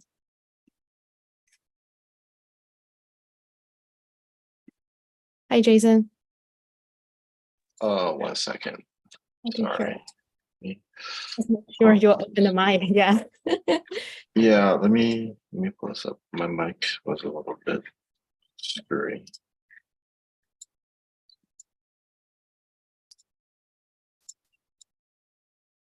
Oh. Well, can you guys still see the screen? Yes, we can see it. Okay, great. I'll get started. So my name's Jason. I like to introduce Mobileverse by Playcraft. So our mission, right? We're a game development studio, and our mission is to make everyone a gamer. So half the world are gamers. So we want to onboard the other half. And we believe that has to be powered through blockchain technology, esports game, and a UGC platform. So going back a little bit in history, this is the CPG to free-to-play model. So what it means is in the very early days, we sell consumer packaged goods. There was a lot of problem with piracy. Slowly, Steam came out that migrated into sort of this online sales, but it was still CPG oriented. Then we had the mobile era since the early 2010s. And free-to-play was introduced, but that really created sort of like games as a service, very similar to SaaS. It prolonged the life cycle of games, and it made dramatically expanded the gaming market. And there was a lot of offshoots instead of just core gamers. There was casual gamers, and I think predominantly right now, casual game is dominating the market, along with some mid-core games on the mobile side. So this is a traditional model of building games, right? So during the initial development phase, you have to sink in a lot of money into gameplay, but that's getting cheaper because of Unreal engines and Unity, but you still have to spend a lot of money on art or IP, right? So you talk about licensing with Disney or Warner Brothers. Then next phase, you move into launch and marketing phase, where that money is 20x of spend, right? The marketing is crazy. And this is where free-to-play comes in. It has the advantage of testing out the data to make sure everything is repeatable. Once you have that solid data, you go into buying more games. But the outcome is still very uncertain success, right? it doesn't mean just because the data is proven, there's a lot of games that test well during the testing phase, but sometimes it fails during the launch phase due to various reasons or marketing changing or competing products. So the traditional model is still highly risky due to and this is why a lot of US investors view games as a hit-driven business. Now, our new model is the modular model. What it means is that first we make the gameplay, then we import NFTs, then we decentralize. By importing more NFTs and bringing more users, along with our editor, we are able to decentralize the gameplay development. And there will be offshoots of the game, and the core gameplay is still the same. This is, for example, like shooter games, right? Initially, you had Quake, then the most popular game, shooter game is Call of Duty. But then within Call of Duty, you had the PUBG mod, and then now you have extraction shooter. So that's all happening in one game right now, but it's still kind of clunky because the traditional model there, I assume Activision will still go the CPG model or sell something new. We are kind of going to twist that, and we're going to make sure that first you make the gameplay, then you import the NFTs like this model, and then we decentralize to allow more gameplay to come out, and then that gameplay will import more NFTs, so we'll drag in the users. So that's how we see the future of gaming models. So then this brings up to the third generation of gaming model, the business model for games. So I call it the GAP model. It's gaming as a platform. First of all, we have the IP layer, then we have the interactive layer, which is a gameplay, and then we have storefronts, right? In this model, the storefronts has less and less power, and more value is accrued within the interactive layer and the IP layer. What that means is the IP holders, or the NFT holders, or the communities, however you like to call it, they will gain more supply power, which means that wherever they go, they will control the user's eyeballs flow. And the gameplay layer becomes more of a platform where it holds up the IP, right? You can imagine, hey, this game is really fun. Okay, during the next phase, we'll talk to some communities where IP holders will bring in their NFTs.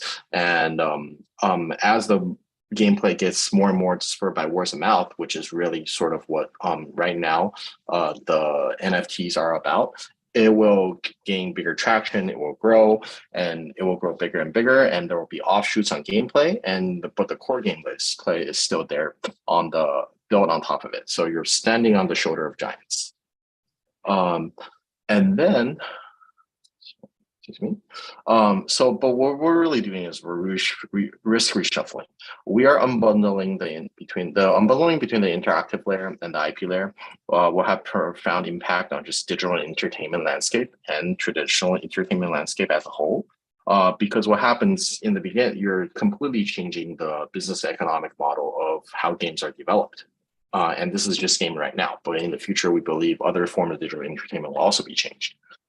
And then we talked a little bit more about the game, right? So Mobileverse is the first entry to the GAP future with focus on interoperable digital assets, what we like to call the IDAs, by using popular NFTs. So we're still very early on right now in the stage of just interoperable digital assets, actually. Interoperable digital assets, NFTs are part of that, but there's a whole bigger picture. And we believe we need to be like Netflix, where we start out by selling DVDs. So what we are doing is we're going to build a game first. It's a 5-minute, 5v5, 10-minute session game in the game session in the Mobileverse. It runs on really old devices all the way dating back to 2016. And the basic model is that we're going to take the Dota gameplay and community. We're going to add in sort of the Fight for Freedom controls, is the dual virtual joystick, and we're going to add in a CSGO loot box economy for trading. So the game is played over. So what happens with these loot boxes is they will drop NFT add-ons, right? So basically, they're all just mainly meta cosmetics, skin cosmetics, collectible shards, tokens, and as you can see, we're going to onboard more and more third-party NFTs into our game. We actually don't release any IP of ourselves. We are a platform that just focuses on gameplay. So what happens next is here are some collection of NFTs that are already in the game, right? We're going to have some mutant ape, Mutant Ape, just regular ape, 1/4 Satsuki Clone X. So this is a platform play to make sure the game. Also, we are partnered with different guilds and communities because we really welcome them to be part of this game platform to sort of extend their community building. And then some of our growth targets, we think by 12 months of our launch, we will have hit 2 million active, 5 million active DAUs, and at least we'll get 2 million wallets due to our trading system within the NFTs. Our products, in terms of not just numbers, but first we want to build our library expansion, and then we want to build a digital asset marketplace and standardize IDAs. Here are some token economics. There's the traditional free-to-play sort of element where the diamond and gold is used to facilitate regular gamers, because we're still so early in this stage of sort of interoperable digital asset age. And our governance token, utility token are mainly to facilitate the trading and opening and sharding of different NFT elements within the game. So most people will come in, they will play the game first. They will, we want them to like the gameplay, and then slowly over time, they'll be converted to trade our NFTs that are cosmetic add-ons in the game. Our token distribution, pretty standard. We can share the deck later to go over that details. And then roadmap is we plan on a Q4 official launch, and our Q3 will do a full beta testing. And we are already in we're approaching May, and we're going to test with YGG and some other gaming communities out there.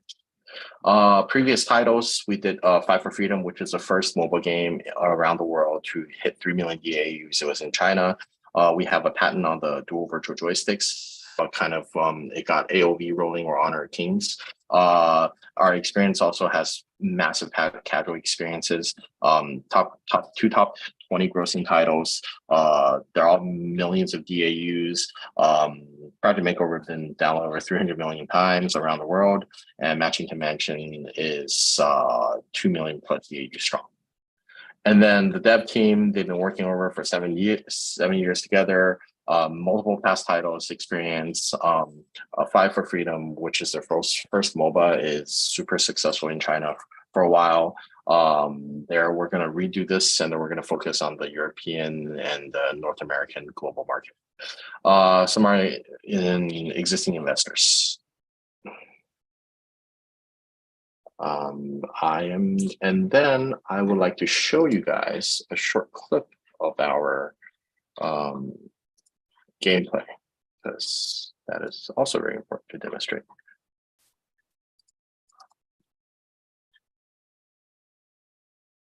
Allow me to.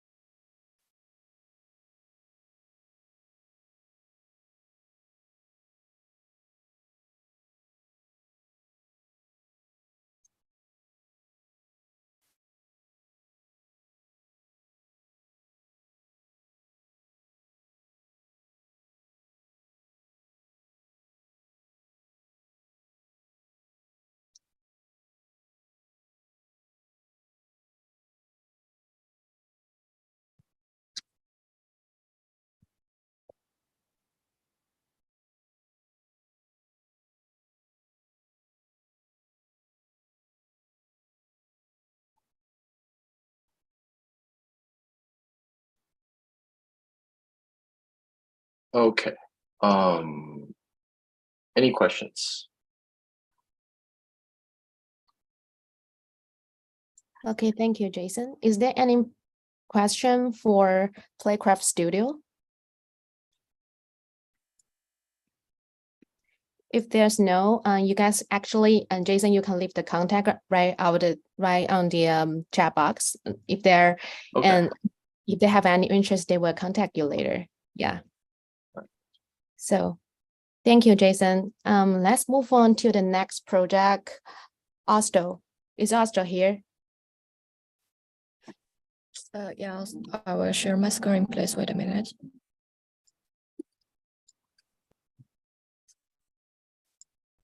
Could you say my screen? Yeah, so I can see it very, very clear. Okay, thank you. And Casey, co-founder of Afflux. Today, I will present our deck for everyone here. And what is Afflux? Afflux is a crypto payment infra for individuals and enterprise. What problem will we solve? One of the reasons is that we believe that crypto can bring fundamental innovations in solving online payments problem, resulting in a transaction system with lower costs, stronger cross-border curation, and greater convenience. But due to the lack of payment infra, there are only transfer but not payments on chain. Transfer means more communication cost and not available for enterprise. But we are going to solve this problem with on-chain payment infra. So what do we provide? Actually, our product provide two things. We provide more convenient payment infra for individuals, including unified payment protocol, just like QR code and link, and simplified experience, which can do automatic cross-chain. And we also integration with social graph. You can use your DID login, and you can do payments for others with your DIDs and others DID, and you can have a complete experience, which includes notifications and receipt and invoice integration. And for enterprise, we do more formal payment infrastructures, including accrual and payment process management and receipt and invoice generation. And you also can do account integration with your financial system. And as for our product, we have launched our infra for individuals on our website. You can just search and use it. We provide a unified payment protocol and simplified experience, and you can sync with your DIDs just like Link3 and Bit, and you also can do the complete experience by our website. You can just try it. It's a really excellent product. And as for our product for enterprise, we didn't launch it, but I will show the demo for you. And at first, you can do the client management. You can manage your clients who may make payments to you, and you can create payment requests and receive all as one type of token which you want to choose. And clients will receive the request in mail or in some other formal process and pay from any network and stablecoin.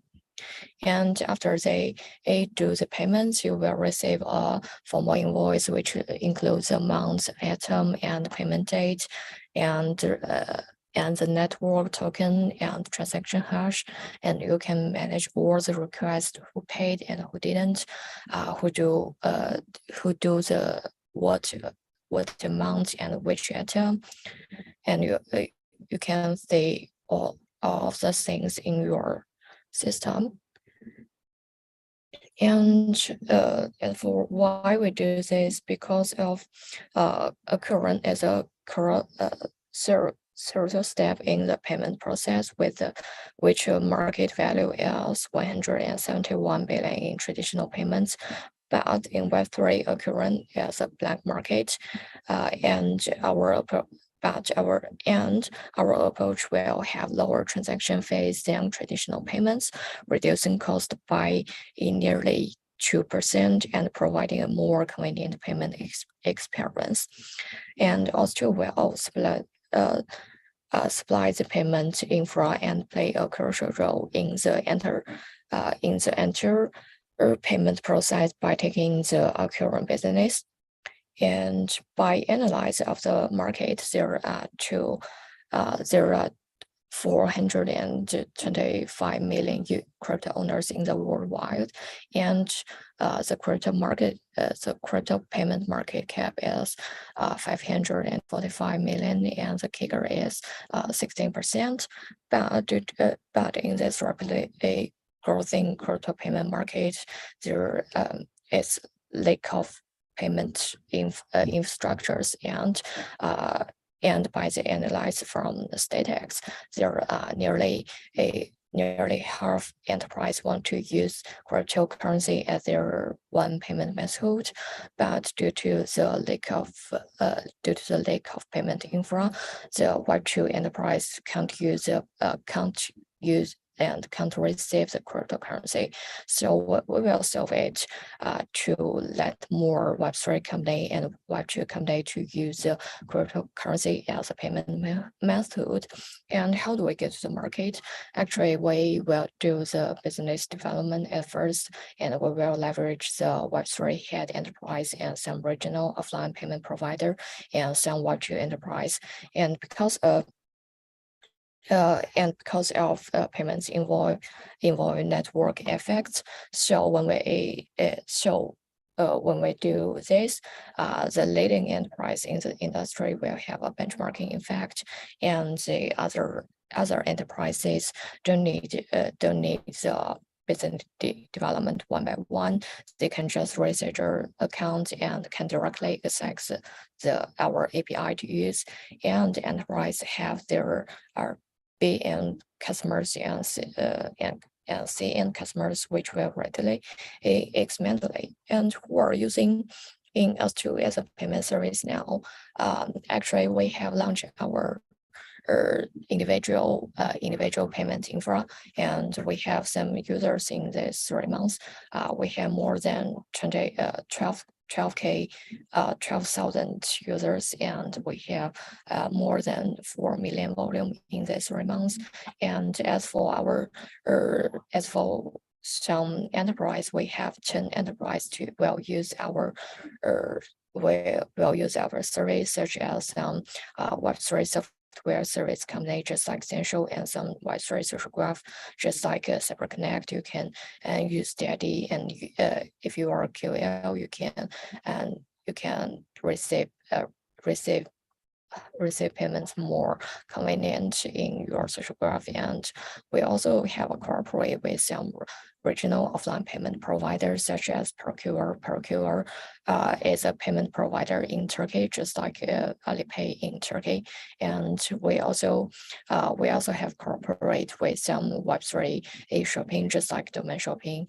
We have you can use us to do the payment to buy your domain on .bit. And who will use L2 as a payment service in the future? Actually, we will leveraging the Web3 company first, and just like some Web3 software service company, just like Nessun, Etherscan, and Alchemy, you will pay. You can pay in crypto in the future, but now you only can pay Nessun by your credit card or PayPal.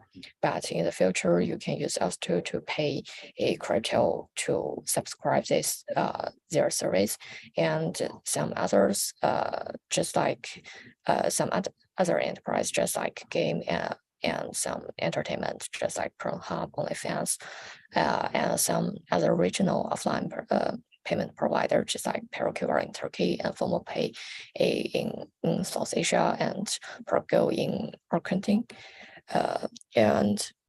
And we also will leverage some Web2 enterprise, just like OpenAI and Midjourney.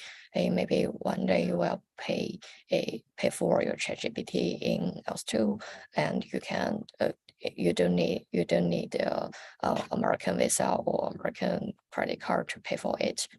And because of the rapid growth in number of Web3 companies and the increasing market size have brought opportunities to increase the crypto payment market. We will leverage this first.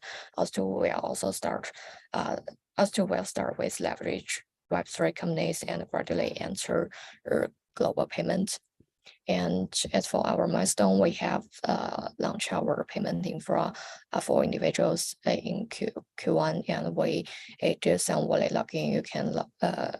you can log in with MetaMask and some other, just like Bybit or OKX wallet.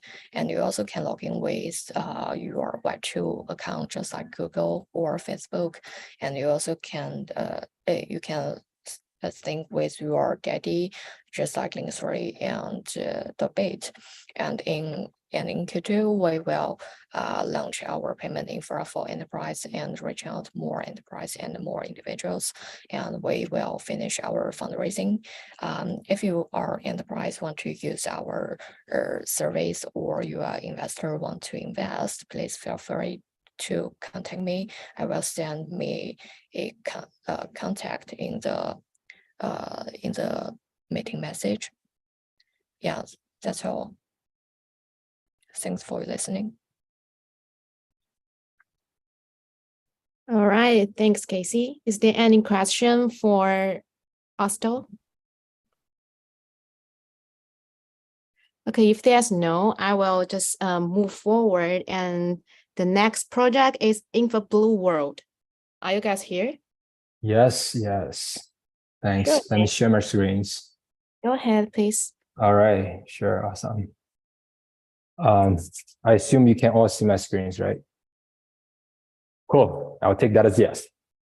Well, good evening, good morning, good afternoon, depending on which part of the world you are. This is Nicholas from Incubator World. I'm super excited to be here today to talk about our projects, Incubator World. Without further ado, let's get it started.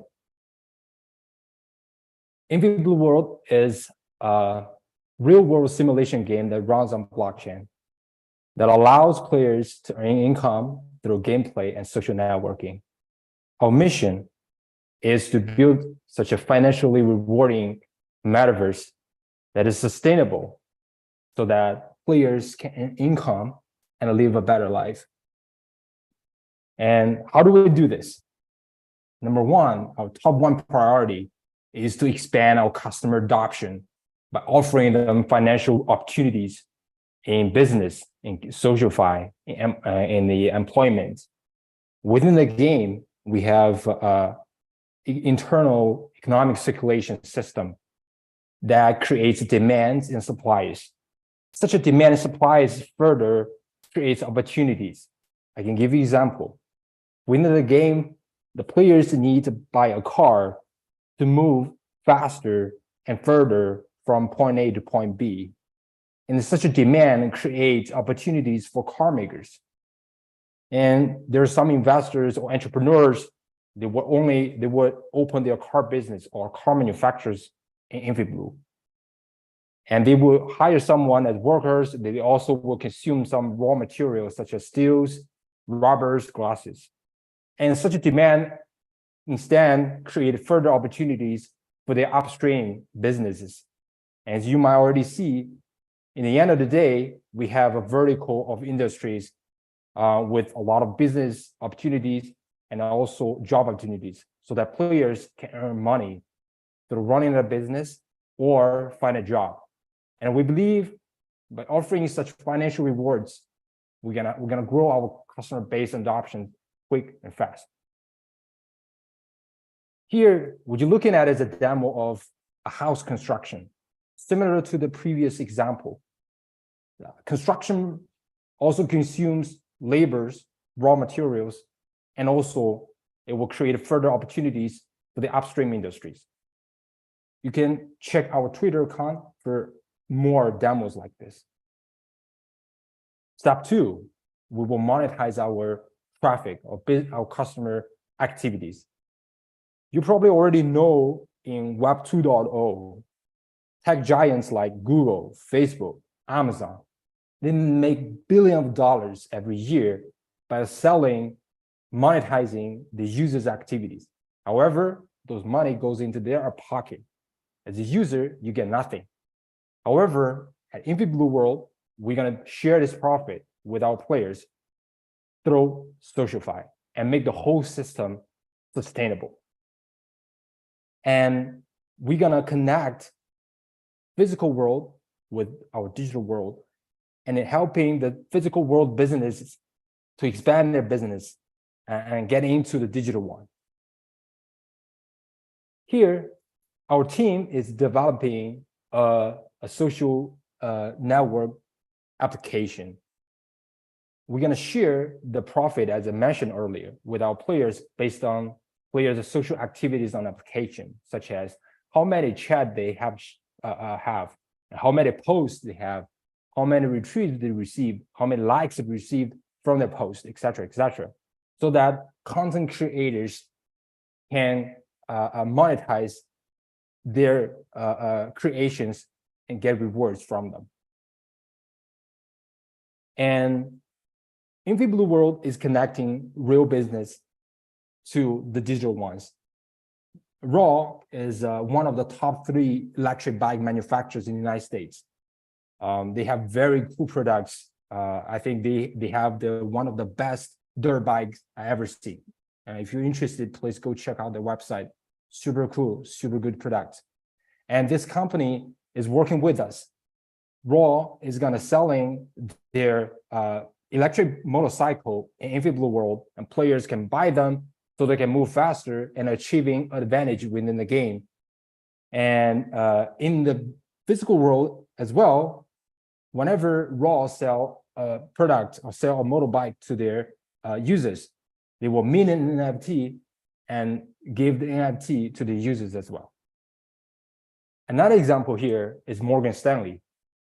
As you already know, Morgan Stanley is one of the top investment banks in the world. They offer assets management, a lot of financial services. And within InfiBlue World, Morgan Stanley helps to manage our in-game coins pool that provides a strong endorsement of our internal currency and guarantee the sustainability and stable of our internal economic circulation. This is how the game works. Our game runs on Google Map, a real map there you can see. Within the map, you can find a lot of properties available to sell, that you can check it and purchase it, and you can choose to get into the 3D version and to further explore the area, the property you purchase, and you can choose to build upon it and run a business afterwards. There are several unique things about us. Number one is InfiBlue World built in-house decentralized data storage network and server network. We have thousands, tens of thousands of node operators who provide data storage capacities and computation power to our network. And with the help of them, the whole system could work. In exchange, the node operators were rewarded with our token. Thanks to this decentralized nature, no one or government can force us to stop and wipe out all the data we have, not even the funding team.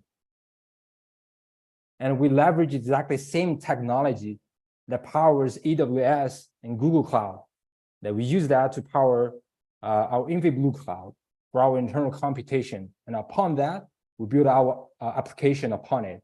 In the future, we're going to open our API and developer kits so that everyone can contribute to this world, can build their application upon it. For example, like you can develop new skins or new style of the characters, and then you can sell your design and your products within InfiBlue World. And we're going to open up the API to everyone. This is a quick overview of our tokenomics, and you might could see that we reserve over 60% of the tokens for our node operators, for data minings, and also for the social rewards for SocialFi. Here is a quick is our roadmap, and right now the team is actively working on our first half of 2023.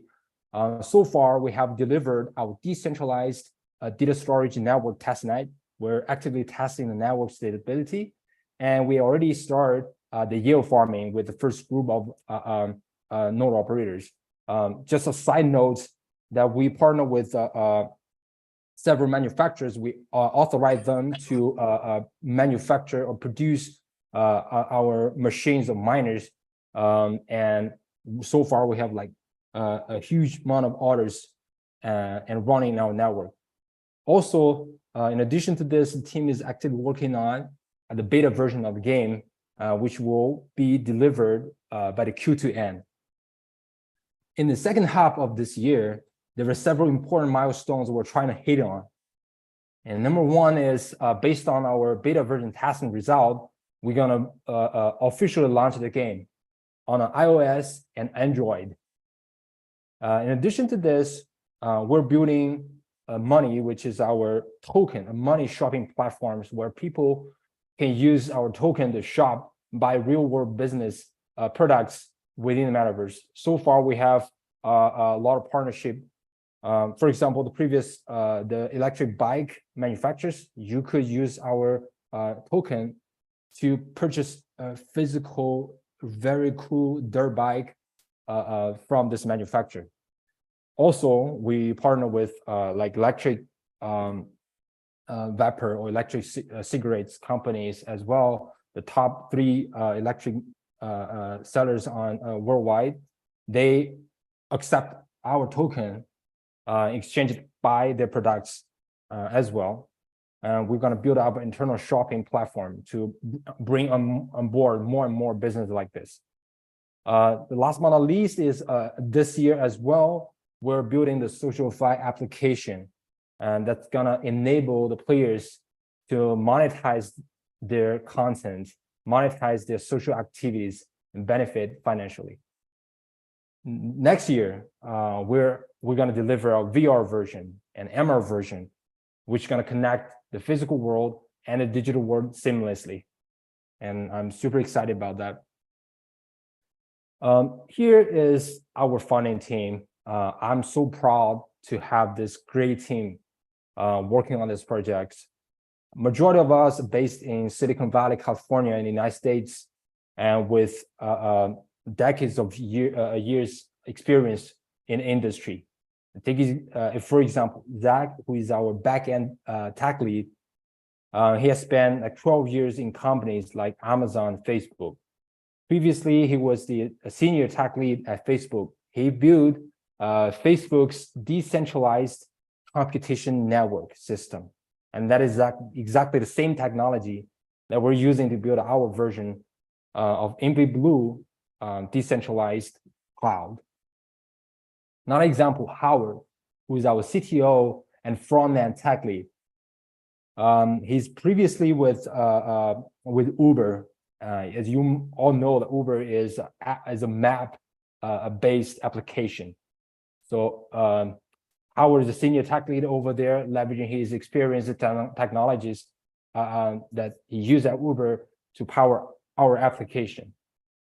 Just thanks to this strong team, I'm super excited to work on this project. We have seen constant deliverings, reliability from this team. So far, we have over 300,000 members in our community. Half of them are English speakers, and we have like people from Indonesia, Persian, Chinese, Asian, and also some Russian as well.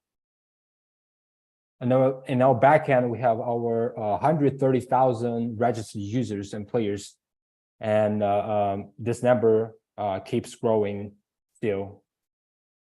And our token, which is on Binance Smart Chain, has over 21,000 holders right now. Here is some example of our NFTs that we created, and what you're looking at here is the Genesis NFT, which, as he says, is the memorial of the genesis of this world. And this 5 set is some of the in-game NFTs.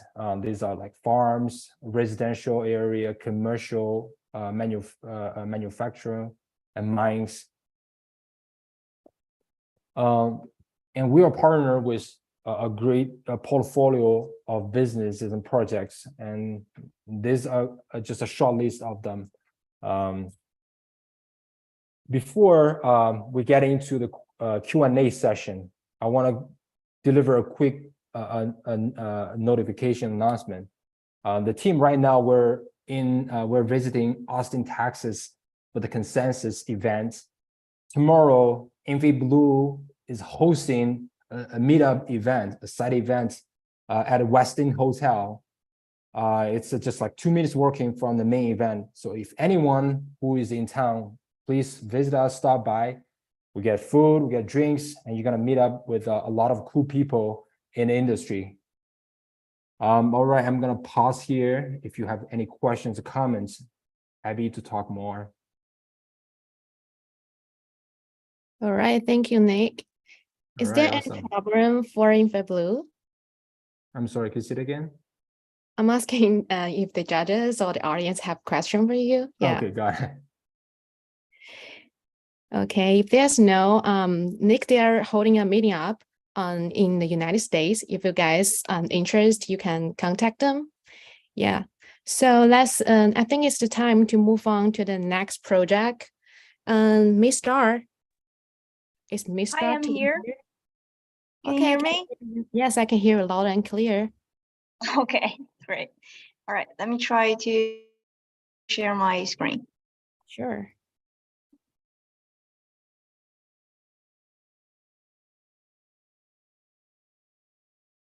All right, can you see my screen? Yes, I can see it. Awesome. All right. Okay, so hello everyone. Thank you for having me. I'm Patty from Uplan Labs. I'm excited to introduce Star here. Okay, yeah. All right, so we are developing a voxel metaverse ecosystem inspired by Minecraft and Roblox, and we're committed to boosting the NFT-fi, GameFi, and creator economy for users and project managers in both Web 2 and the Web 3 spaces. We now have over 72,000 verified users on our website. Our player community on social media platforms has over 124,000 members. Our PFPs and other branded assets have been claimed over 116,000 times. Among our users, over 57,000 users connected their wallets, and about 182 users have more than 1 ETH in their wallets. Over 10,000 users completed triple social connections, including Discord, Twitter, and YouTube. And of course, this number is growing every day. And we have over 100 Web3 partners to collaborate with us, including Polygon Studios and some notable projects and DAOs with large user communities. Our campaign videos have more than 2 million views and over 156,000 likes. So we validate our product step by step with a market-centered roadmap. First, we implemented a mission reward system on our website and provide off-chain cards as free mission rewards to minimize user friction for Web2 players. We designed the mission for the purpose of soulbound verification, such as connecting the Mistar account with their Twitter, Discord, and crypto wallets, which can protect us from the Sybil attack in the future. And we have launched our first NFT collection in March as a reward to the OG builders of our community, as well as market testing. The mint was completed in only 19 minutes with a total gas cost of 10 ETH. These MIA PFPs include 1,655 items with over 1,500 owners, which is the initial paying users we accumulated with no large marketing expenses. To stimulate players, we implemented a credit system with a staking function on our website, allowing holders to earn star coins from staking their MIA PFPs or inviting new users to MiStar. In the future, the star coins can be redeemed for wetlists, props, NFTs, or USDT in specific events.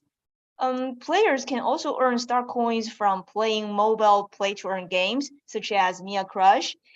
Besides the mobile games, holders will also be able to play the, to apply the Mia PFPs to the MiStar game client as their in-game avatars to participate in multiplayer games. We also offer various spin-offs to vibrant our community and promote Mia IP, such as branded designs and the physical garage kits using 3D printing. With all the above strategies, we condense the common consensus of the Mistar brand and the Mia IP, not only in our own community, but also across communities. And Milo PFPs is based on our first male avatar. Holders can also earn credits from both single player mobile games and multiplayer client games, but Milo holders would enjoy a higher return ratio from NFT staking and the play to earn mechanism.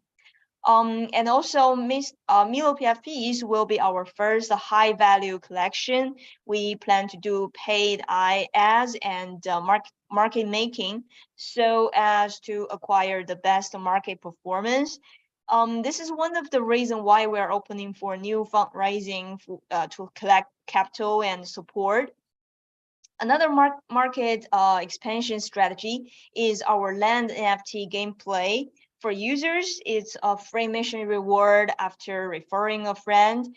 For brands and projects, it's a free exhibit space. In return, we can collect user traffic from their communities. By integrating all the above products into a long-term loyalty program, we eventually draw out this NFT-fi roadmap. Credits can be earned from playing games, staking NFTs, or inviting friends to Mistar. We will also airdrop higher level assets to the holders step by step.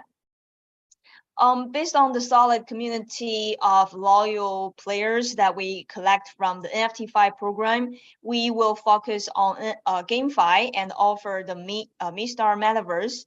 It is official multiplayer game metaverse and will be managed directly by the Mistar team. We will highly emphasize the fan-first principle through popular play-to-earn games, such as lottery ticket, mystery box, PvP games like Pixelmon, or coin mining in the game version. As you must know, developing games requires intensive capital. This is another reason why we are opening for new fundraising at this moment. The utility and the governance token in the Mistar Metaverse is named the Star Token. It will be involved in all the in-game behaviors, such as winner rewards, asset upgrades, and the mining harvest. It will also be involved in non-gaming behaviors, such as governance, voting, and staking. One of the features that make Mistar Metaverse outstanding is a self-developed sandbox game client. Both Web2 and Web3 users can download it and start playing for free. The server is built in the distributed system architecture so that we can increase the server capacity as needed and avoid the lag caused by large numbers of players. The client Alpha 0.9 is now available to download on our website.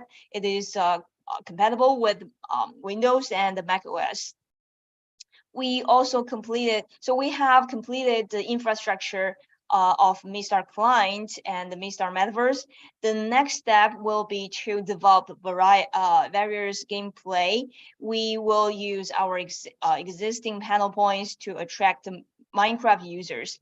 When the time is ripe, we will roll out Vampire Attack on Minecraft players.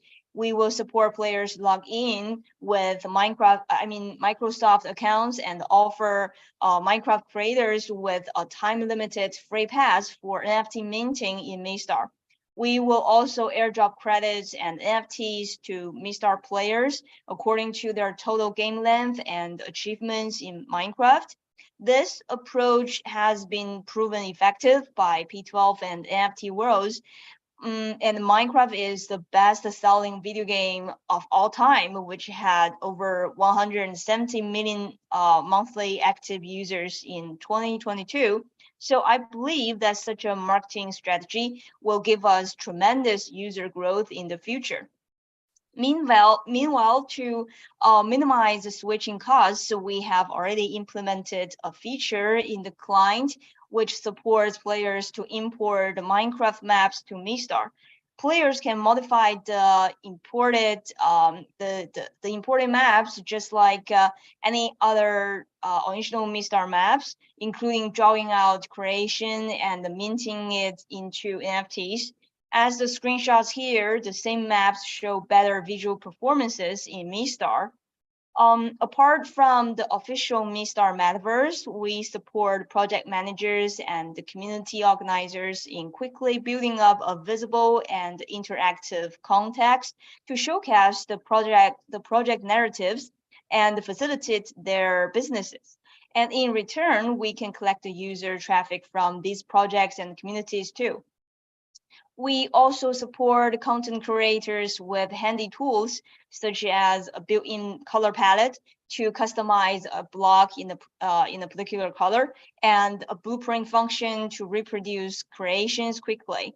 Creators can also mint their blueprints into NFTs and list them on the NFT marketplace. And let's quickly skip something. All right, so the Mistar project was founded by 4 partners. My product partner AB is the former manager of the largest private server of Minecraft in Asia and has been working in the crypto space for 7 years. Jishin is our technology partner and is responsible for game development and tech lead. He used to serve WildLink as the leader of the game engine team. Bob is also our technology partner and is responsible for smart contract and the back end. He's also he has a specialty of outstanding skills in Solidity, anti-cheating, and C++JS algorithms, and he's also a professional esport player. I'm Patty, the globalization partner. I have worked in Beijing, Michigan, Los Angeles, offering consulting services to diplomats, Hollywood artists, and the senior executives of Fortune 500.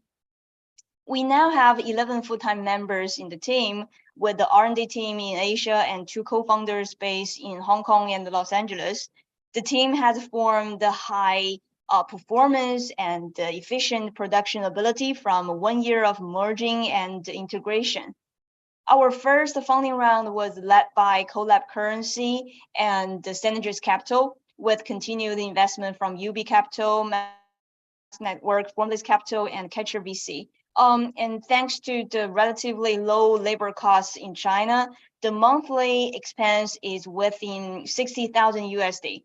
What is remarkable is that we achieved the current market presence with, like 72,000 verified users and over 124,000 community members, with a marketing budget as low as $800 per month.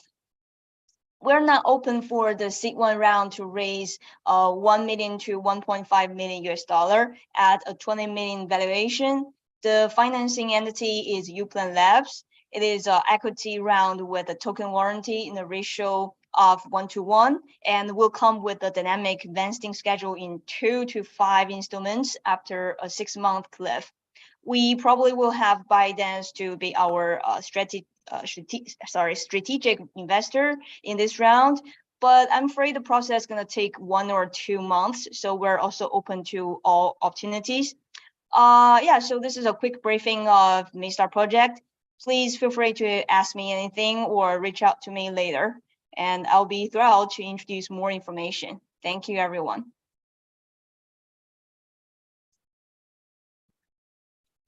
Right, thanks, Mistar, and thanks, Pretty, and being the host. Yes, and also thanks, Aaron, and also any questions from the investors?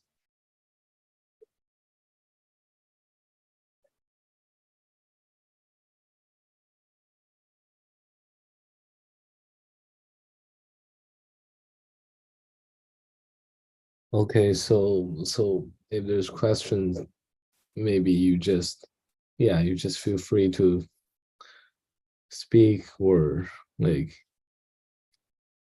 maybe you guys can have some maybe contact information here on the box, and I'm taking the host right now, and also thanks Pretty. Thanks, Patty, And let's have another project. The next project we have Meta Afflux. Are you guys here? Yes, we're here and we'll Yeah. get ready. Yeah, you can just go start. Okay, so I will briefly share my screen. And can you guys see it? Yeah, I can see it. Okay, so I will get started. Hi, this is Victoria, CMO of Afflux. I'm here to introduce our project to you guys. Afflux, following the way of Ashir. Here goes our same song everywhere.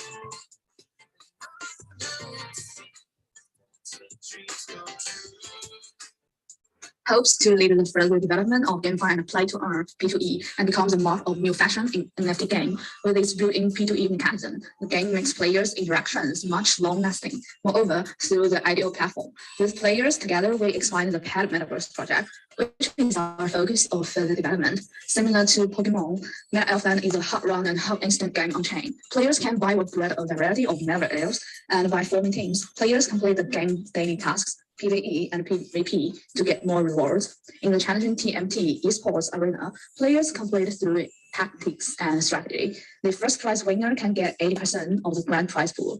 Through this jackpot effect, Afflux continuously attracts more players to join the game. In order to enhance the economic sustainability, Afflux takes various measures specifically addressing the hyperinflation within the NFT and tokens. Due to the interaction between MEL, BNC, and NFT, their market price are the face value of Afflux. Thus, the anti-hyperinflation system is built around these three factors. Thanks to the great efforts and contributions of our professional economic analyst, Iris, she is Northern American accurator, a top scholar in the college entrance examination, graduated from Peking University. We believe that Afflux's economic model will be sustainable in a long way. Microsoft Game Studio will further develop Pet Metaverse game, fragments of time game, staking, ideal platform, clustering system, and NFT leasing. Recently, Afflux has revealed AR features in its development, and it is now exaggeration to say that Afflux is moving in the direction of creating a GameFi industry's common goal. To create an enduring GameFi, Afflux's three key features include AR function, Homeland, and the esports TMT. Plus, our 3D modeling team can integrate the models of different famous avatar NFT IPs into our game, such as Panda Bear, BAYC, Mimic, etc. The esports TMT, the Metaverse Tournament, is a killer app from MetaElf. TMT is similar to the well-known events such as WSOP, TI, Worlds, etc. As the number of participants increases, so does the prize pool. Players consume TMT tickets or pay MetaElf tokens now for entry to the arena. The game starts on time according to the regulations. Players enter TMT arena without carrying their own MetaElf and use the ones provided by TMT in the competition. Once the game starts, players enter the Vanguard pick interface based on the Vanguard pick strategy. Players try to limit the other side lineup. To win the game, players from a lineup with superiority and impose restrictions on the other side. The winners go straight to the next round, and the game is not over until the last player wins the championship in the final round. The winner will receive 80% of the prize pool. It is the initial percentage for the first arena tournament and will be slightly adjusted later. For the left 20%, according to the number of participants, we set a range of rewards, prizes based on the established proportions and given to the players in the range of rewards. According to our planning, small-scale regular events such as 1v1, 3v3, etc. will be held in the future. Team of MetaElf and aims to build not only a Pokemon Go but also the WSP event in the GameFi industry. Let's look forward to the birth of the first moneymaker in the era of the metaverse. Like Moneymaker, 2003 WSOP met even a contestant who won $2.5 million by $30 light dollars. That made him the legend. AR, Homeland, and esports TMT will be the three key factors that make Afflux a success. In the context of the rapid rise and fall of both GameFi and metaverse projects, Afflux still insists on building a large game ecosystem in a robust way and integrate a variety of elements such as fun, art, PvE, etc. into the game. With a solid foundation and continuous growth, Afflux will certainly become an enduring GameFi in the industry. The relevant AR function has already been realized and will be added into the official game function once it is optimized to pass the final test. After the relevant functions, the online players can turn on the AR function in the game and switch to the real sense. Then, according to the direction guide on the screen, you can easily find the meta-elves, which meta-elf with its own character will naturally integrate into the real environment, providing players with real, natural, and more interactive game experiences. As for tokenomics, I think in-game currency, we have built an economy cycle for melt that presents a deflationary model. You can see in the diagram.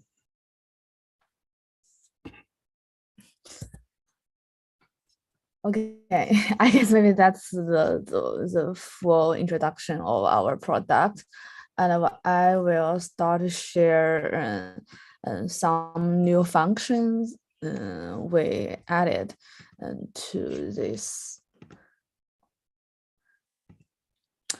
So this is the new version of our business plan, and as you can see, we added the traditional game. We solve the traditional GameFi problems by our mechanism through growth stage to boom stage to recession stage and start stage. And we redesign our ecosystem and our tokenomics. We put like more esports arena and fast PvP in season mod and the pet metaverse metrics into our games. And we also add more like play for interconnection with friends, like and play with non-blockchain players to bring in traditional Web2 clients to our arenas. And this is the basic diagram of our economic cycle. Yes, and these are all the avatars, the deflationary economic logic. And this is the scenarios of our game. It's our revenue sharing model and our roadmap and our award regulation. And the interesting and exciting things is our price distribution adjust with flexibility. Around 10% of the players shall have prizes. And our bonus mechanism design, we will have our daily missions to like active the clients. So the progress bar of the corresponding group will be advanced. When the progress bar reaches 100%, the treasure chest of the group will be rewarded. And this is another scenario of our arena. So players can use the auto hangout function to fight efficiently. And this is the scenarios of our PvE adventure mode. And we even have our evaluation growth rate by like fitting the two pairs together. Through breeding and cultivation by players, the overall ability of an elf will be enhanced to a certain extent. The higher the gene level, the higher the probability of obtaining higher growth rate. So this is also the AI part we bring into our games. It's like two different kinds of pets, and they can like combine together and regenerating into a new kind of form of your pet. So everyone has their own customized pet raised by yourselves. And this is the evolution success. And then you can put it into the arena, which will provide players with a stage of fully display their strengths. And yeah, and they will get points and badges. And this is some scenarios of our design.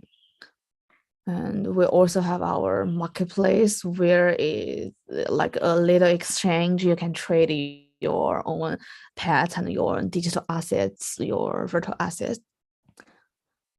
And we will also like develop our DAOs And we're also collaborating with different KOLs communities. And yeah, and our ideal platform is already launched, and we are deploying on Arbitron and ZKS, those layer 2. Yes, and with the development of AI and ChatGPT-4, and we blend AR interaction and DOTOS with smart hardware. And this is our roadmap. We will, like, each user can name their own elves and train themselves to like redesign their own elf presentation personalities. In May, and in July we will the users can subscribe for physical meta elf dolls, and they can log in and register an account with their own code and respond layer to recycle NFT and active the pet. In the late December, users can subscribe for a smart speaker and smartwatches that are authorized access. And these are the timeline of how we develop our Web3 game platform. We already have our MPC wallet, our Fate payment, applicate market, NFT components, trading system, data system, and multi-chain processing. So besides this kind of game, our company is called Metasoft, is upgrades MetaFland corresponding blockchain solution to form a game on-chain and middleware, and the game publisher can realize complex game on-chain operations more safely and quickly. And yeah, this is our interactive smart spirits fed with prompt word.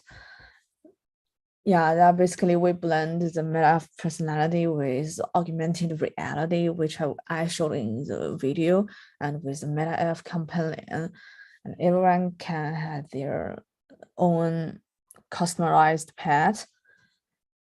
And yet, I think that's all. We said we collaborating with some artificial intelligence technology. And do you guys have any questions? I think that's all my presentation. Thanks. I think any investors who feel interested in this project, and you can just feel free to speak. Yes, because our app has already online after our test. And each of the players' NFT pet is unique. And this kind of in-depth interaction not only increases the engagement of players, but also increase the value of some special NFT spirit in terms of AR. We have already made the prototypes of the Afflux into a physical doll. Yeah, and we firmly believe that the integration of AR and AI implementation of NFT will be the prototype of the future metaverse. And in addition, the Meta Elf integration AI character development will be released soon. Yeah, and besides our play to earn and play for fun mechanism have demand of the GameFi market is generally P2E. Metaland will explain to players how the mechanism works through the game's unique tokenomics. So if you guys are interested for our project, we can like have a chat and we can send you more BP of ours.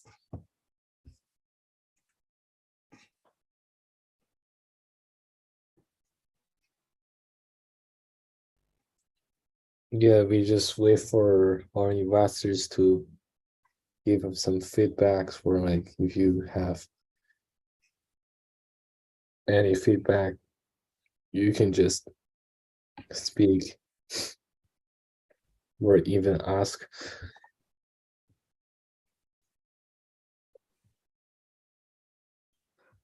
Yes, Okay. and this is our Twitter account interface, and we have so many like collaborations and events is going on, campaigns, even Twitter space, and this is our ranking and during the last 24 hours. And yeah, and we will host Twitter space every Wednesday to talking about some hot topics in crypto market. And that's basically our operation situation. And we collaborating with different communities and projects, even protocols. So I think that's basically our situation right now.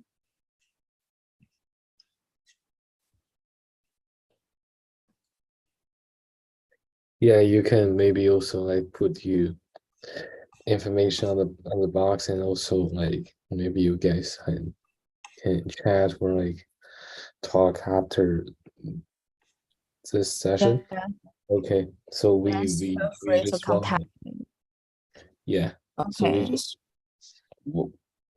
want us to go for next project, and thanks for coming. And we can have MoveX. MoveX, you guys here? Yeah, MoveX team actually is over here. Can you hear me? Yeah. Okay, so good morning, good afternoon, and good evening to all the audience. Okay, so we are very proud to present our MoveX projects, okay, which stands for Most User-Friendly Exchange. So yeah, so I'm the CMO currently speaking from Singapore. Okay, together with me, actually, we have our Chief Product Manager, Raphael, in the chat. Okay, so actually, I believe I watched this demo day since my morning, Singapore morning. So I believe we are the very first crypto exchange projects. So actually, this team is very special. We are in the crypto exchange industry for more than 4 years. So because of the FTX instance last year, okay, so maybe 20 of us, we share one vision. Okay, we should use technology to address the trust issue. Okay, users, they should always keep their key. Users should always keep their assets while they are doing the crypto trading. So that's why in the early of this year, actually, we choose to quit our previous company and come to build this decentralized exchange. So our vision actually is over here. It's a decentralized perpetual exchange built for every trader. Because we know actually there are many traders in the group. There are new traders coming into the market. There are professional traders in the market as well. Okay, how can we build a single exchange for all the traders? Okay, we have to make the user experience very good. Okay, user have to register their account very easily. For the users who cannot memorize their private key, okay, we should throw the private key away, use some other technology to solve the problem. Okay, for the professional traders, we have to ensure we give the low spread. We have to provide all the trading, high frequency trading APIs to our trader. Then we come with this MoveX exchange. So different from other exchange. So this is what we are going to deliver in a different way. Okay, so we are a professional exchange, as I mentioned. We are able to provide maybe not only crypto pairs, we are also able to provide forex pairs and other index trading on our platform. Okay, so we are able to provide all the other types for the professional traders to use. Okay, different from maybe DY, DX, and the GMX, those traditional decentralized exchange, which you have to always connect to your own wallet. MoveX allow you to register using your email accounts, social accounts, and we are creating a smart contract wallet for you. Okay, so you can you host the key with you, and you can always recover your account through your email and social account instead of using the private key.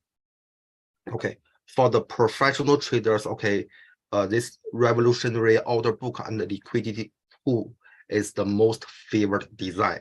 Okay, so we are able to introduce up to 150 leverage by introducing this combination of this combination of order book and the liquidity design. Okay, we know maybe for majority of the decentralized exchange, because of the latency in the Oracle price and the liquidity pool problem, they are only able to provide up to 50 times leverage, but we can provide 150. Okay, professional traders also look for stable and high performance trading platforms. Okay, we have experience building exchanges for 4 years. Currently actually our matching engine can do up to 100,000 matchings per second, which is much sufficient for crypto professional traders in the extreme market condition. Okay, come to our right. Okay, if we know maybe BitGuide, okay, KuCoin, this and Binance, BitGuide, this kind of crypto exchange, actually we all know using affiliate to push and to serve the customers is very important and critical in the current marketing setup. So MoveX has the most advanced affiliate system. Okay, later we are going to share more information on that. Okay, on top of the affiliate system, we are incorporating AIGC. Okay, so to produce lots of customizable content to the affiliates. It saves time and improves the quality, and also lowers the barrier for new affiliates to help to push MoveX product to the market. Okay, another to highlight about MoveX actually is MoveX is always very safe and trust. We have a track record of maintaining a top tier exchange for 4 years without any downtime and security instance. And for MoveX, it's also a very trusted platform because actually it's decentralized. All the transactions are verifiable on blockchains, which is powered by ZK protocol. We are still working on our dual token model. One is the liquidity pool token. The other one actually is our governing token. More information will be shared in May, which is coming month. Okay, so people, because actually I believe in the morning I saw lots of familiar faces in our audience list, so they are from BCs. Okay, so people question us why we are so confident about building another next generation exchange, because actually our team is special. We are very strong. So the core team actually all have more than 4 years experience in centralized exchange, and we are all from the top tier perpetual exchange. Okay, so many of us actually are from Bybit and Binance.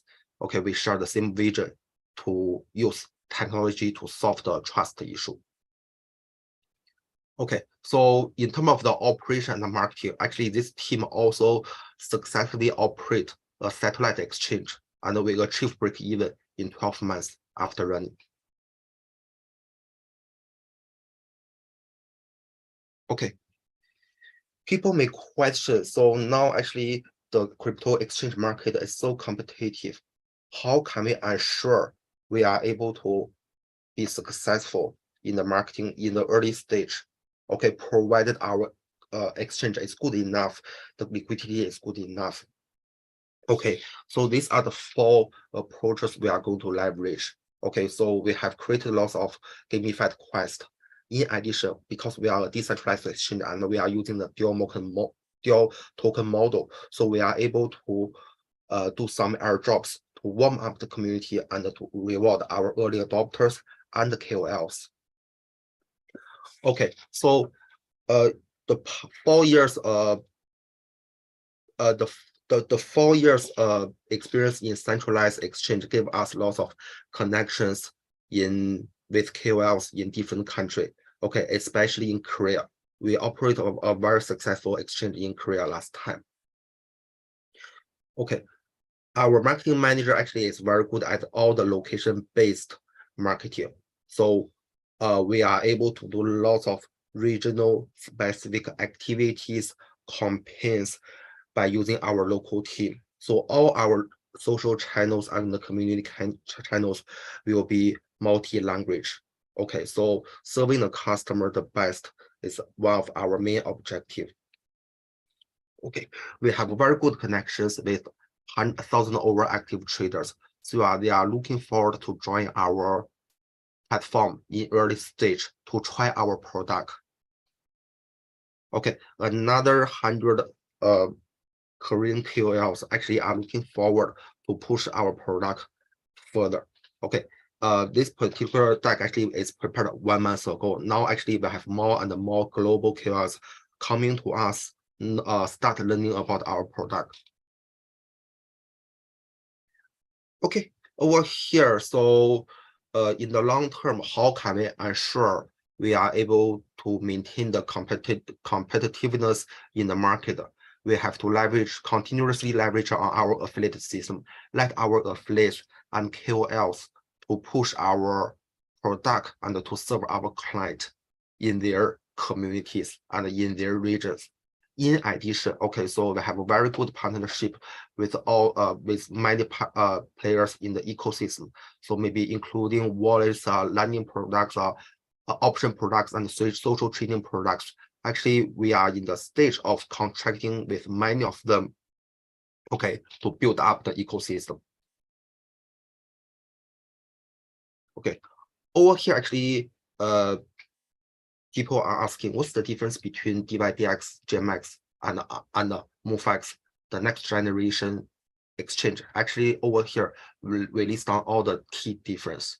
So I just maybe emphasize on a couple of them. So maybe DYDX is still based on order book, and they are moving to the version 4. Whether it can be successful or not, actually the community has doubts. Okay, GMX actually is only using the liquidity pool model, and we know actually LP providers will make some loss in the extreme market. Okay, while our order book and the liquidity pool design solve the problem of both tools. Okay, so instead of introducing zero spread by GMX, actually we want to rebalance the stakeholders in the trading market. We introduce a low spread. Okay, because no spread, which means LP providers will make some loss in the tradings. Okay, maybe I focus on another thing. Okay, so we know all the decks actually they are leveraged on community support, which is not good. But we know actually why they are doing so is because their team is still small. People lack the experience of using centralized exchange. So MoveX, actually we are providing 24/7 multi-language customer support to our customer, from educational content to problem solving. Okay, for professional traders, we can see MoveX will be the very first one who provide high frequency trading API. GMX until today, they never support such API. DYDX can only provide trading APIs with limited speed. Okay, let me proceed to the next one. So over here, I'm proud to maybe share our product roadmap. So we only start early this year, but we move very fast. Okay, so for the first round, actually, we do the fundraising within the team. Okay, so at that time, actually, the valuation is about 15 million. We have successfully raised 1.5 million, okay, which is sufficient for 1 year if we don't do marketing. Okay, now actually we are at April already. We have released our closed beta to professional traders, to selected professional traders, to security engineers, and to selected VCs. So those invited users actually they can join and try our products. So in May, actually, we are going to launch our testnet to all the users, and we are going to publish our white paper and the tokenomics. Okay, so with the strong technical team, actually, we never see any problem in terms of the implementation. So the second half of the year, actually, the team will focusing on more trading tools and to launch the product in more blockchains and to start marketing. So in Q3 and Q4, actually, we can see we are going to maybe, actually, it's a EVM compatible contract. So we are able to, theoretically, we are able to launch in many blockchains. We are still in the contractual negotiation with all the blockchains. So people will see, okay, all the copy trading, index trading, commodity trading, stock trading will be made available on the exchange. Okay, so near the end of this year, actually, we are going to start aggressive marketing campaigns, which including world trading competitions and aggressive partnership with all the possible partners in the ecosystem. Okay, here actually we are very proud to showcase our team members. Okay, so you can see lots of us actually are from the top tier perpetual exchange. So all of us, we have more than 4 years experience in building exchanges. So actually I'm the one on the top left. Before joining Bybit, actually I hated Binance Card and Binance Pay. Okay, so from 0 to 1. Okay, you can also see our chief trading actually have almost 20 years in building trading products. And our security engineer actually, I think is reaching his 50 already. So his whole career actually is on security, securities. Okay, on the top right, actually, our marketing actually is led by the first founding member of Bybit business department, for business development team. So himself and his team actually has lots of KOLs who can help us to push our product to all the English community in early stage. Okay, our founder and CEO, which is most important actually, is the ex-Bybit VP Singapore CTO as well, who is the early members in Didi and Baidu. Okay, in around 2010 or earlier than 2010. Okay, as we mentioned, so we have completed the franchise family round in last year. Okay, or early this year. So now actually we are working on the seed round. Our current valuation is about 14 million, and we are aiming to raise 4 million. With 10% equity. So over here actually are all the partnerships we have run into contracts. So there are many other partners we are in the contractual stage. Okay, I will skip the technical implementation part.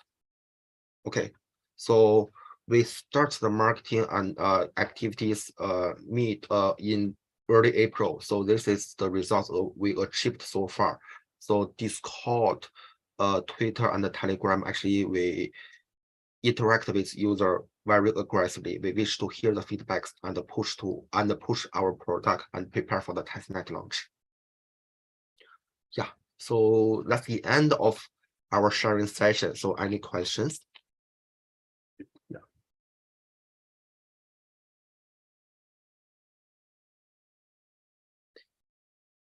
Yeah, so any questions? Yeah, host, if we I never type myself. If I have additional time, actually I can maybe have another 2 minutes to demonstrate the product. Yeah, you can, yeah. Sure, okay.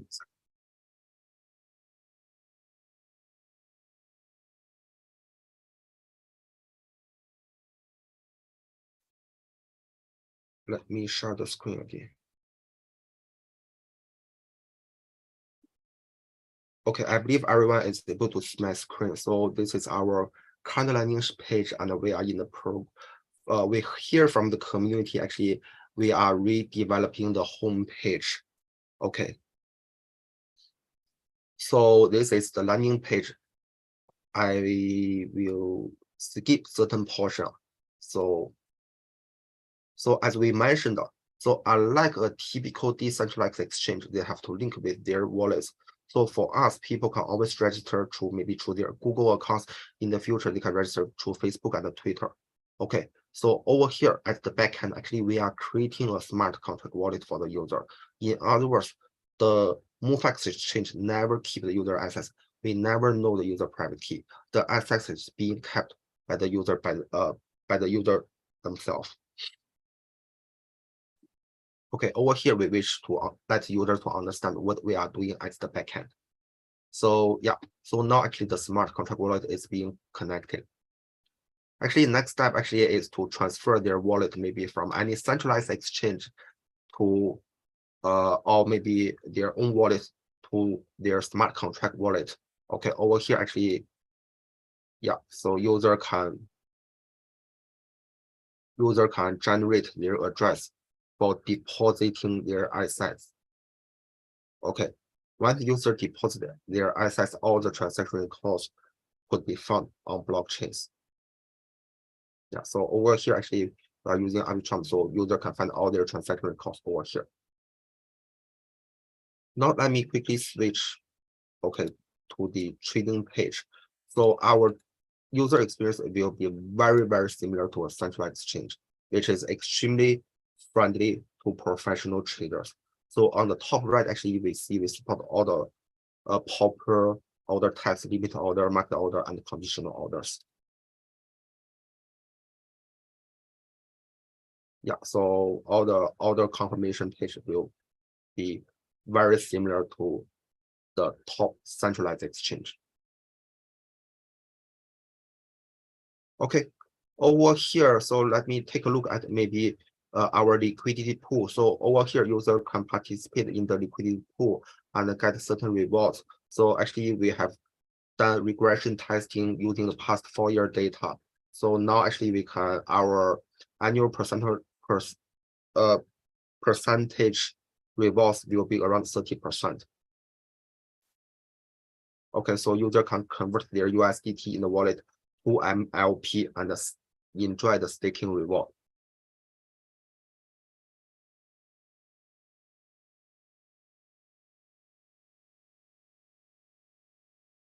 Okay, so yeah, so that's the end of our sharing session.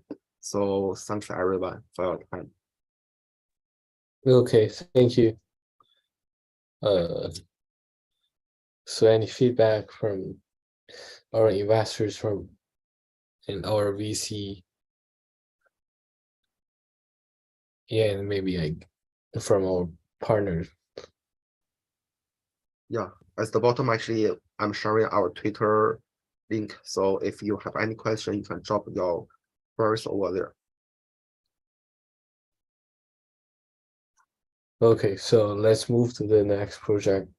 And thanks for coming. Let's have Secure. Yeah. Yes, secure. I'll share my screen now, if that's okay. Yeah. Okay, can you hear me?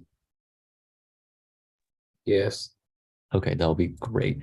Can anybody see my PowerPoint or? Yeah, exactly. Okay, that'll be great. Okay, I'll start now, I guess. So good morning for everybody who's in Asia, and good afternoon or good evening for everybody who's on the West Coast. And maybe, oh my God, for everybody who's at Consensus with me at Austin, Texas. It's 1 a.m. here, but I'm very glad to talk to you guys about our product. So basically, my name is Derek. I am the Chief Business Officer of Secure, and we are a blockchain security company that basically we're majored in on-chain data security and on-chain data monitor. So let's cut to the chase. But before we dive into the product, I would like to talk about something about the ongoing situation, because who doesn't love watching Biden, right? So before that, on 2022, the United States published a national security memorandum promoting the quantum computing. And also MasterCard and Visa has been utilizing a sort of a technology called anomaly detection, which is something that we're using, but we're taking a top notch. We're taking a notch up and we're trying to use in Web3 space. So what we're doing, I like to cite something from Y Combinator, as saying that new technologies, once practically impossible, are becoming very real. So what we're doing is really the fully homomorphic encryption, lattice-based cryptography, and artificial intelligence, which have been something has been standardized in summer 2022. And now we're moving on to something about the team background. All right, I like to put it in the first. These are our two co-founders. One of them, who's been the core member, is Dr. Liu, who is the Caltech PhD. He's right now doing a postdoc at U Chicago in an affiliation with IBM. He's our CTO and our CEO, who's having an enormous background from VC and startups. is currently doing in master at U Chicago. Our team is considered 80% PhDs. You can see everybody who's almost a CHPhD at U Chicago. We also had a few counselors who are professors from top institutions. And as you probably can see, I am the one with the lowest form of degree over here. But that's okay. All right, that has nothing to do with my company. Let's dive into something about the product. All right.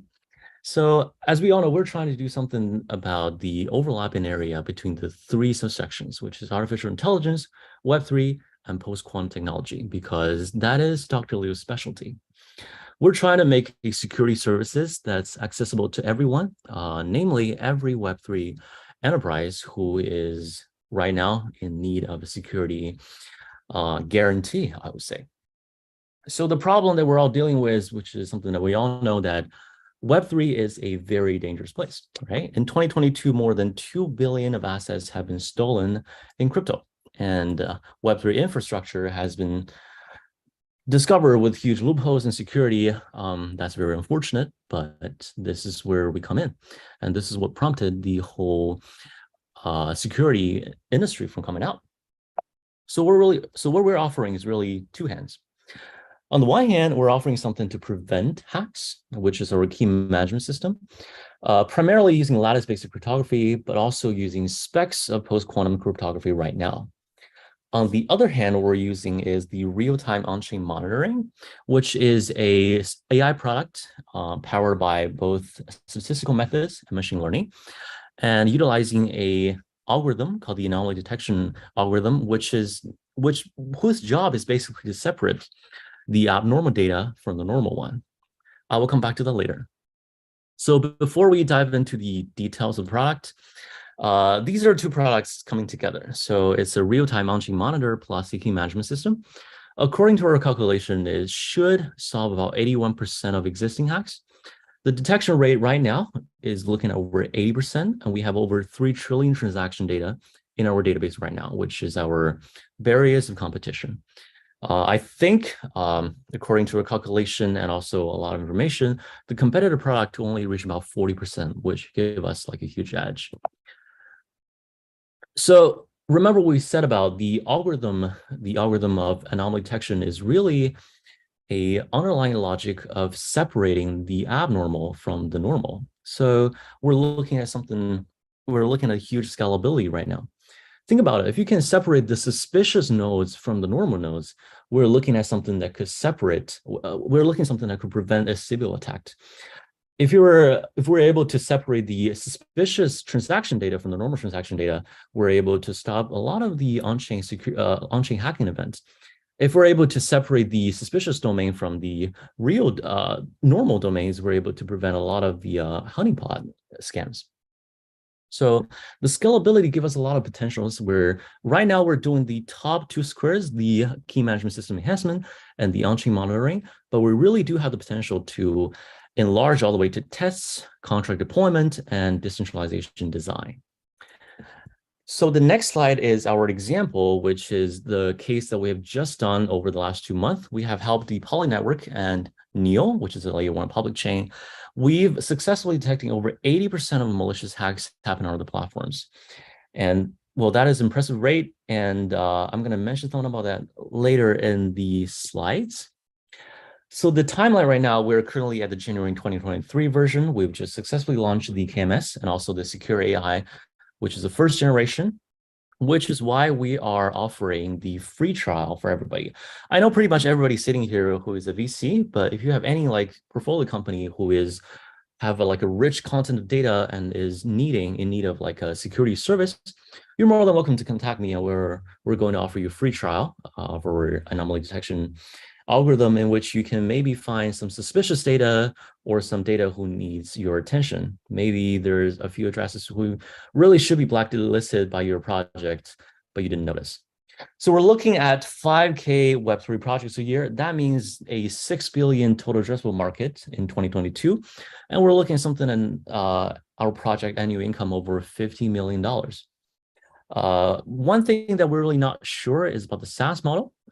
This is something that we haven't totally decided yet because obviously it's a bearish market and we do not expect that high of a payment willingness from our clients. But this is something that we can decide maybe later.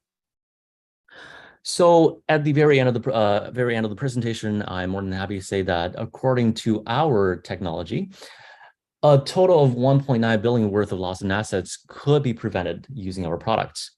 And if you remember the Caltech PhD, his contact is down below, which is Telegram at Dr. Junyu Liu. If you want to contact him, you should just shoot a message on Telegram.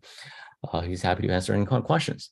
Or there's a much more direct method. If you have any colleagues or if you're personally at Consensus, you're more than welcome to find me as well. Also shoot like Dr. Junyu Liu a message and tell him, hey, I want to meet you. I want to meet Derek tomorrow and I'll be there.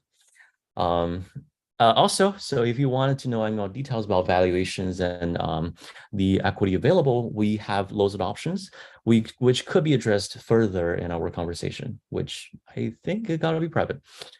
So I'm more than happy. I have about 2 minutes left. I'm more than happy to address any kind of questions left. If you have any sort of questions or maybe comments or maybe, saying goodnight to me, I'm more than happy to receive any one of them. All right. Thank you so much.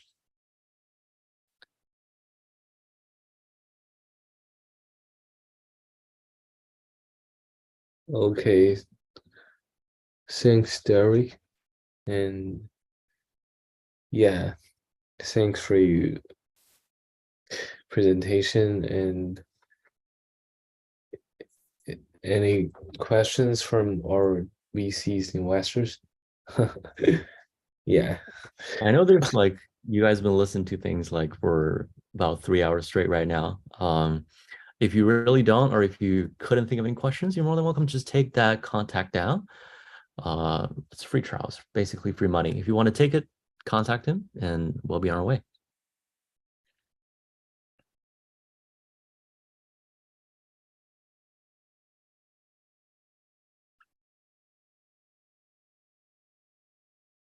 Yeah, maybe you can just put your contact on the chat box and sure, yeah, we'll do that. Early after the session, there's many VCs who feel interested in, because during the presentation it cannot be shy.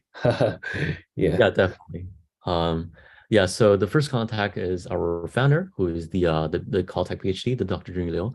The second one is my personal Telegram. If you wanted to text me personally, do that, please. I'm more than happy to receive any kind of feedback. Also, if you really want as I mentioned, if you want one of your portfolio companies who is reaching, they have rich content data, tell them to use our product. And all we have to do is run it through the algorithm and give you a bunch of feedback about which transaction data you should really pay attention to, and which some of them are on the verge of hacking. Yes, we are. I am running out of time. So yeah, thank you so much. Thank you, Afflux, for having me, and have a good rest of your day. Yeah, thank you. And we will have our next project. We have GALI, GAA.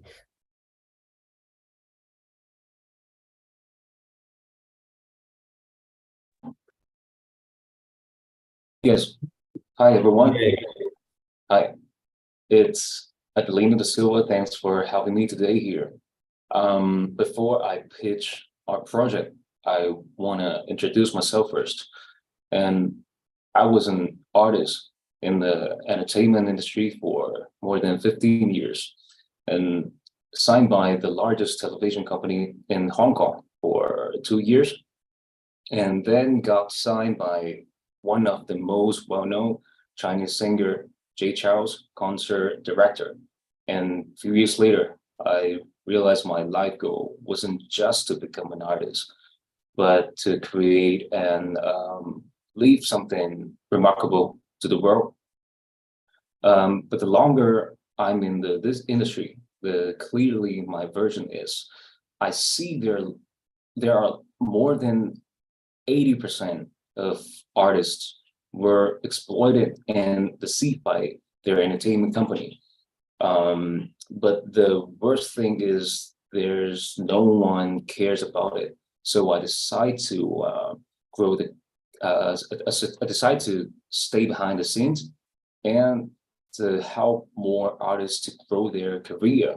So I started up to, but before the Web3, before I'm in Web3 industry, I started to run my own entertainment company in Taiwan, Macau, and Shanghai, working with more than 10,000 artists and companies such as Universal Music, Warner Music, and Cube Entertainment, etc. And now Web3 time has come, so everyone can be an artist and create remarkable work. I think this is the perfect time to fight for personal right and benefits it of the global artists. That's the original concept of why I founded GAR.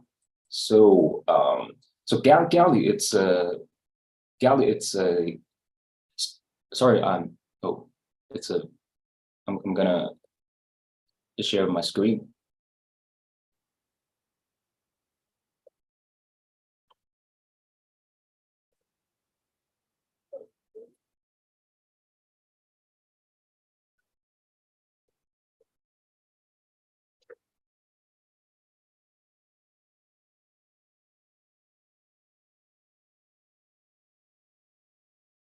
Okay. Can everyone see it?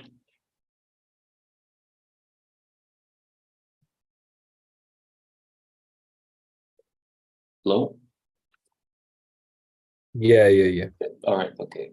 So our company is called GAR, and our vision is to become the most eco-friendly and sustainable blockchain-based organization in the 21st century.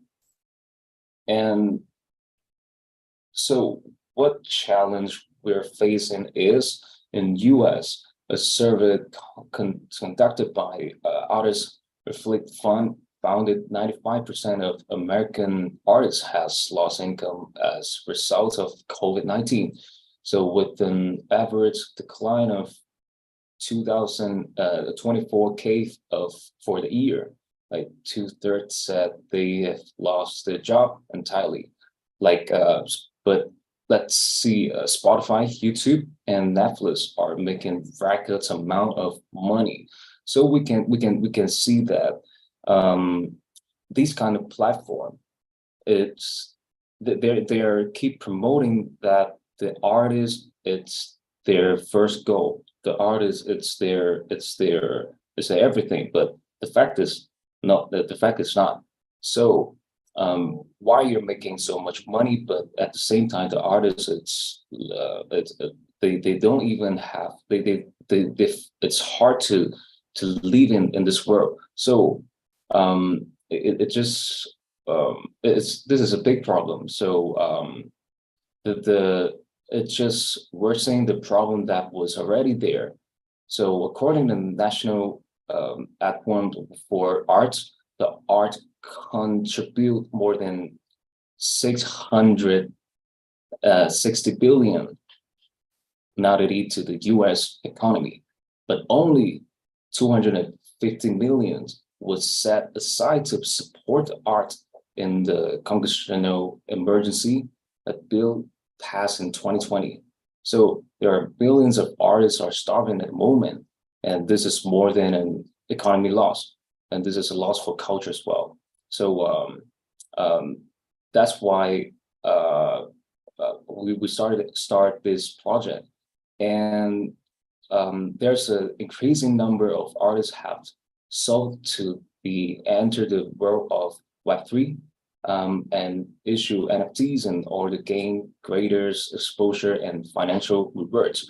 So NFT proves a mean of establishing and uniqueness and ownership of assets. So we know about a lot of benefit of NFT, but there's how many creators still face high barrier to ensuring NFTs as a lack of understanding of blockchain technology and cryptocurrency, high technology costs, and complex setup requirements on various platforms, hitting the transition from Web 2 to Web 3. and they are also face the largest problem, ignorant of self-marketing. So here's our solution to address the hunger that artists face when releasing NFT. We create an AI social buy platform, and it's called Galley. So Galley offers a low threshold solution for creating and selling NFT. The platform provides a method to directly convert users' posts in NFTs, greatly reducing technology barriers and issue NFTs. So users do not need to have an understanding of blockchain technology or cryptocurrency to create and publish their artwork on the platform. So and Galley platform boosts a zero platform fee and zero royalty feature, making it easier to artists to earn more economics return through NFT sales. But then, because Galley, it's a more than just a social buy platform. It's more than an NFT platform. It's more than a content it's more than content platform. So it's combined with AI. But then where's the AI? So we have another solution for all these artists, because like I said before, they don't know how to promote themselves. It's hard to for them. It's hard to require a crew, a team, a marketing team, or operation team for them to promote themselves. So we have an AI artist management. So it's an AI system set to revolutionize the global artist manager industry. So we call it GBUD. GBUD is a system that includes AIGC and IVA to assess artists in the professional development and content creation. So artists do not have to worry about the lack of marketing team, as each AI agent formulates the best operation strategy according to visitor real-time traffic. So including development, business strategy, creative experience, and business negotiation, high intelligence, better actual effect, lower creation costs. So GBUD do not deceive artists, do not sign an equivalent contract, and protect artists' commercial interests. So this is what GBUD and this is what Galley is. So it's about UGC to AIGC. So it's like a revolution. But today I'm not gonna talk about this. So overview of GBUD technology. First, this is our first version of our GBUD. So like I said, Galley, it's a platform. So everyone can just Galley, it's more like a Twitter plus OpenSea and a ChatGPT, sorry. And you can just simply by testing content and posting your pictures or your artwork on Galley, and then you click a post, then everyone can buy your post as an NFT. But with GBUD, you can create more than you can create a better artwork or create a better content on Galley. So this is our overview of GBUD technology. So deep learning technicals. This is the first version of our GBUD. So so our GBUD is like a baby. You have to it takes time to grow, and you have it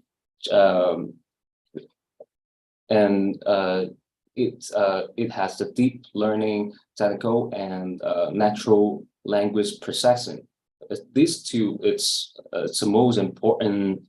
I can say it's a main. It's a main. It's the main thing of GBUD, but with the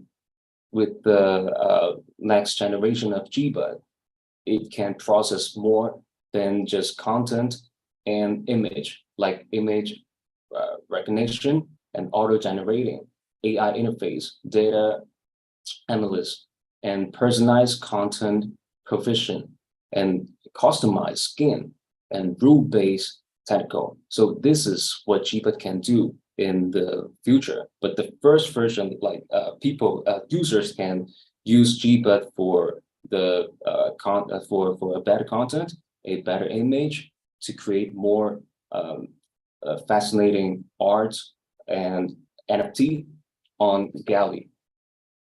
So our mission is that there are no artists in the world who cannot earn a living. And our vision is to become the most influential metaverse super application in the world by gathering people together to reach their dream and unleash their potential by fusing innovation and creativity to create a world where virtual and reality have the seamless integrity. So enabling a world where everyone is an artist. So by the year 2030, we aim to make Galley the largest artist community in the world, with over 1 billion active artists, access 10 million artists to successfully sell NFT on Galley, and contribute to the development of the global creative and art industry.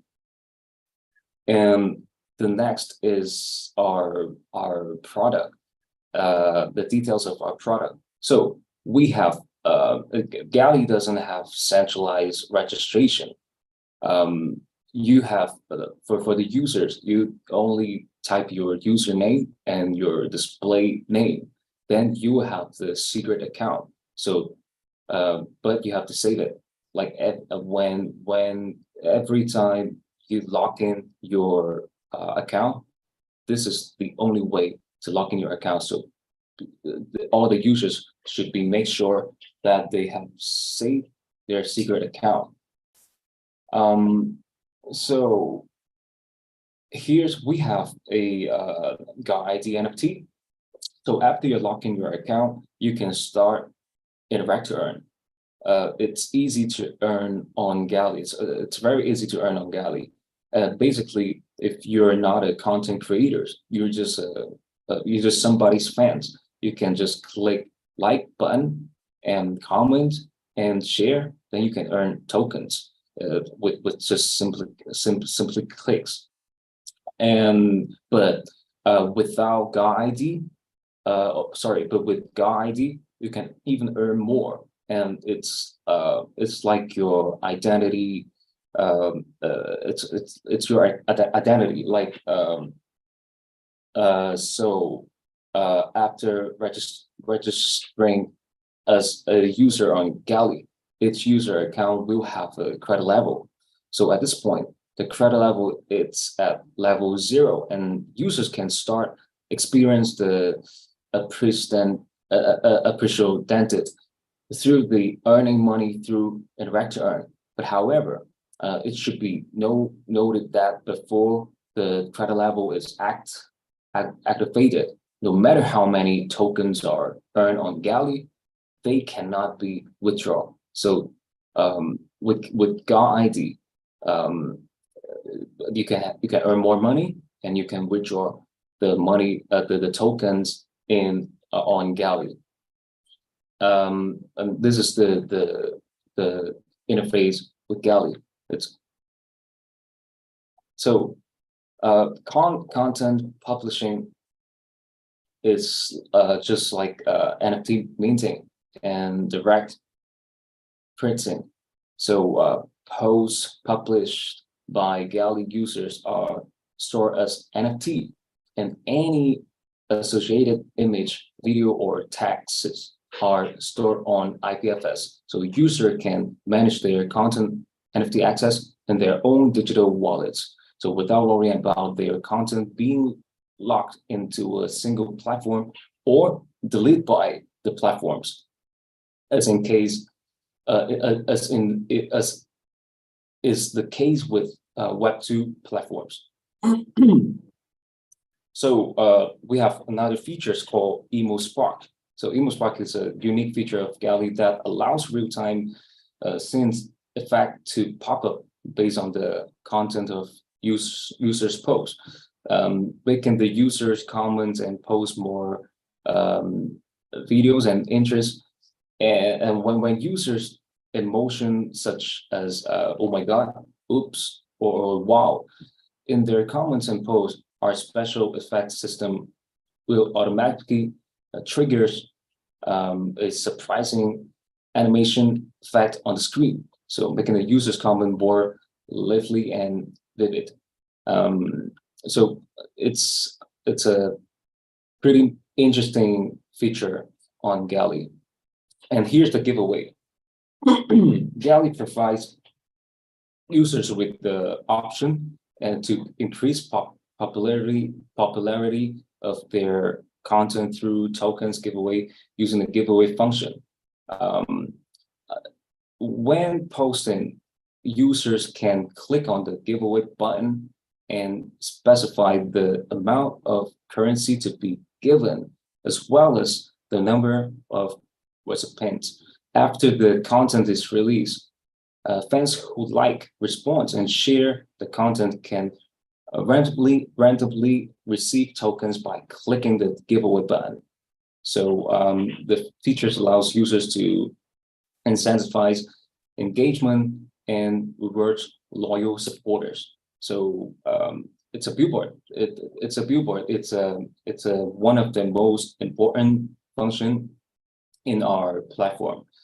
It's a AD economy is it's important economy model that sustain the revenue of creator and platforms. So billboard is a new decentralized digital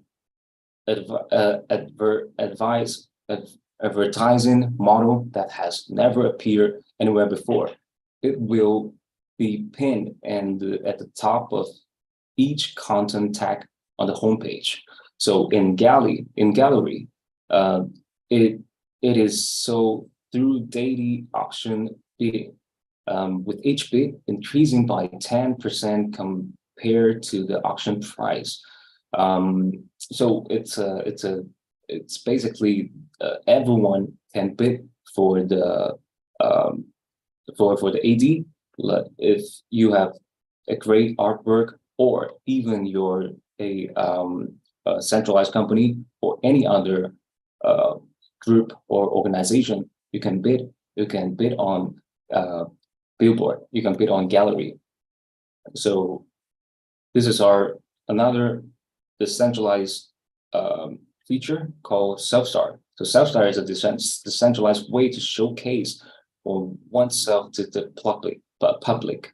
The self-nomination slots are limited to 20 and needs to be snapped up. The users can successfully snatch the self-star will showcase and her or his profile picture.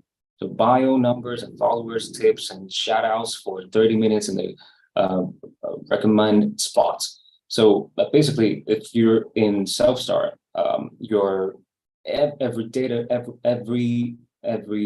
data of yourself will show up. So everybody can just click into self-star and get to know you.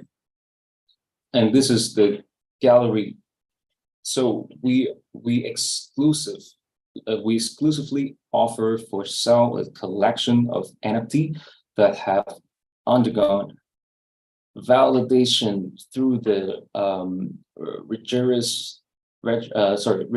rigorous community review process conducted by Galley.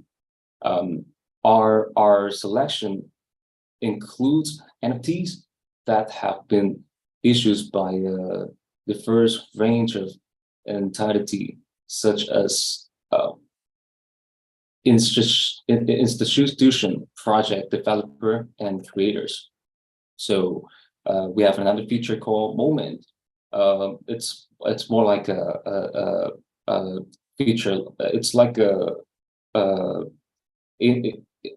story on Instagram. It's almost the same feature, but Moment is a function that release time limit content to creators. So each piece of content will be displayed for 24 hours. It is a function that allows fans to get closer to creators and deepen their understanding and generate more common topics. So so we have, besides like and comment and share, we have dislike, and you can use your voice on the comment. So and then we have two charts. One is shadow chart and the other one is best word chart. So each chart we have high amount of tokens to revert all of these great creators and great art and all these great artists. So so before you get into Gallery, you have to one of the best ways is to buy a GA ID, but we have another limited NFT as well. It's called the Awakened GA NFT. So as you can see, there's 10 different characters here. So it's based on a fascinating story. We have a video on our website. I'll show the website down below the chat bar later. So yeah, it's limited. It's the Awakened GA NFT will be releasing 10,000 tokens, each with the price of 0.08 ETH.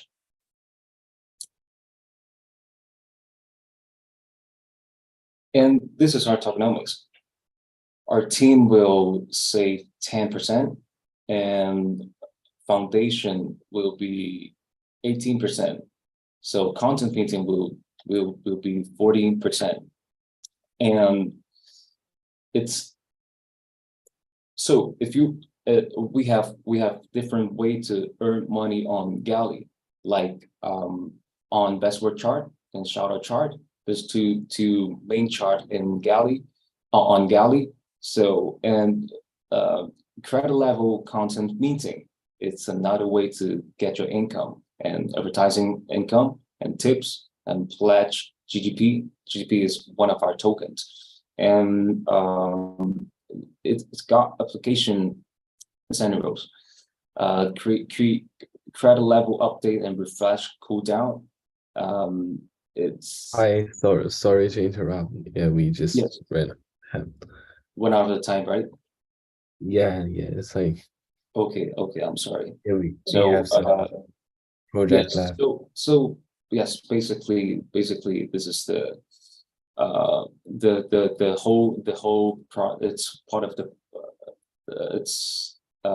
yes, it's part of the project, and it's and Galley, it's almost we will release in the summer. So I just leave the link on the chat bar, and everyone can just click inside. Sorry with my English, it's pretty it's not that good, and hopefully we can check in another way. Thank you so much, everyone. Have a nice day. Thank you. And yeah, maybe you can just put a contact on the box, and after the session we will like have you guys to make the connections, and we can go for the next project. We will have the layer 2 labs. Are you guys here? Yeah, I'm here. Just gonna share my screen with you. Yeah, sorry for this Oh no, it's no problem at all.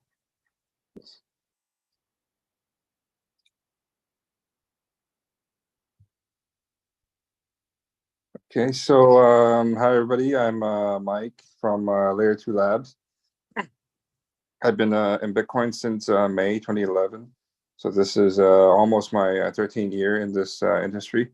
I was the founder of the world's first university Bitcoin association back in 2013 in Canada at my university. And I started the first Canadian, Western Canadian consultancy for crypto in 2014. And we also set up the world's first Bitcoin donation fund at the university level in 2014, as well as setting up a trio of Bitcoin ATM across our 3 campuses in 2015. Also getting the school to accept Bitcoin for payment of books, for food, for parking. In 2017, I became executive for a Chinese state-owned enterprise that was doing blockchain research. And I've been working as an advisor for Hong Kong and Shenzhen Web3 company focused on IPFS since 2021. And in Q4 of last year, I invested in Layer 2 Labs as one of its angel investors, along with 9 other angel investors, some of which are very OG, even more OG than myself, including Owen Gundon, who was a Bitcoin trader in 2010 on Wall Street. He worked in Jane Street, the same firm that Sam Bankman-Fried from FTX used to work at. And back in those days, like Mt. Gox in 2011, they couldn't really have a market without Owen Gundon. He was that big. So we're a very OG team. And, Layer 2 Labs, our vision is to bring sidechain to Bitcoin. So our founder and CEO, Paul Stortz, he was also started off his foray in Bitcoin in 2011. He's a polyglot. He went to university early. He got three bachelor degrees, as well as 2 master degrees, including an MBA from Yale University. He worked 4 years in the economics department as a statistician at Yale University, also as a programmer. So not only does he know, just a lot about everything, he's also a programmer, and he's amongst the top in terms of the Bitcoin development space in the industry. So his circle of friends, include people like Peter Todd, include people like Adam Back, who are seminal to the crypto industry. And what we want to do is bring set up upgrade known as DriveChain to Bitcoin. What DriveChain will enable is the ability to create side chains on Bitcoin, and through side chains, you can do whatever you want in the side chain. They're essentially your own blockchain. It will give Bitcoin unlimited functionality, versatility, scalability. So let's go down the list. Maybe, best to describe, what is the problem now with Bitcoin? Bitcoin hash rate, it's still at a stage where it's increasing, but for most Bitcoin miner, life is really, really difficult. Bitcoin, the block reward gets halved every 4 years. The amount of transaction fees that are in Bitcoin is very, very low, because most people are preferring to transfer USDT or other crypto, where the fees are even cheaper. And also every 4 years, the bull market is not really returning the same insane return it used to. The last bull market was, 3.5 times, something like that. The one previous was 20 times. The one previous to that was 50 times. But every 4 years, the returns are not as good as before. With the declining block reward, life is getting pretty hard for Bitcoin miners. And at a certain point, maybe in about 2 more halvings in about 10 years, you have a situation where a 51% attack might be viable on Bitcoin at that time, because not only is the hash rate not increasing, some of the miners might actually end up dropping out of Bitcoin mining in total, and the ones that remain are not upgrading their machines. So the way we're looking to counteract this is using our tech DriveChain, which again was developed and invented by Paul Stortz. He's been developing this technology since 2013. He already finished development in 2017 and received the Bitcoin Improvement Proposal number 300 and 301 back in 2018. Best to think of, it allows for sidechain to be developed on top of Bitcoin.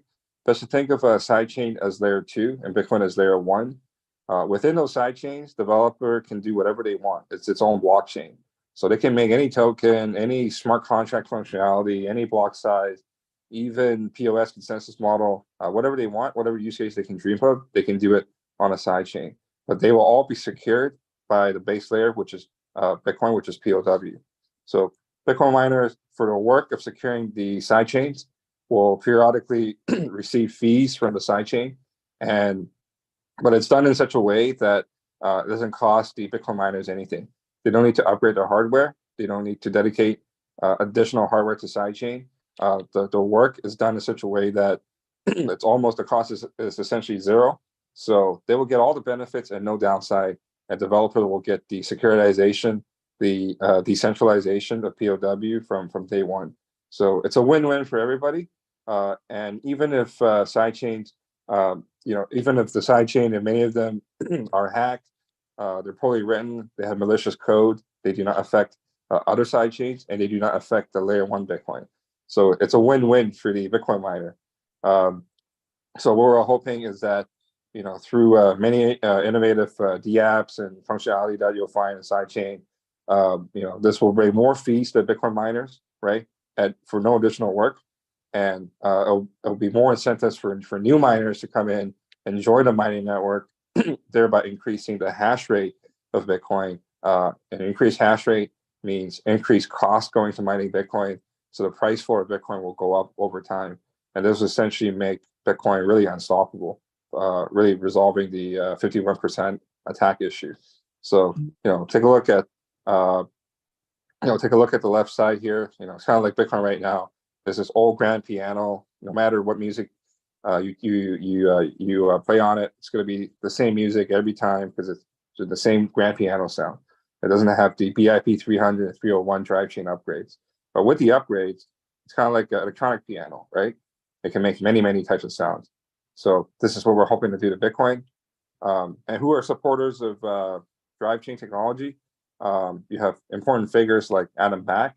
Some of you may not know who Adam Back is, but he's probably the most important figure in our entire industry. Adam Back, he was the creator of POW consensus back in 1997 for a project called Backcash. This is before Bitcoin, and his name was cited multiple times in Satoshi's Bitcoin white paper in 2008, a few months before the release of Bitcoin. And on every page, it talks about Adam Back and proof of work. So without proof of work, without Adam Back, there would be no Bitcoin, and you and I would not be talking right now. So Adam Back is an important figure. He's also founder and CEO of Blockstream, which originally raised a lot of money in 2016 from the likes of Horizon Ventures on the vision of developing sidechain technology for Bitcoin, but which they never fulfilled.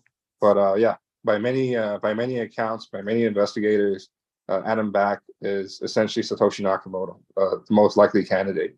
So he's a big supporter of drive chain. He thinks it's much better than the tech we're using now for the ordinal NFTs on Bitcoin. The other big supporter of drive chain is the creator of the Nostro protocol, Fiat Jeff. Fiat Jeff thinks that drive chain is the only hope for Bitcoin. If drive chain don't become included in Bitcoin, meaning Bitcoin cannot support sidechains, then all 13 years of development in Bitcoin would be in vain. I think this quote is from 2021, so it's actually 2 years back. So there are strong believers of this project for a very, very long time. And here it was a presentation from last October in Amsterdam. It was at the Bitcoin Amsterdam conference in October 2022. You have Paul, the creator and CEO of Layer 2 Lab, and creator of drive chain technology on the right. You have Adam Back on the left. And they were just the two of them up on stage, just discussing the importance of sidechain to Bitcoin. And on stage, Adam Back gave very public, very strong public endorsement for sidechain, why it's necessary for the survival of Bitcoin. So this is a diagram of what I was just describing. So within the architecture of the drive chain upgrade, you can essentially create infinite number of sidechains. Anybody can create sidechain at any time. It's permissionless, and each sidechain, imagine this is like an Ethereum sidechain. This is like a Zcash sidechain. This is like a Filecoin sidechain. at the rate of once every 3 months, the transaction fees will be packaged up and delivered to the Bitcoin Layer 1 miners. All the Bitcoin Layer 1 miner have to do to receive the fee is to check a small hash, very small hash, above the size of 64 characters to verify that, okay, the going-ons of the last 3 months is good, then they'll get the fees. For the Layer 1 miner, they're essentially doing no extra work to secure all the side chains. And each side chain, again, can be programmed to whatever you want. They can be carbon copies of other existing blockchain technology like Zcash, like Monero, like Ethereum, like Solana. You can include anything you want on a sidechain. It's not restricted by any programming language or anything like that. You can basically replicate existing ecosystem on a sidechain anytime. So it's all very, very good for Layer 1 miners. But as you know, Bitcoin relies on decentralization, right? So the POW consensus mechanism requires that you need 95% support from the miners to do any kind of upgrade to Bitcoin.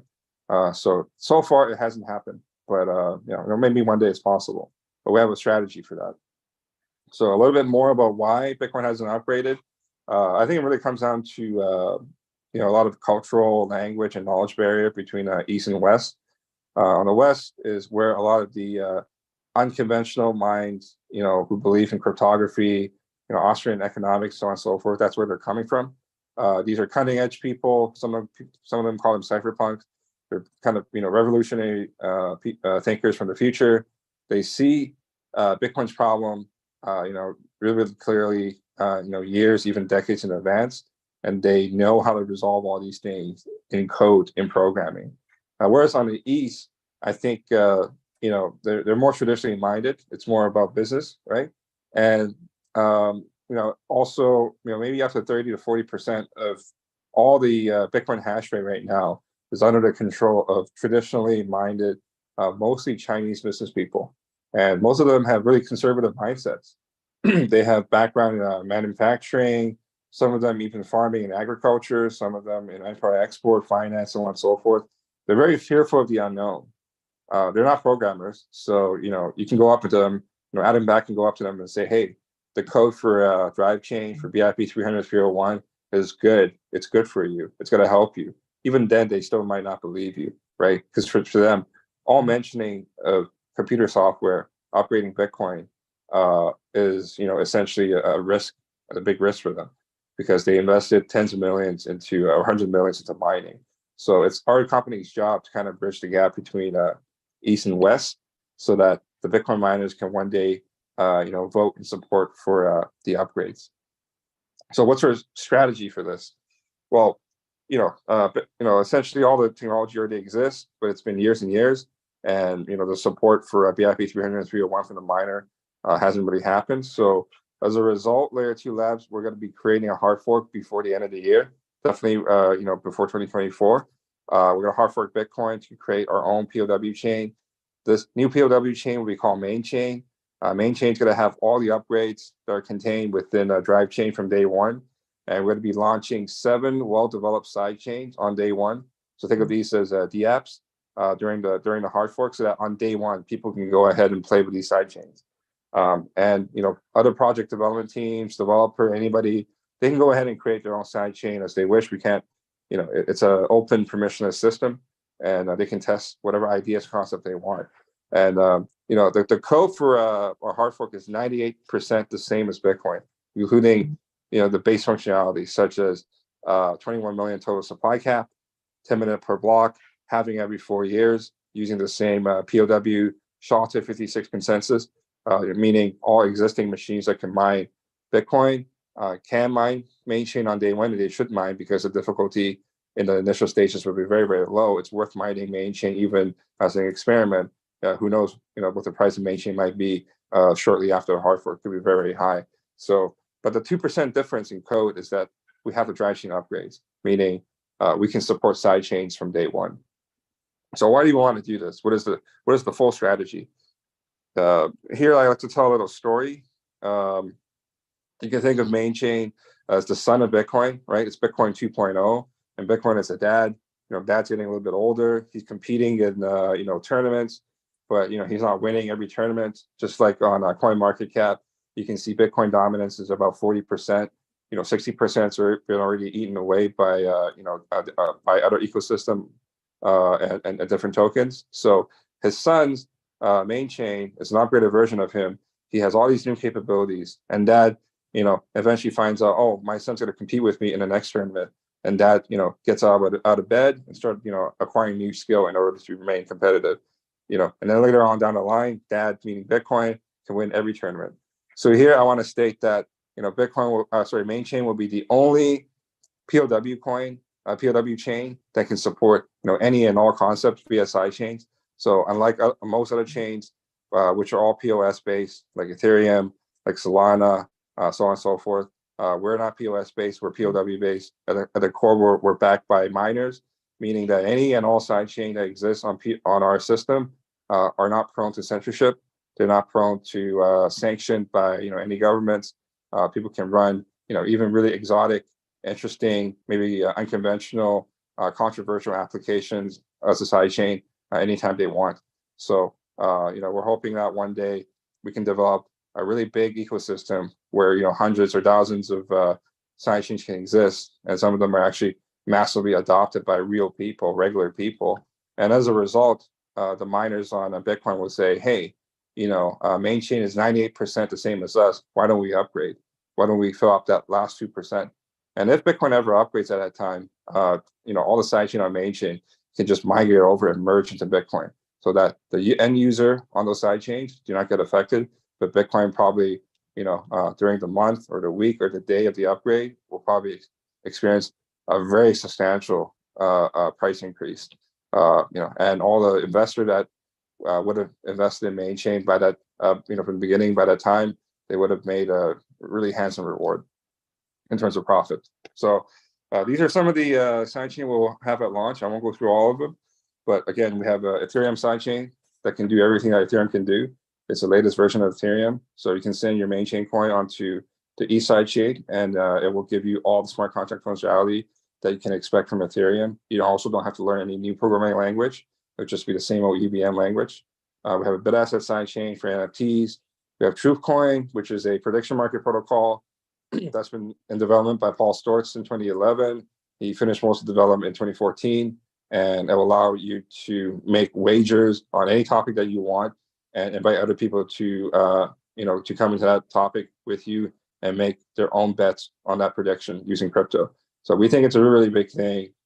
Maybe one day casinos, entertainment venues, people that are in the gambling industry can use this technology to have a massive outreach to potential new clientele around the world through crypto. So we think it's really, really big, and this will be a sidechain. Yeah, can you go a little bit fast? Yeah, I'll go a little bit faster. Yeah, I'll try to finish within 3 minutes.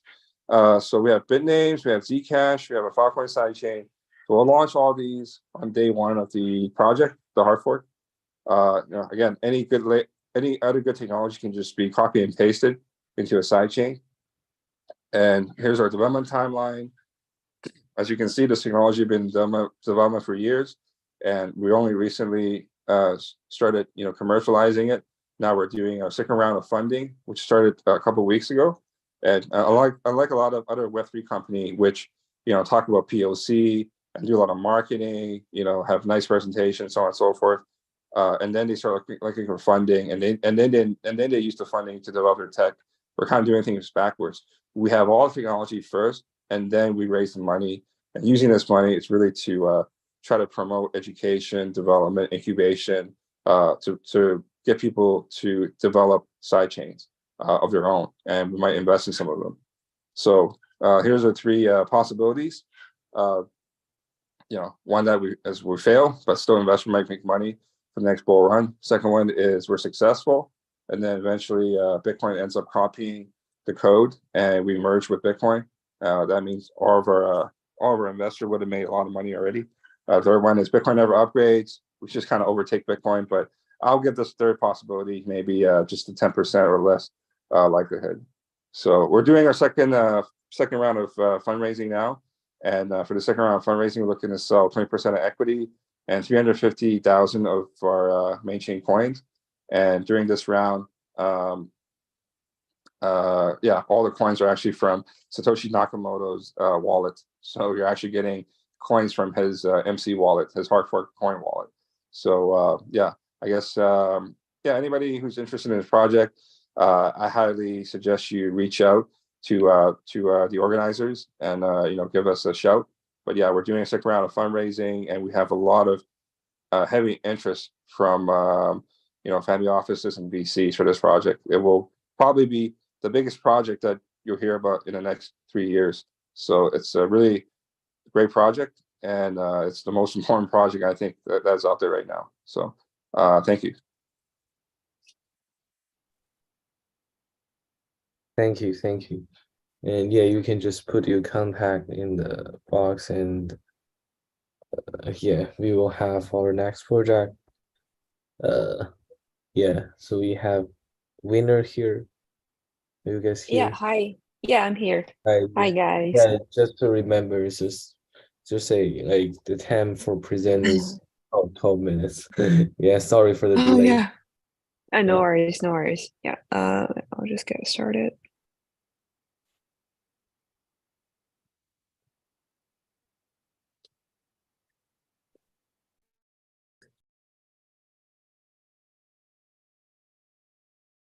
One second.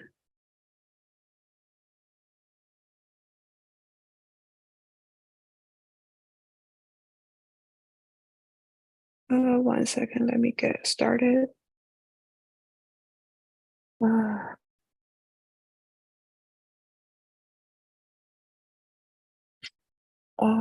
This is the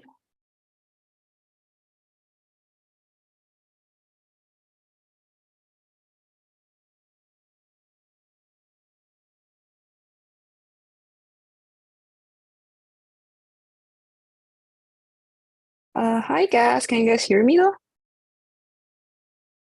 Hello? Yeah, exactly. Yeah. Okay. So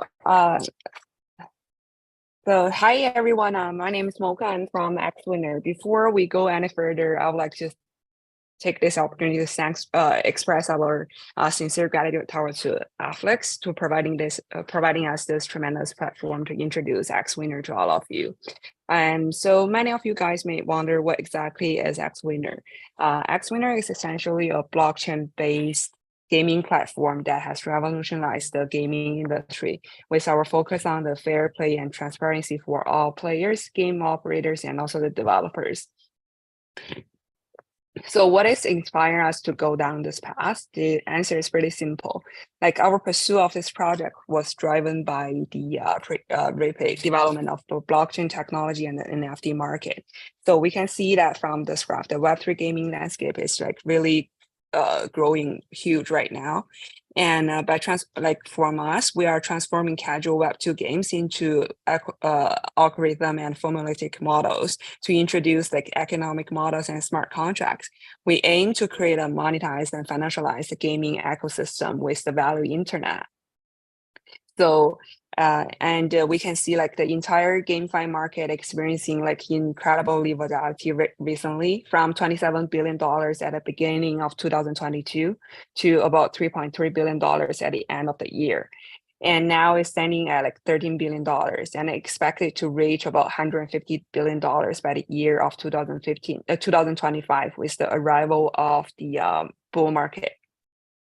Although Web3 casual games is only a small part of the market, and they have attracted more and more attention because the unique gaming experience and also the future-oriented business model. So in the 2021 Game Look report, like 68% of the respondents say that Web3 game focus on more to the play to earn, but lack of the extension of the interest of the game itself. So more people are just enjoy of the earning aspect after playing rather than the pleasure of the game itself. So due to that, like we can see that in the blockchain field, like have a significant user base is an important indicator for the success of a project. So in that specific field of the blockchain games, this is even more true. So whoever have the enough loyal, active, and sticky game players will be able to stand unbeatable in the blockchain gaming field. So And now let me do a little bit more introduction about the X-Winner. So X-Winner is a decentralized gaming platform for gamers worldwide, building on blockchain technology and powered by rich gaming mechanisms and also the token economy.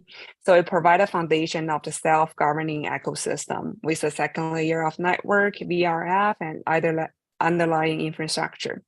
So game developers can migrate from Web 2 to Web 3 and showcase the diversity of game front ends. So X-Winner ecosystem is centered around the token to greatly enhance the player's loyalty, extend the lifespan of the games, facilitate more frequent and efficient asset circulation, and promote more extensive ecosystem growth. And X-Winner also provides a healthy incentive to the game players, game operators, and also the developers to benefit from the ecosystem. So traditional game predictions can be also completely compatible on the winner chain as well, presenting to all players in the Web3 miners, such as like Candy Crush and like card games like poker, and also puzzle game and simulation games and etc. So like probably you guys have a better idea about like X-Winner right now and its game categories. But let's move on to some of the key lights that we have introduced in the platform. The first thing is the smart contract. So we hold smart contract in the highest regard, since considering them as the backroom of our platform. So everything on every game in X-Winner is like fully decentralized, including the game logic, including the fun, including the game result, and even the relationship between the players, like who is the referrals, who is the referees, and etc. And also for the technology part, like we are using a lot of like blockchain related technology, including like the VRF, ERC-3525 protocol, and also the smart contract, mathematical algorithms, and digital signatures, and etc. And also, as I mentioned, the core of GameFi is discussed about the continuous increase of the players and also keeping them engaged in a game for a long period. So at X-Winner, we committed to maximize the players' gaming experience, earnings, and stickiness. Here are some of our like really innovative mechanisms. So like we are providing higher winning rate, like the higher yield, and like the permanent relationship, like the commission to the referrals, and etc. So like let me go through like some of our 4 like crucial innovation ways of the method. So ERC-3525 protocol, like maybe some of you guys are not familiar with this, but everybody I think is familiar with the ERC token, ERC-20 token, and also the ERC-721, the NFT. ERC-3525 is in between of the token and the NFT, so it's called semi-fungible token. Based on the ERC-35 protocol, like our platform can support multiple games with different game types and also their corresponding revenue distribution method associated with the specific slots. So we can see over here, like each SFT, they have a slot, they have an ID, and they have a value. We know that lots of GameFi, they have like 1 to 3 tokens, and also they have an NFT. That's really complicated for the players. Like they have to transfer all the way back, and it's like really hard for the new players to join. However, SFT solve this problem through like each SFT, they can have different slots, which means they have different like token slot, and also they have different value. So maybe like you can put anything on it, like the rewards, the token, the distribution, and etc. So the X-Winner stores the player's share and other gaming asset in the SFT. So like to the slots of the SFT, game asset can be seamlessly changed, and also allowing the effect storage of the earning in the SFT. This ensures that all players holding the SFT can enjoy the platform's benefits and also have an option to trade as a premium on OpenSea. And the SFT can also be traded. So the SFT has a value in it, which means like even they are like similar SFTs, but depending on the value and depending on the slots, the price will be hugely different. And the next part is our lots.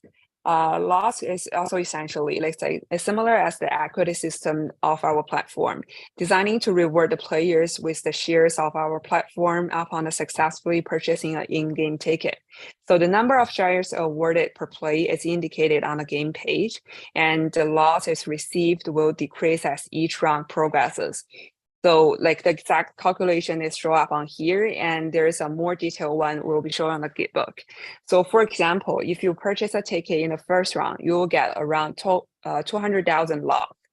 But if you purchase on the 10th round, you will only get 2,247. That is like around like 100 times life, but you are spending the same thing. So early players who participate in the game became a shareholder and a co-owner of the Xwinner platform. So I can show you guys here. Here is the interfaces of our game. And you can see here, this is the prize pool and this is the round. See there, here it says like 25,000 lots are rewarded per job. However, you can saw here, like I bought it yesterday, like a couple days ago. I spent $40 and I have around 800,000 lots. And its the initial value is $16 and the current value is $45. So the ROR is over like 185 times. And I can burn it right away, and also I can transfer, and also I can sell it as a premium on the OpenSea. Yeah, and also the next one is our self-splitting commission system. To make commission in Xwinner platform is easy rather than straightforward. Simply by completing the quest, show up here, and then you can forever entitled to 1% of the revenues your referees generated. If your referees invited their friends as well to the platform to Xwinner, it will also entitle 1% of the revenue as well. So it's like a chain reaction effect, which means like if your friends and family or their friends and family, they spend about like $10,000 on Xwinner, then probably you will get like, for sure, you'll get at least 100 back for commission. And the next thing is that we will call it X leader. So when you from X member, you finish the task, you will become X leader.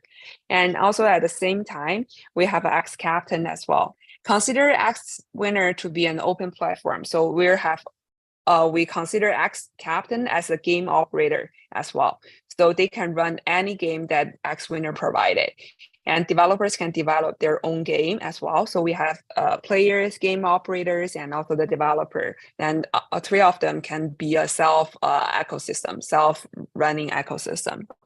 X Captain can enjoy two types of income from Xwinner platform. They can not only receive the share of the daily released Xwinner token, but also entitled of a maximum 5% of the revenue their referees generated. And the fun doesn't stop here. If they invited friends, like further invited friends, they will also entitle 4% of the revenue. So that is a large amount, like that is a huge, like if they spend, same example, if they spend like 10,000, probably then you will get 500 back. So that is the commission, because we believe that in every GameFi or in every project, like the unlimited players and unlimited users as the first and also always be the first crucial point of a project. So as we, and here is the lottery one, and this is the slot, that's our interfaces. And also we also have a lucky wheel as well. And we will have more and more games coming out, and we are still doing the development currently. And next is we can talk about our futures. So, and this is our tokenomics. And here I already show you the interfaces. And about the future, we'll open up various game scenarios based on the token and development, the winner chain layer 2 token, winner 2 layer 2 around the platform. Anyone can apply to be a validator by staking the token and ensure the security of the winner chain. Game participants can also use VRF to generate random numbers to ensure the fair game result. All action excluded on the winner chain can be required tokens to consume as a gas. So we are approaching to the end of our showcase, and please allow me to recap what we have covered today. And here is the roadmap. And X-Winner is based on ERC3525 protocol, takes the perspective of a gaming platform and its playability of games as its core. Through various rewards, it enables hundreds of the game at the same category to share the same funding pool through SFT slots. And the SFT serves as a status of the platform, carrying the rights and interests of the players can be split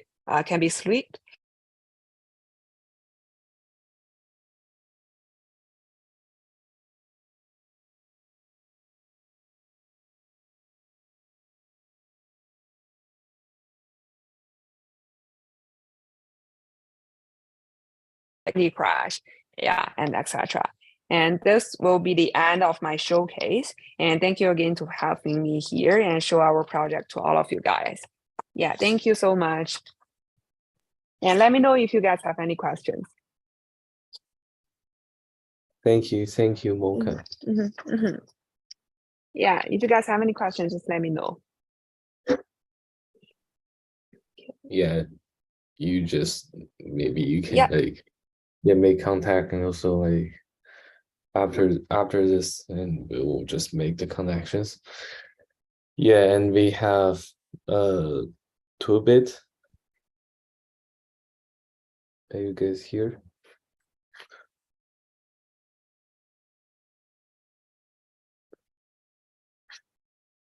Two-bit.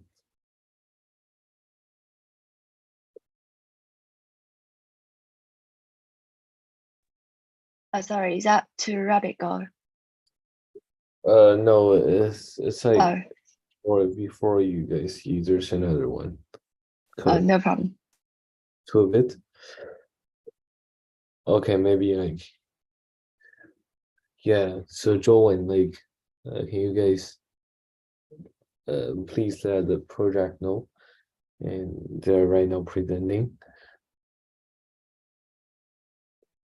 Yeah, just we wait for like 1 minute, and they're not coming, and maybe rabbit go, you can just like go. Hi, this is Kelly from TV. Sorry for the delay. Yeah, sorry for Sorry. Let me just share my presentation. 资金相关的，比如说我需要那个一些成本，然后来进行一些赠金啊，或者是相关一些公投的一些活动的之类的方法，那可能需要一个线下的一个活动审批这样的一个环节。这块环节其实我也不是特别了解，这块如果海外运营如果有需求的话，可以问一下目前咱们这个这个运营。So this is Kelly from Tube, and it's great to see you all here today. I hope everyone have a fantastic and lovely day so far. For the next 10 minutes, I would definitely introduce you to Tube, our innovative cryptocurrency exchange platform, and discuss our unique product features and explain the exceptional cooperation opportunity it presents. So for 2-bit is actually founded by a team of experienced professionals from leading exchanges, including Huobi, Bybit, and Binance. We have leveraged our extensive industrial knowledge to create a platform that offers an unparalleled user experience and catering to both novice and experienced traders alike. Right now, our core products include spot trading, perpetual contracts, and our one-of-a-kind AI integrated copy trading feature. And in addition, we're actually gonna launch our fiat on-ramp and our trading bots and also NFT marketplace by the end of this year. For our spot and futures, I mean, definitely we offer a seamless trading experience for our spot and futures trading experience in ensuring that our users have access to a wide range of digital assets and trading instruments. And for our copy trading, we allow users to follow and replicate the strategy of top performing traders, empowering them with better decision-making capabilities and improve the risk management as well. And most important, we actually offer a best-in-class affiliate program and providing the most compatible, competitive commission rates in this industry. We have up to 80 percentage commission that is instantly to our affiliate system, and we're dedicated to creating a global partner network that drives user growth and expands our brand reach. For our basic information, our core team consists of seasoned professionals with extensive experience in cryptocurrency exchanges and financial sectors. And our expertise and passion have been instrumental in shaping 2bit's vision and driving its rapid growth.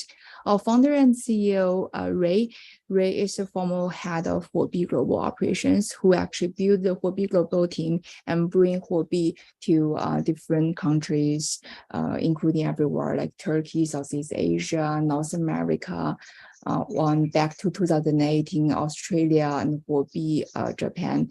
And for me, I'm actually the former vice president of operations marketing at Bybit, and I used to lead social media, everything about marketing and operations at Bybit. And before that, I have actually 5 to 6 years already at this field for concentrated on cryptocurrency marketing. Besides that, we have the best in-class CTO, and also we have a CMO from traditional e-commerce marketplace, and he actually helped us to build like our branding and marketing strategy and so far. And for our partnership, we have forged strategic partnership with other industry leaders and attract supported of prominent investors who share our vision for the future of cryptocurrency trading. And for a C round, we actually already got evaluation of 40 million already in our investor, including Mirana, Huobi Ventures, C2 Ventures, and Pionex.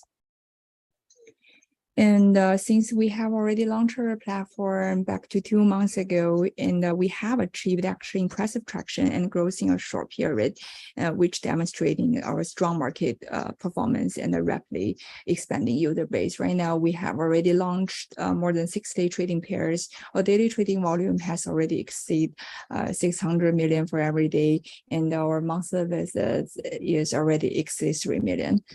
And we have been already listed on CoinMarketCap, and we are going to list it on CoinGecko for no time. And right now we have already ranked among top 30 to top 35 on CoinGecko for a spot, and around top 30 for our futures tradings. And we have already have a regulated plan, and right now we have already got MSB from FinCEN and also MSB from FinTrack. So we regulated in Canada and US already. And for our futures plan including like further platform development, global expansion, and the introduction of new futures and products that cater to evolving needs of the cryptocurrency. And right now we have already launched our everything plan for Q2, which is including copy trading, affiliate system, and fiat gateway. And for the next quarter, we definitely going to launch our token swap, and we aim to get registered users up to 400K and DAUT over 5,000. And we can actually already break even by the end of this quarter. So we have actually already reached our targeted investor for an angel round, which we actually target the evaluation for 100 million. So for today, we're actually looking more for cooperation with projects, with other startup companies, and to see what we can provide it and how can we cooperate in the future. And that's it for my introduction to 2bit, and everyone is welcome to ask any questions.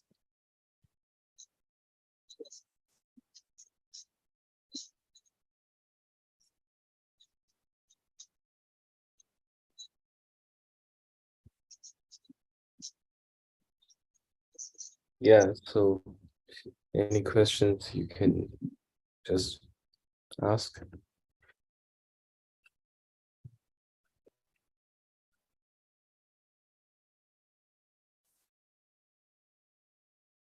Okay, so you already like we will make some connections after the session, and yeah, those investors are pretty shy.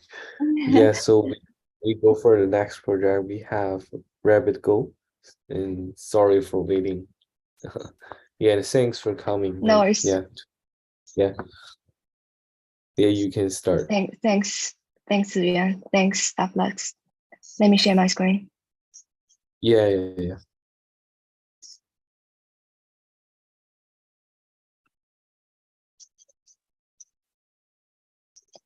All right. So firstly, I'm Sally, the co-founder of Rabbit Girl. By way of introduction, I'm based in London, and my career journey is pretty much from Web 1 to Web 2 to Web 3, working in investment banking as a Web 3 age and Web 1 age, and in a fintech unicorn as a Web 2 solution, and now building Web 3 products, which is Rabbit Go. As you know, Web3 knowledge and project are normally a bit complex for Web2 users, and is updated super fast. And many people call it rabbit hole when digging into any of this. So we're providing growth solutions and growth revolutions, bridging Web2 users to Web3 via learn to earn. It is always a problem that maximizing network effects for Web3 projects. And before we kick off the project, Rabbit Go, we test the market by providing a Web3 course.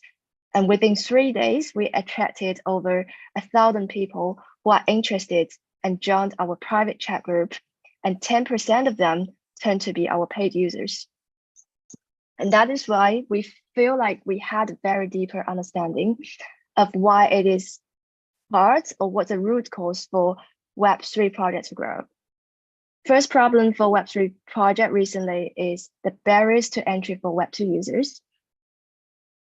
It is a bit hard for Web2 groups to understand what is Web3, and the access to Web3 projects is still quite high, high cost.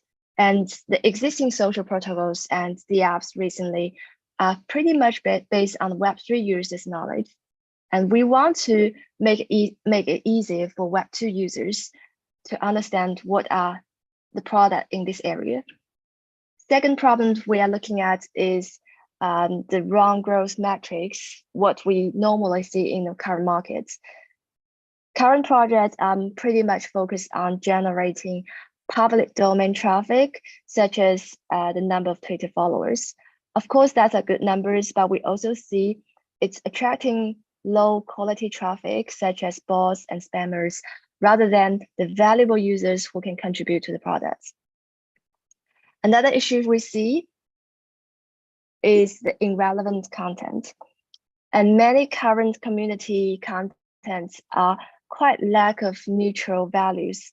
I know people likely to use GM, GN, standing for good morning, good night, but these are not engaged users that effectively.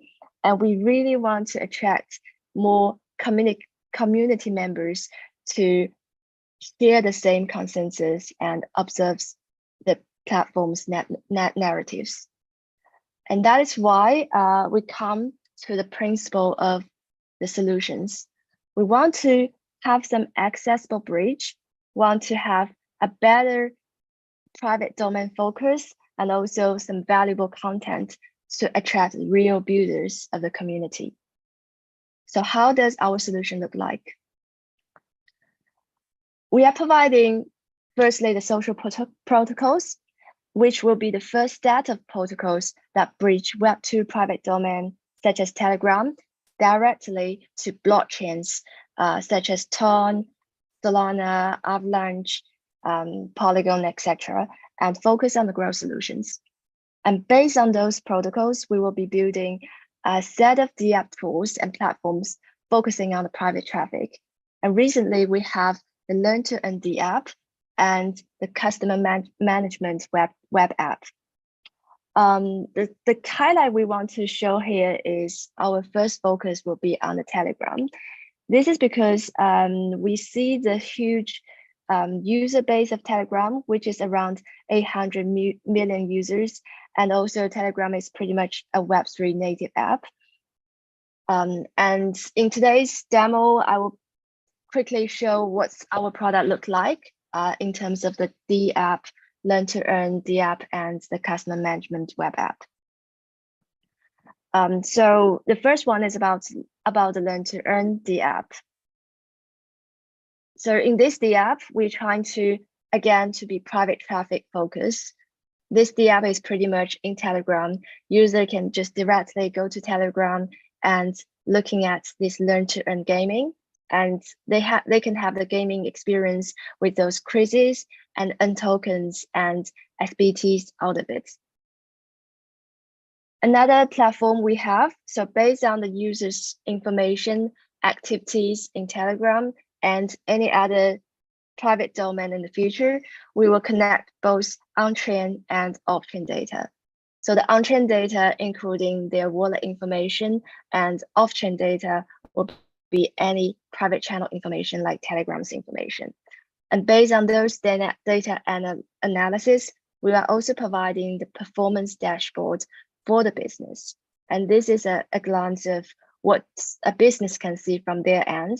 They can see the new users, the information about their growth campaigns, and also all the marketing overviews over time.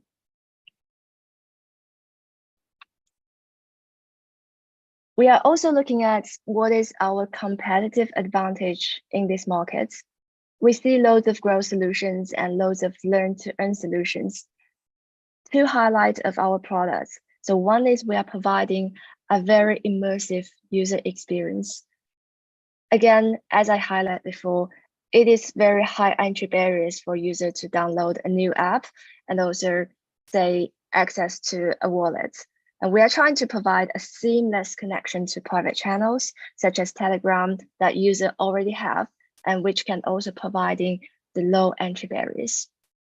In addition, we also have a strong technical solutions that optimize the loading speeds. And now our loading speed of the solution is 10 times quicker compared to the existing product. This is especially compared to the mobile version. Second part is we are providing high quality content. And the high quality learning content is our key value that bridge the knowledge gap between Web 2 and Web 3 users. And in addition, we also have the AI integration that enable the scalability of our content in the future. So based on these two parts, we are providing a cheaper market acquisition solution. And based on our current marketing data, it provides much higher conversion rates, expect to be 50 to 60% higher than the normal solutions, and it decreases the cost per user to be acquired and activated. And based on our competitive landscape, we are focusing on the business and to provide growth as a service to the markets. The revenue streams can be quite various to growth tools and services, and also some learn to earn commission as well as ads fees. So in terms of growth tools and services, we are providing complexity of services and with different levels such as gold, silver, and metal. And this will be our key revenue focus. And second part will be any learn to earn, quest to earn commissions, where we charge a percentage commission when the business set up a giveaway by learn and quest. And moving on, given we have both on-chain and off-chain data and data analytics, we also charge a promotion fee based on the analysis of user behaviors with our optimal algorithm. And we have an expected of 280 million of revenues yearly from the business in the next 5 years. Apart from the business side, we also have huge potentials to gain the revenue from retails. And we also have a tokenomics design for both business and retail users. And this is in the intention to capture the value of content and motivate more retail users and content creators. So we have both off-chain X, which is like a learn to earn bonus for users, and also on-chain NFTs, SBTs, and tokens. So just want to highlight on the tokens here.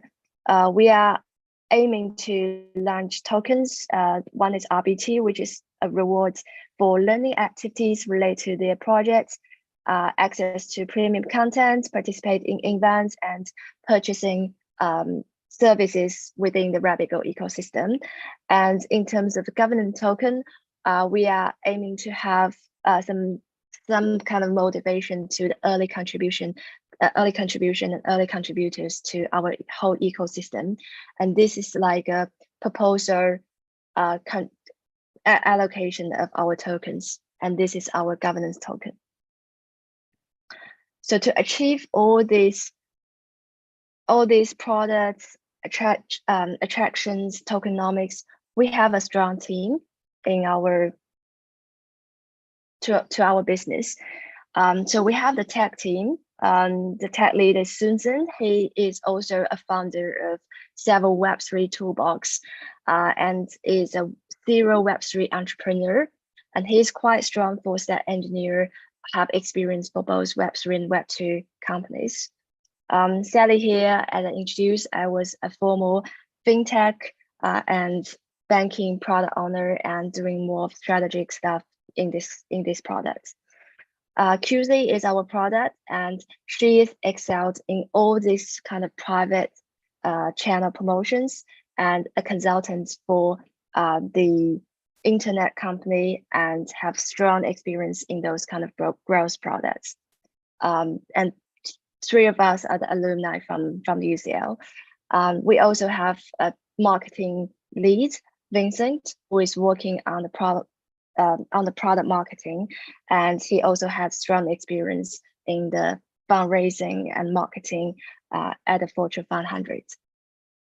And based on that, we also have a strong BD and ops team covering the Web3 working experience in some top exchanges like OKX, Huobi, and CC Data, Gate.io, Bybit, etc., and also experience in the decentralized storage, IPFS, cover location in US, UK, China, Japan, and Dubai. Apart from our core team, we also have the advisor team, who are the co-founders of Tom Foundation and Tom ecosystem like Tom Starter and some other chains and NFT marketplace, Blockperk and Apolloverse. And what we have built so far since Q1 this year, we have over 2,000 paid learning users and also 4 paid business users who start using our pilot products, and also over 20 influencer partnerships who can cover over 500K user coverage. In addition, we have been referred to John the Tom's Accelerator. So here is as part of our partnerships right now, including exchanges, tons ecosystems, some of event provider, wallets, DAO, marketplace, and social fund. To achieve our targets, this is also our roadmap and also our go-to-market strategy. In the last quarter, we have launched our proof of concept on Telegram and Ton, and also achieved more than 10K potential users as a marketing testing. This quarter, we are going to have a proof of concept for the business on Ton, and with our 4 paid users, we are going to, based on their use cases, and launch our business side of products, including the customer management system I showed you earlier. And moving on, in Q3, we are going to have our beta launch on both 2 products, so the learning product and also the customer management system. And in the meanwhile, we are going to launch our protocols. And from the marketing side, we are going to attract over 100 Ton ecosystem projects. And moving on, we are going to roll out to multiple chains and multiple wallets, and also roll out to a wider market with more Web3 projects, more influencers, and more DAOs and communities. Even though we are having some very healthy cash flows, we're still trying to raise more funds in terms of targeting on speed up our product development and marketing and ops solutions. So we are raising 500K at a valuation of 8 million right now. So this is pretty much of our product. If anyone have any questions, feel free to raise, and you can also contact me via Telegram, and email is provided here. On the top left, there's a QR code, which is our alpha launch party. This was a private party early this month, but feel free to join because we are going to continue build on our products. So that's pretty much about RabbitGo. Thanks again, Afflux, and thanks everyone for listening. Yeah, thanks for your very good presentation. Yeah, so just feel free to reach out, like if you investors want some connections, or even like you have some questions. Yeah, and after this demo day, we will make connections for those investors who are willing to who are interested in some project, and we will just make the chat a group chat. Yeah, so let's have another project.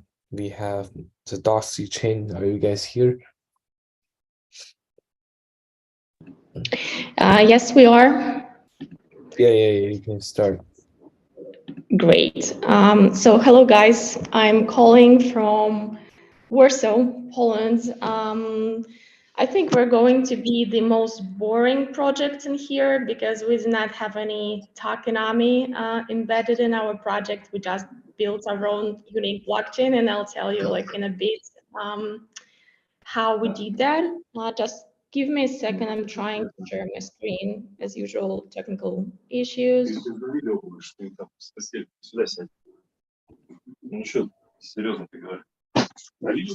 I think I hear someone on the background. No. Hey guys, would you please mute yourselves? I think I hear someone. Okay, perfect. Thank you. So can you see my screen, guys?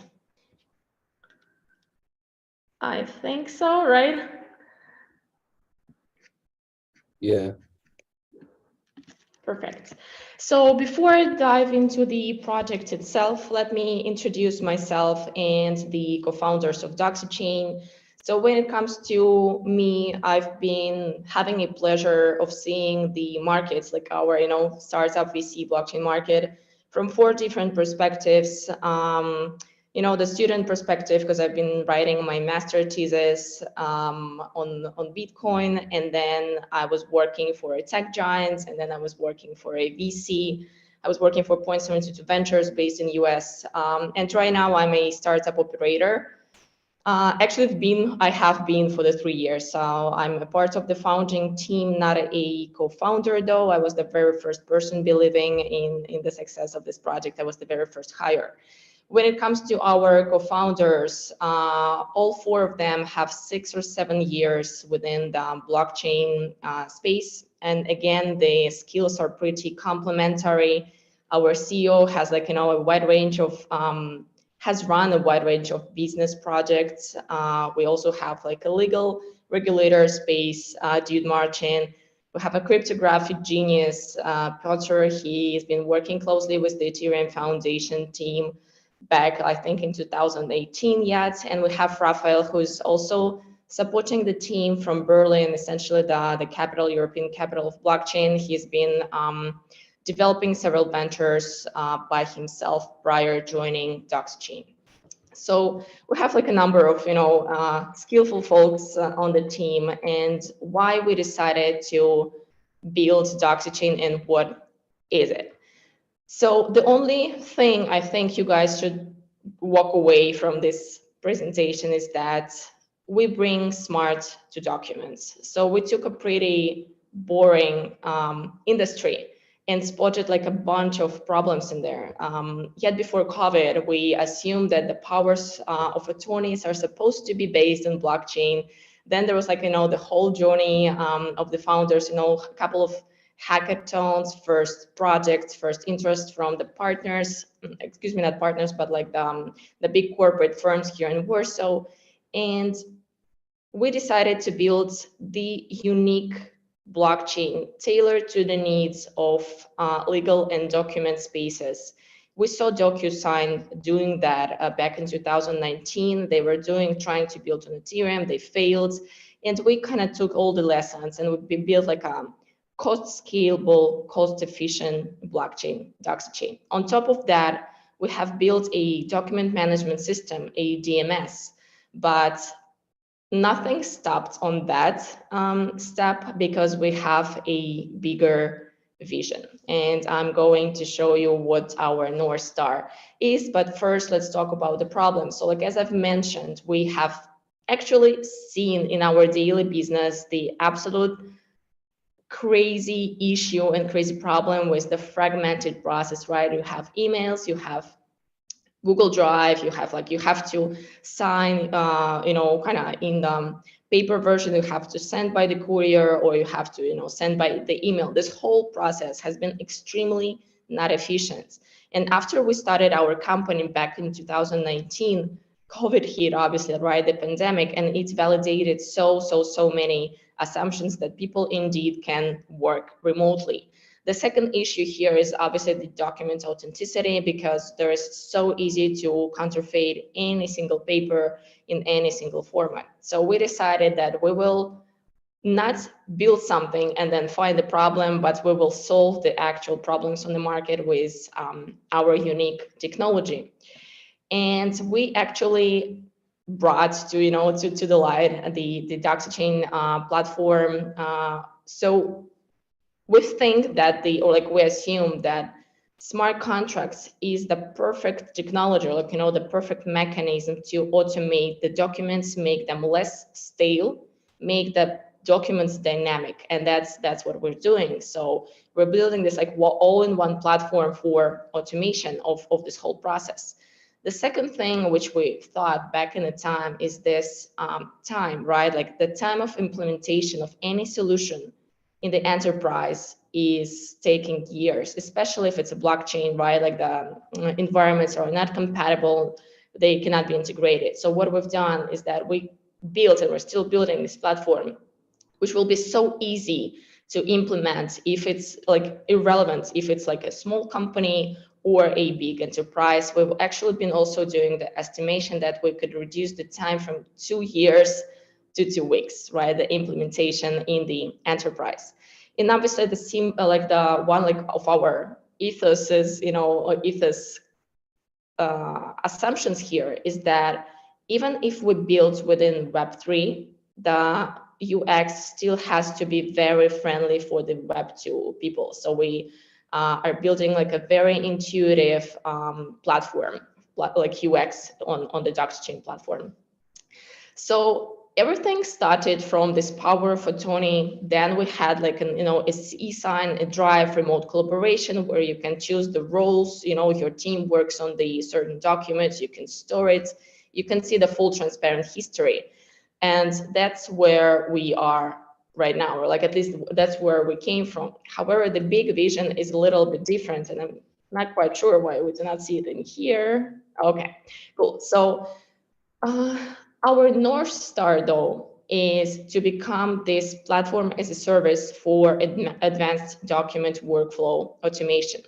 So I've mentioned that we built our blockchain, and the way Ethereum has the Solidity language, we also built our own domain-specific language to pre-build smart contracts. Essentially, what we're trying to achieve in a couple of years is that we're going to be this absolutely low-code drag-and-drop engine or editor, where everyone will be able to create their smart contracts for their workflow automations. Again, if you're like a small company or you're a big enterprise, you do not need even the tech team, you will still be able to create that for yourself. So if today we have Slack or Notion as our basic solutions for running the company, running the startup, I've been working at IBM and they also use Slack. Right now I'm working in DoxyChain, we use Slack, right? So there's like universal solution for your daily business operations. So we're going to be that platform, right? Again, I will repeat myself, our North Star is to become this absolutely easy editor for smart contracts creation for any documents or business related workflows. So you can think about it as a Panda doc within Web3, including the payments triggering, right? One of the use cases would be that you have like an insurance company, you have like several stakeholders, some signature triggers some action. If there's an accident, then like that triggers the payment or like their payment reimbursement to one of the stakeholders, then another signature will trigger something else, right? So we make these workflows dynamic. And we are still surprised no one has ever came with this idea, right? Because we marry the smart contracts technology with the actual need of several step workflow in the business. So that's what we do. The platform is going to be very advanced on the back end, but it's going to be super simple on the front end, right? Like today we have that kind of platform. So that's how it looks like. And then we have several use cases, right? We have e-sign, we have drive, we have certificate. However, like when we will build the actual editor with, you know, complicated smart contract technology in the backend, we also target this to look more or less like that, right? To be very simple and very user-friendly. We obviously will be end-to-end encrypted. We'll have IPFS. We'll have, you know, the wallet login to your account. Right now, today, you do not have an opportunity to log in with your wallet. However, like we're working on that, and we're obviously using the ZK proofs. We're going to be this easy environment within Web3. So when it comes to the traction, today we have over thousands of users on our platforms. As I mentioned, so we're having this two main use cases right now, e-sign and certificates, and we're slowly moving towards the PaaS use case, or like, you know, PaaS vision of our platform. When it comes to the competition, as I've mentioned, no one has ever came up with that kind of product, right? Like easy platform as a service. So we honestly do not know if anyone exists here. However, today we still have to compete in the other use cases with like the biggest players. There is like a huge market for that. And we're already taking a solid part of this, but by 2028, we're also thinking that we'll take several percentage of like almost 500 billion USDs when it comes to the blockchain space. So, and yeah, obviously the blockchain space is a very wide space, right? Like the 60% of this value is going to be allocated in infrastructure, and we're going to be such a infrastructure. So I've introduced you to the team, and quickly to wrap that up. So we are in our seed stage. We're heavily in the product market fit stage, testing, talking to clients, growing, scaling, right? So right now we are raising the seed extension to build even better numbers because we want to raise our Series A in US, you know, with the leading players on the market, and we'll know that, like, you know, we'll need the numbers for that. So 1.5 million USDs extension right now. We just kicked off the round, so we still have a lot of tickets available. When it comes to our current investors, we have like one of the like probably European largest players on board, CVVC. This is a Swiss investor. We have a couple Polish funds on board, German group as well. And yeah, I think that's pretty much it.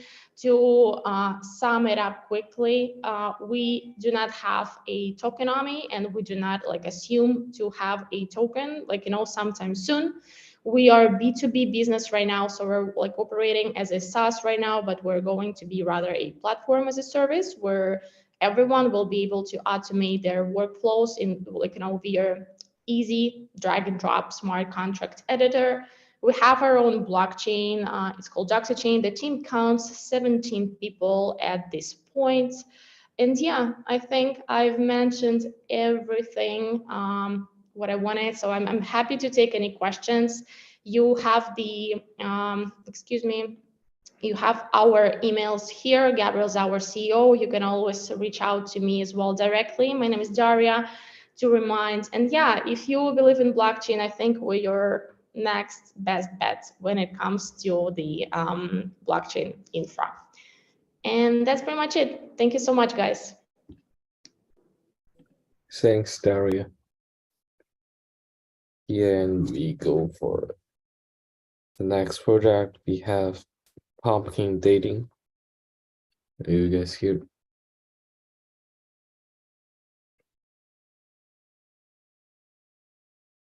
Yeah, and by the way, like for the last project, Doxy Chain, you have for any watchers who have any questions, you maybe like connect with them and also like put the questions on the chat box.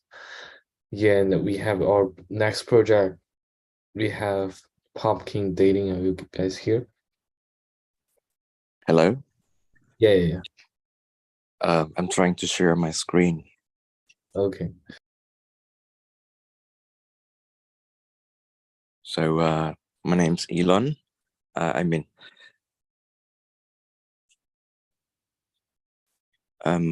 trying to join the Zoom to share my slide.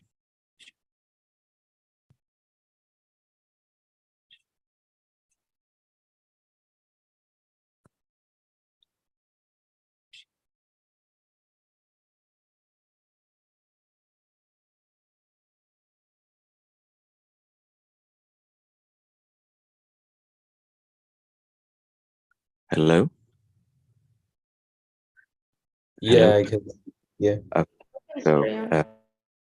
My name's Alan. I want to share with you a very exciting project that we have here. It's a Web 2.5 dating app. So we position it as a Web 2.5 product because we know that most of the users and money are still in Web 2, and we need to build this Web 2.5 project to move more users and money from Web 2 to Web 3. And also we know that the crypto market might be in a bear market from this year into maybe next year before the uptrend period in 2025. So we may have a bear market that lasts 2 years.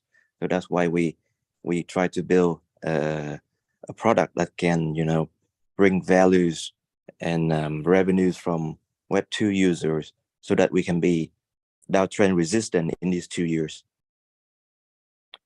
So first thing, we try to build the best possible dating apps by tackling its existing problems.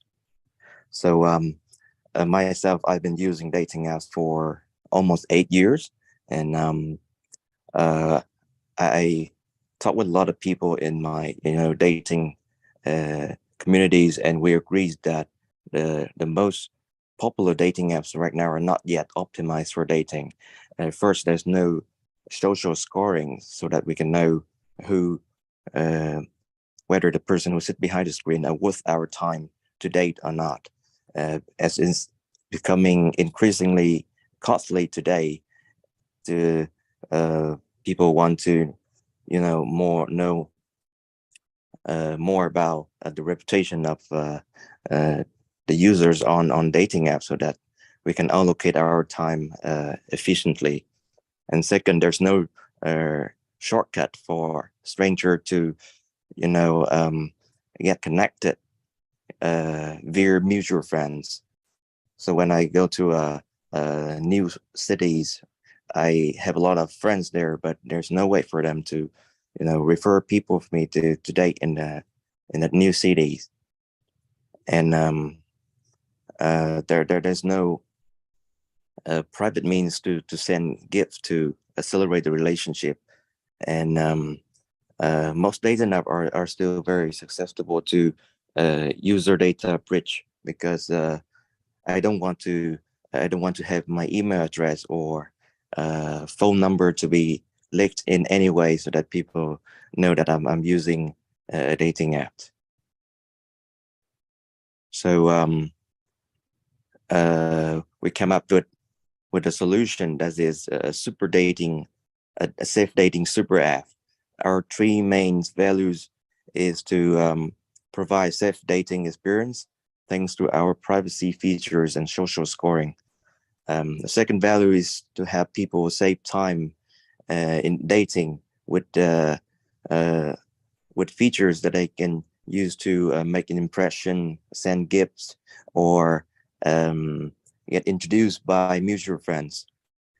And a third value is to have people earn money in dating. People can create content like pictures and videos and sell them, which is a similar element in OnlyFans.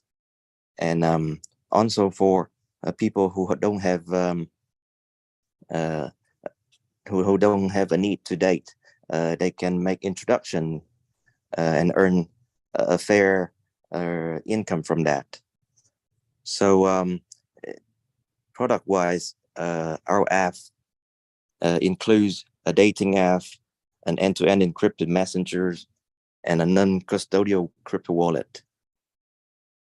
To sum up our mission, that to help people explore all the possible relationship they can have with only the worthwhile individuals through their own trusted social network.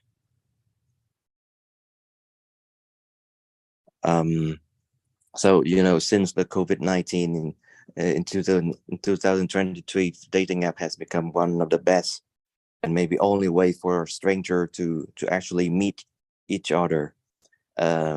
Based on a research by the Hustle, the cost of dating has increased a lot, but the demand of dating has not decreased at all. So our product Pumpkin dating app is at the intersection of these four markets. We don't compete directly with each of these four markets, but we command a share of users from each of these four categories. First, for the dating apps, a lot of users who are dating on these dating apps who want to, and if they want to earn some more money, they can use Pumpkin. And on the earning platform like OnlyFans or Bigors, there are a lot of content creators who also have an extra revenue stream by dating. They can use their Pumpkin app. And crypto wallet users who have a lot of crypto in the wallets who also want to date will become our users. And of course, the messenger user like myself, I don't want to register an account with my email address or phone number, so I would stop using other messenger and switch to use the private messenger in my own app. So we have a lot of competitive advantages here because I myself been a prolific product builder for 6 years. I have a lot of projects in my country, Vietnam, to build the products. And in my country, I have an underground reputation that I can command most of the crypto communities to support my project. And also I build a I design an incentive system so that all the participants, the data, the connectors, traders, holders can benefit from, because I understand each of these users very well, because I am my users. So I decided so that it's a win-win-win-win solution for all of my users. And also one of my key partners, he has he is a guru in modeling and beauty industry for 20 years, and he has agents in modeling in 40 countries. to recruit the good-looking ladies and good-looking gentlemen to promote my app. Later, I will share more about this partnership with the beauty pageant contest called Miss Charm. So our product revolve around 3 key values, which are privacy, reputation, and finance. Our privacy principle is similar to the principle of the crypto industry, which is your key, your account. You can export your private key and store it somewhere safely, and no one can steal your account. Even if your username and password are fixed, you will not lose your account as long as you still have your private key. And our privacy features are very carefully designed so that you can, for example, you can post some public picture and some secret picture. For the secret pictures, no one can see your pictures until you like them.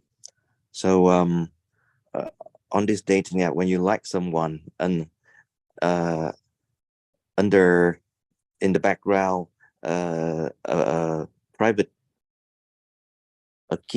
privacy key will be shared between you and the person you like, so that that person can see your secret picture in the future.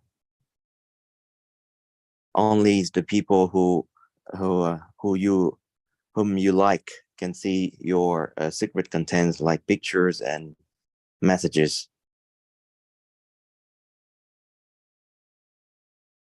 And the second key advantage in our product is the reputation system, which is something I've been obsessed with for 6 years. Every time I build any product, I always build some kind of reputation system inside, so that I can rate and rank the users to help them save time in getting to know each other.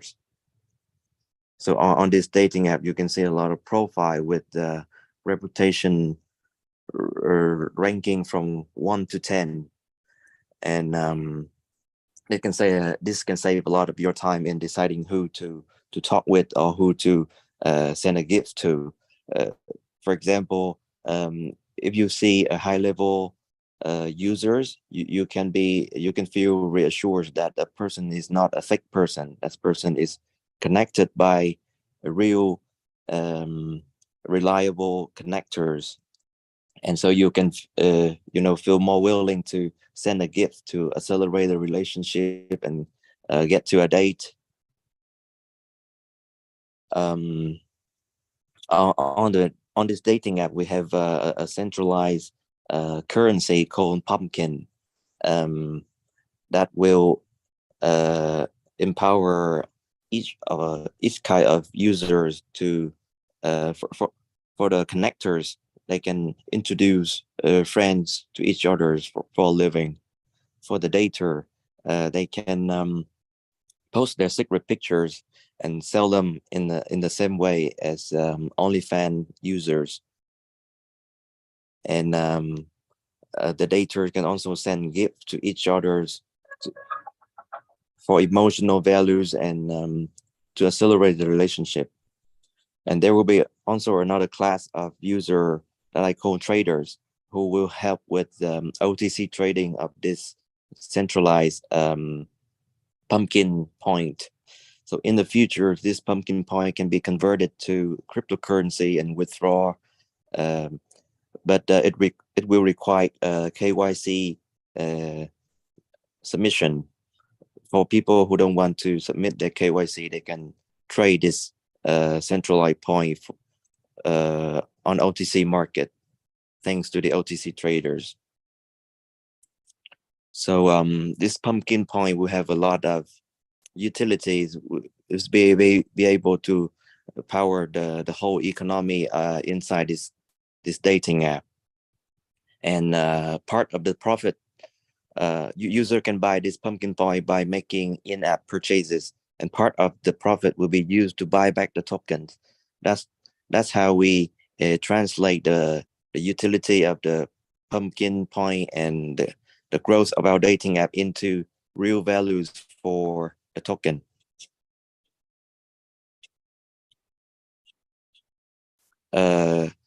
For our revenue models, these three main revenue stream. The first one is from in-app purchases of the dating empowering items that is similar to Tinder or Bumble. And secondly and thirdly, we take a small tax from any P2P transaction between users who buy and sell their pictures, or user making introductions for each others for a living.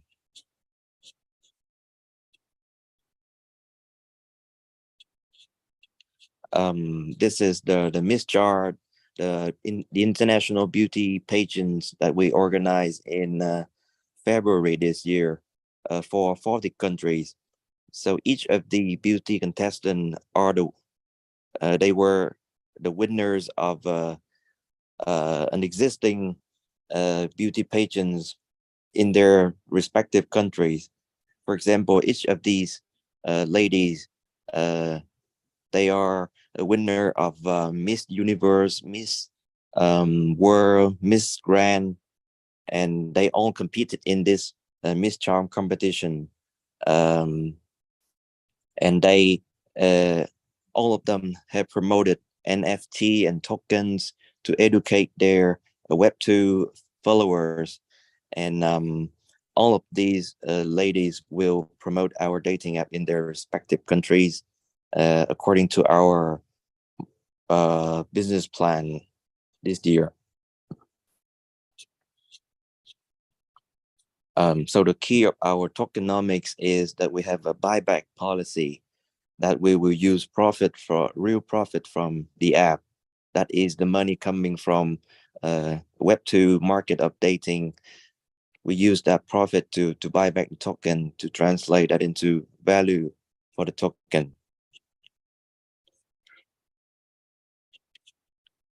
And we also have allocate tokens for social airdrop, which is a fund that will be used to airdrop our token to the most active users based on their reputation level, based on other kind of achievements, or for example, top connectors, top daters, top gifters, for example.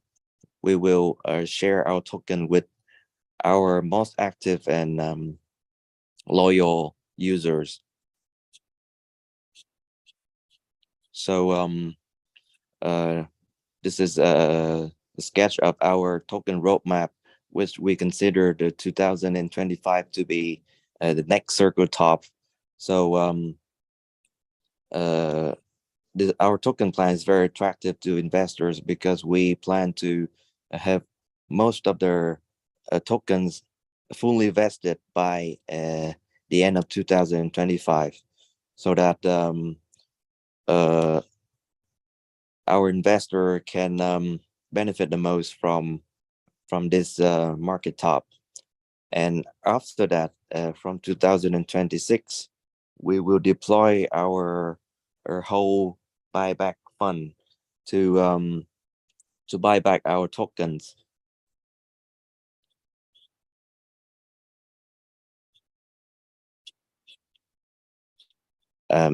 So this year we have already finished our the version 1 of the product, which I believe is one of the best dating app with crypto elements and a Web2, a Web3 tokenomics that benefit all of our users. Later this year, we will move forward to develop version 2 with a lot more features, which may include some AI power features, such as sentiment analysis, predictive messaging, automated customer support. and we have a clear road to decentralization in the coming years. Thank you for your attention. You can reach me at my Telegram handle, and I'm happy to answer any question. Thank you. And we will have Safe Chain. You guys here?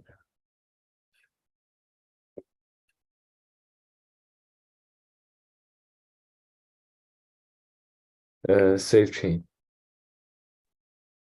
Yeah, okay, guys. Nice to meet you. Yeah, you can start. Thank you. Yeah, it's me and our CTO Nick on the call. So I will start from introduction and presentation, and then Nick will do a demo. So let me share the screen.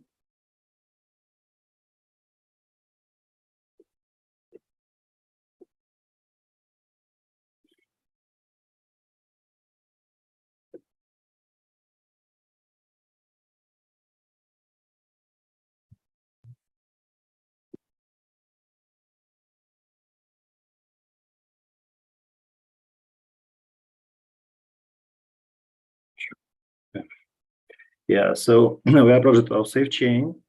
I'm a CEO and co-founder. So we are a team of 8, 3 people. Basically, we're a US project. We are based in California. 3 of us, the top people in California, 4 of us in Ukraine, and 1 person in Munich, where we are right now in Germany. So we're building right now, the project is part of 2 accelerators. We are part of the plug and play in California and Bay Area digital asset batch, for where we are meeting banks and financial institutions. And we are part of Techstars Web3 in Dublin, Web3 accelerator, where we are selected as a top 12 project out of 750 candidates, so top 1.25%. Those accelerators started a month ago, so they will be finalizing in 2 months.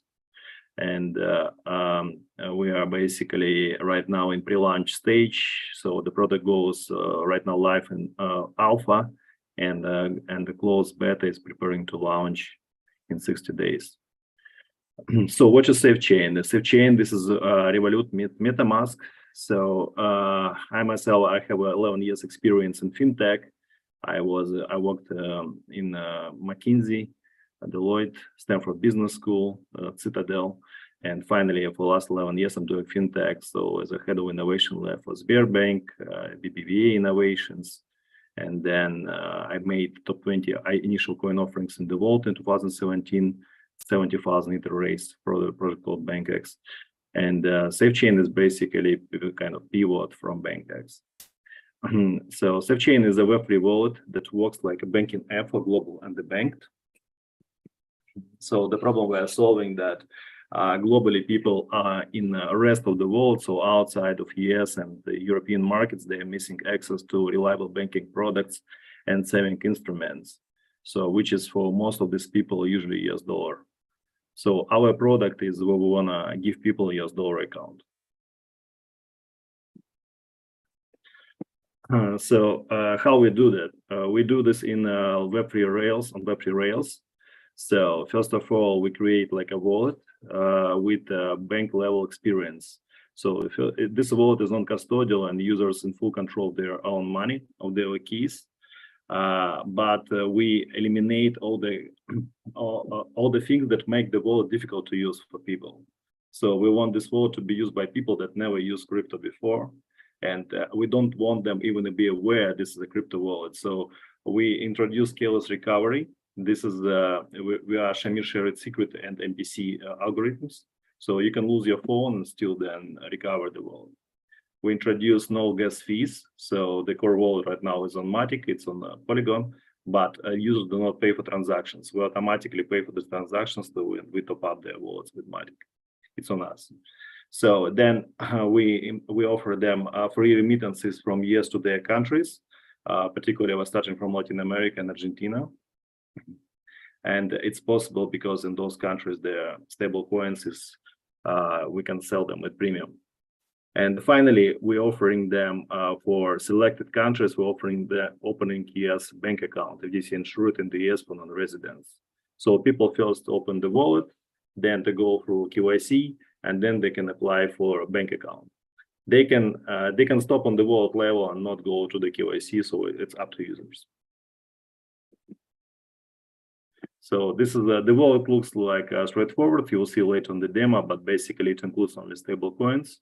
We do not support Bitcoin. We do not support Ethereum. We do not support any crypto except stable coins at this stage. Later, we will support, of course, top up with Bitcoin and Ethereum, but at this stage, it's just stable coins. So we want to differentiate from crypto wallets. We want people think about this as multi-currency bank account, multi-currency dollar account and peso account, Brazilian real account on self-custody wallet. So this is the in a short summary of how we do keyless recovery. It's even not already the last version, but one of our versions how we do that. To make story short, users have one share on their mobile phone, one share on our server, one share on independent AWS server. 2 out of 3 shares are required to sign the transaction. And if the share A is lost, if the user is losing his phone, he can use share B and C to recover share A and get access again to his wallet. So as I mentioned, first users opening a wallet, non-custodial, no KYC required, and then they can go through KYC verification and can open ES bank account connected to this wallet.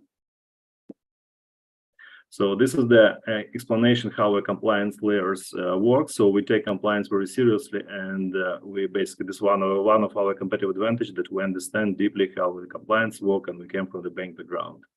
So and we understand how ES bank compliance works. So on the our wallet is in the middle, safe chain. It's a non-custodial, not regulated. We can go to any country without regulation at the same way as MetaMask or Trust Wallet does. Then in the ES, this is like where we have in the bank partnerships. We have the bank as a service partner called Synapsify. On the bank of them, there is a bank of record or custody account for fiat money called Bank of Wealth and Trust. So this is where we can open ES bank account. It's optional. The second country where we want to go with the same integration, it's UAE. So we are right now looking for the partner for the same bank as a service in Dubai or Abu Dhabi. And on the right side, this is our vendor in particular country. In this case, it's Brazil. So in Brazil, we are partnering with a company called Transfera, which is the issuer of the local stable coins and which is doing on-ramp, off-ramp for us in Brazil. We have more than 1,000 organic traffic wait list. So it's even before we spent any money on marketing. This is like from previous BankX website. And we got inquiries from 65 countries, and half of this wait list is done with full KYC. So the people submitted to us all the passport data, all their addresses, age, etc. So that's why we now this median age 36, coming from 25 to 55, retail 60%, emerging market, big part of this list. And especially a lot of inquiries going from like the countries with hyperinflation, such as like Argentina. This is the market we're starting from. Nigeria, Venezuela, many inquiries from India. So any countries where there is like capital control or like the black market exchange rates, inflation. And interesting that is 25% from the ES, because recently now there was a crisis in the ES, Silicon Valley Bank, Signature. So the people there is significant amount of people that also don't trust banks in the ES, which is also potentially our users. So this is a explanation why the Web3 makes sense for Forex and for remittances. So remittances is our kind of free product. We don't make money on remittances. We basically believe remittances should be free in the world, especially from developed countries to developing. And we are going to offer them free remittances going to Latin America, to Nigeria, to Argentina, and then to Sub-Saharan Africa, particularly to Nigeria. This is like the most hottest countries for us. So what's going on in Argentina? There are 2 exchange rates. There is official one, 188, it used to be 188, and an official one, which is 2 times higher. And by the way, today unofficial exchange rate is already I believe 460. So the last week there was 9% increase in one day. So in Argentinian peso is like going to the roof. In Nigeria, it's a little bit similar situation. So there is also there was recently elections, and there was crisis of Nigerian naira. So the black market exchange rate or USDT exchange rate versus official exchange rate 60% difference. It's impossible to buy dollars at official exchange rate in Nigeria. You can buy them only in the black market rate.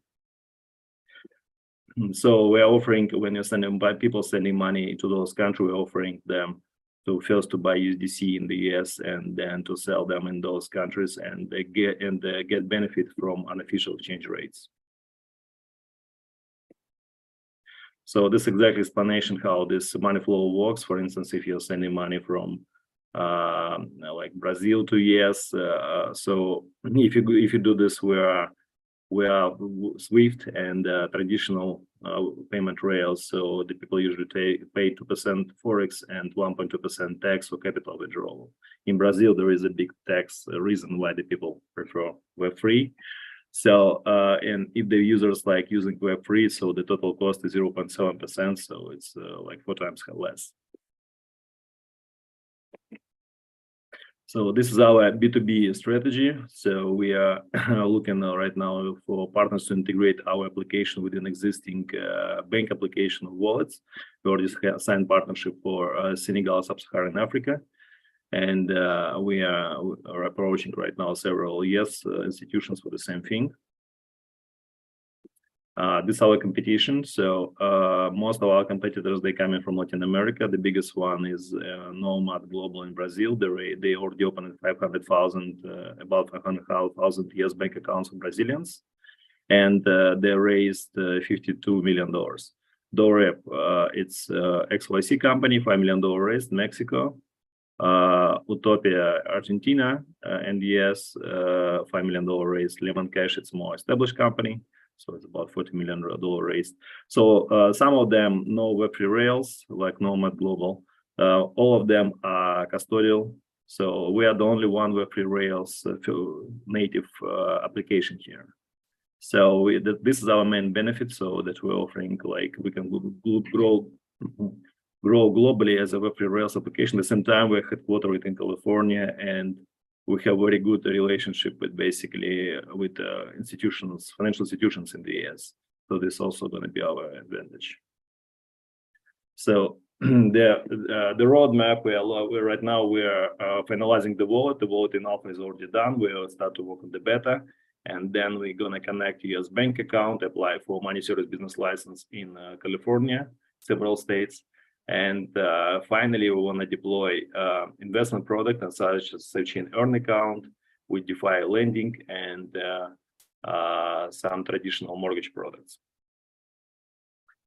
We have also the product called Degen Cards, which is a card packaged as NFT. It's available on the Degen.cards. So the team consists of the core team is 5 people, and as I said, there is another like 4 in Ukraine, and I'm a Stanford Business School alumni, and I'm the Ukrainian citizen who was the first Stanford MBA ever, and interviewing right now people who are applying to Stanford like as alumni. So what for Citadel? So Nick is a CTO with 20 years background and successful exit in the past for the company with which he co-founded with $50 million raise. So Scott is a CPA, US CPA with 20 years experience or 50 years experience as mortgage broker and real estate agents. So Rima is a UX experienced UX designer, and Alex based in Germany, non-US compliance.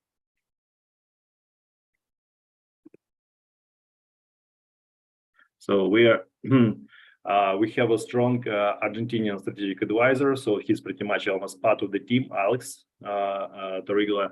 So he's founder of the company called Xcoop, and Xcoop is 800,000 users in Argentina. So he's helping us with acquiring users there, and also with on-ramp off-ramp in Argentina.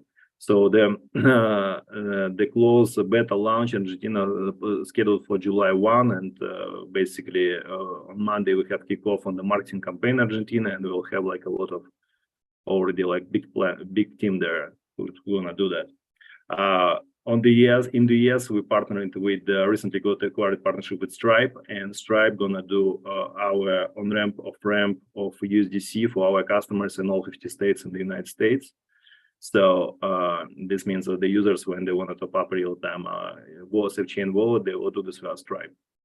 And then we have partnership with Synapse, which is bank as a service platform, which supports global account business FDC account opening for non-residents, and bank called Evolve and Trust. Then we have a very good relationship with MasterCard ES, which is support our NFT card project. So as I said, we have very good relationships and good chemistry with US financial institutions, which is one of our major competitive advantages. So we're right now in Techstars. Techstars is our investors. Techstars were free. So this week we were the first week in Dublin. Then we'll spend half of the month in May in London with Techstars, and finally finalize it in Canada, in New York. So we got some support from Polygon DAO, and in due diligence with Abu Dhabi fund called GMC and some corporate VCs. So our plan is to raise, we're raising right now 1 million pre-seed, and end of the year, last quarter, we are gonna raise the seed round, $5 million. So as you saw, most of our competitors, they close seed for $5 million. So this is like pretty much standard in our industry. And for $5 million, we have several already existing companies that is interested in this round as soon as we get metrics. So the metrics is 10,000 users and path to revenue. So this is what we want to achieve in Argentina. So the potential lead investors for $5 million is Fundamental Global, Foundation Capital. There is a good relationship with Sequoia and a lot of interest from corporate venture arms, such companies as Munich Re. So yeah, this is like the breakup of the fund, how we're gonna spend it. We current investors, as I said, Techstars, also Cielo Scout Fund and Angels, and we have several due diligence that is going on in different stages. So right now, Nick will show you the demo of the product. I'll put myself on mute.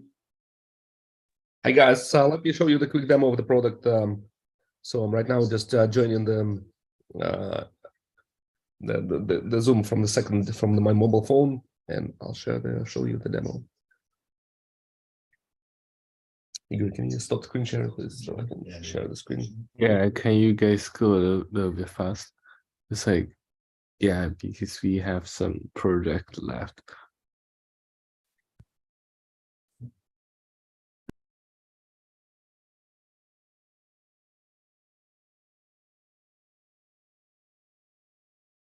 It doesn't let me share the screen.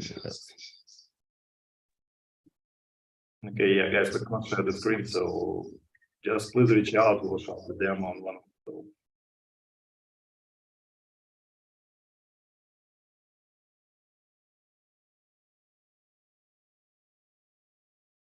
the Sorry, could you close one for a little bit? Yeah, and let Nick to share the screen. Then Nick, you can use the screen share, because we can only do one at a time. Sure.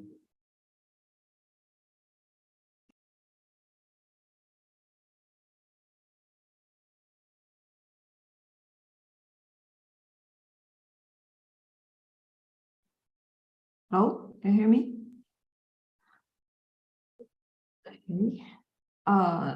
So yeah, well, you can find. I can show you the video first about our product, so we can save many time on product introductions. Just to show you a video here.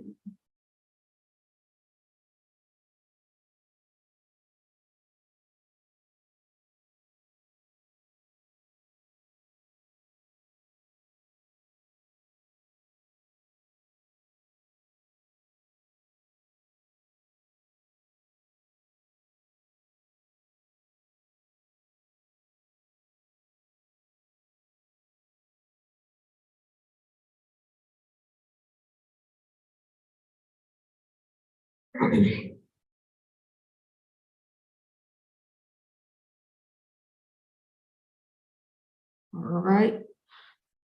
So okay, where the GameFi and our gameplay is PUBG plus MOBA, and the style is much more like the anime. And right now we actually has very high completion rate of the product, and we are doing our third testing right now on the Google Play. Okay, so here is some highlights. So the first thing I would like to introduce about the CEPG is about its the core principle value is to introduce the product and also the Web3 Web3 assets to Web2 players. So what we are thinking about how to define the Web2 players convert to free world is if the players they're holding the Web3 assets, they will have the stronger motivation to know more things and even the trade and to do the KYC stuff, the procedures in their life cycle. So the key point is how to make them to holding up the assets which has the market price and to make them to know more things about the Web3. So in order to do that, we did a couple of things. The first things, we do have the very high rate on Google Pay. And last time we are also doing the surveys, and we know that more than 90% of the people, the gamers and the players, they would like to refer our game to their friends. So that is quite surprising for us. And the second part is the tech and product driven. We actually create the native in-app wallet and also innovative tokenomics. People can onboarding the game with a very seamless way, and also they can top up as usual because we have the payment solutions to support people to top up by credit card or by the local solutions as well. And also they can get their assets, they can get the weapons, heroes, and level them up. And also then we will give them a hint and says that your asset values a lot if you want to make them on-chain, because only if they go to on-chain assets, they can go to the marketplace for trading. Yeah, so that is about the product and the technique. And also we have the very clear in the strategic growth plan. We can talk about more later on in the go-to-market strategies. And the next is the value driven. That is what I'm talking about. The core value, the core mission of the CEPG is to provide the good gameplays which can compete with the Web2 games, of course. And we give them so many, like not just the gameplays, but also the social attributes to attract more and more people join the game, and also to help them to go to Web3 world to holding the Web3 assets. And also we get very professional team. Each of them has more than like 10-year experience in gaming development and also the operation stuff. Here is our milestone. So we're not just we're not here for like state run or something. We're our product is almost complete and we're going to be officially launched in June, hopefully. And also we will get the token listing later on, maybe in July or August. So in terms of the gameplays, I think it's much better if any of you can like download them from the Google Play, because that was more clear compared with my introductions. Basically, it's MOBA plus Battle Royale, and each of the heroes, they have their own skills and they have the different features. Some of them would tank, and some of them like the archers, and some of them like the fighter. So it's very emphasized to the team up part. And here is the most important thing is how we attract people to attract them and also guide people to convert from Web 2 to Web 3. Here is players, they onboarding the game and they can pick up the free hero or guilds. And of course, they can top up and pay for the better solutions or the selections. And then they will raise the level up of the heroes. And each time of the level up, that will unlock some of the different features and different numbers of your assets. So we can see it's almost you will get very exclusive things. You will get very exclusive assets over here. And then you can choose whether or not you want to convert it to NFT and go to the marketplace for sale. Or you can convert to NFT and you will get more chance to different sectors like different matches, events, and then go to the earning circle. Okay, here is the social attributes. As you know, like MOBA has a strong social attributes. And we'll also put up more sectors over here. It's a referral system. And also you can have chat with your teammates in the battle and also create the game talent program, which in terms of the game, it's very easy for you to play, but it's really hard if you want to get some really good rankings because you need to familiar with all the skills and you know how to match with your teammates. And so if somebody, they don't play well, but they want to practice or just go with some talents, then they can select your teammates or the talents from the pool. And also in the game, we will have many of the sectors to encourage our gamers to play with their friends, no matter it's in-game or out of the game. All the invitations will get some in-game rewards rather than just tokens. Okay, so in terms of the e-sport of CEBG, last time we actually was quite surprised that many of the gaming guilds and the gaming communities, they come to us and show their strong interest about our game because they want to hold up the matches and also the tournaments in their communities to like activate their members. And also they generate many of the contents all over the internet. So in terms of the go-to-market strategy, as what we said before, we want to create the million player community. So it's not just from Web3, it's also from Web2. So in terms of the go-to-market strategy, for the Web3, we will have the collaborations with 100 to 150 communities to promote our games and to holding up the tournaments for guilds and the clans. And for the other part, like Web3, we're also holding the badge program to encourage more people to join in us for like the airdrops and the weapon and the guild rewards. So for the Web2 part, it's actually the core part of our testing, this time testing. We have already got 12,000 players to join in over this testing just in 2 days. And we also have the cooperation partnership with TikTok. We were going to launch some of the campaigns about KOL to make the CEBG more influential in Southeast of Asia.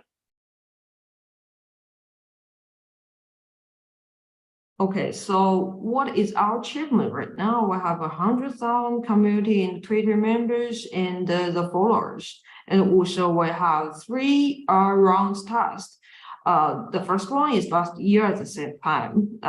It's around May. 1,500 people to join in. And last year, at the end of last year, we had the second round. I think more than 6,000 players from Web3 joining the game. And right now we're doing the last round of the task. We have already got like 12,000 gamers to join in. And so we are going to launch our official version maybe in June. Also, for the Web3 players, we have already got like 10,000 NFT and SBT holders. We launched some SBT program because we don't want each of the people they just trade the NFT in the market, but we do want to encourage them and reward them. So we launched the SBT program recently. Hopefully we hope that we can achieve like 1 million DAU in 1 year and 3 million on-chain transactions per month in a year, and also 4 million CC holders, which is our assets and also SBTs. And the total number of the players is 30 million. Here is I just want to mention about our fishing strategies. So for right now, each of the players joining CAPG, they can bring 3 gamers more to our product. This is our testing result. So we're going to expand this strategy later on in our official version.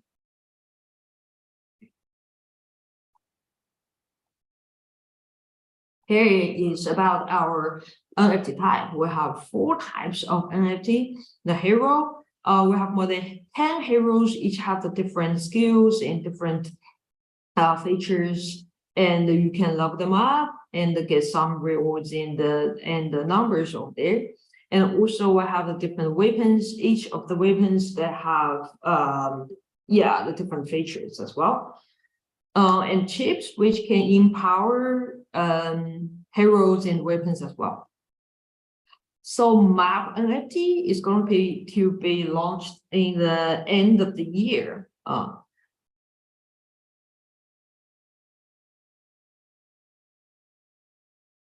Okay, so here is about our economic system. It's quite different from the traditional Web3 GameFi. We actually launched the CEG as a utility token, but at the same time, it's a stable coin. The only way you can mint the utility token is to top up. That is the reasons why we say Web2 players don't have, it's very normal for them. When they top up the CEG, they can get the upgrade of their weapons or the heroes, and at the same time they can exchange it to gold, because gold is another token to some situations, scenarios in the game. And how could people earn from the game? There is no matter how long time you spend in the game or how much of the money you spend in the game. If you just join in the normal PvP rather than the tournament or the matches, then you can only get the gold. And then gold, you can exchange it to the AG and then you can get the cash from it. So our CC is our governance token. The governance token is a key part to encourage our communities and also the promotion of the products, and also to reward the good skills or the tournaments or the guilds. Any of them, they get the good performance in game. The NFT part, actually, we are very friendly, not just for Web2, but also for Web3, because if you are holding the NFT and also level them up, then you can get the good credits and also the governance token from the game. So some of the campaigns or some of the sectors is only for NFT holders. So Web2 players, if they don't want to convert it into NFT, they cannot join in these sectors as well. So actually, this is our last round, and here is our roadmap. We hopefully to launch a game in June and July, and we're doing the token listing in August, hopefully. And right now, we are very welcome for any of the corporations or any of the investment to come to us. Okay. Let me know if you have any questions later on. Yeah, so you can put your contact here, and also like, yeah, we have our last project, which is on-chain music. Hello, everyone. Let me bring up my screen real quick. Yeah, sorry for the delay. No problem. No worries. Well, glad to be the last one here. Y'all can go home after this. So let me get this set up real quick. Okay, hello everyone. My name is Matt Waters. I'm one of the co-founders of Unchained Music, and we are building a platform to power independent music. The problem that we deal with in the music industry right now is that the music industry creates a bunch of unnecessary barriers for musicians across the world. It's hard to bring your music onto platforms to see where it's going to be heard. It's hard to get enough of the musical chops to mix and master your own music. And it's hard to do promotion without paying an arm and a leg. So all these things are time consuming and super expensive. In addition, middlemen in the system are eating anywhere from 60 to 70% of all the value generated by artists. If you're smaller, it can be even more than that. And payout solutions, especially in emerging music markets, are lacking. We have an issue right now where the fastest growing music markets are in South America and Sub-Saharan Africa at 36% and 28% last year.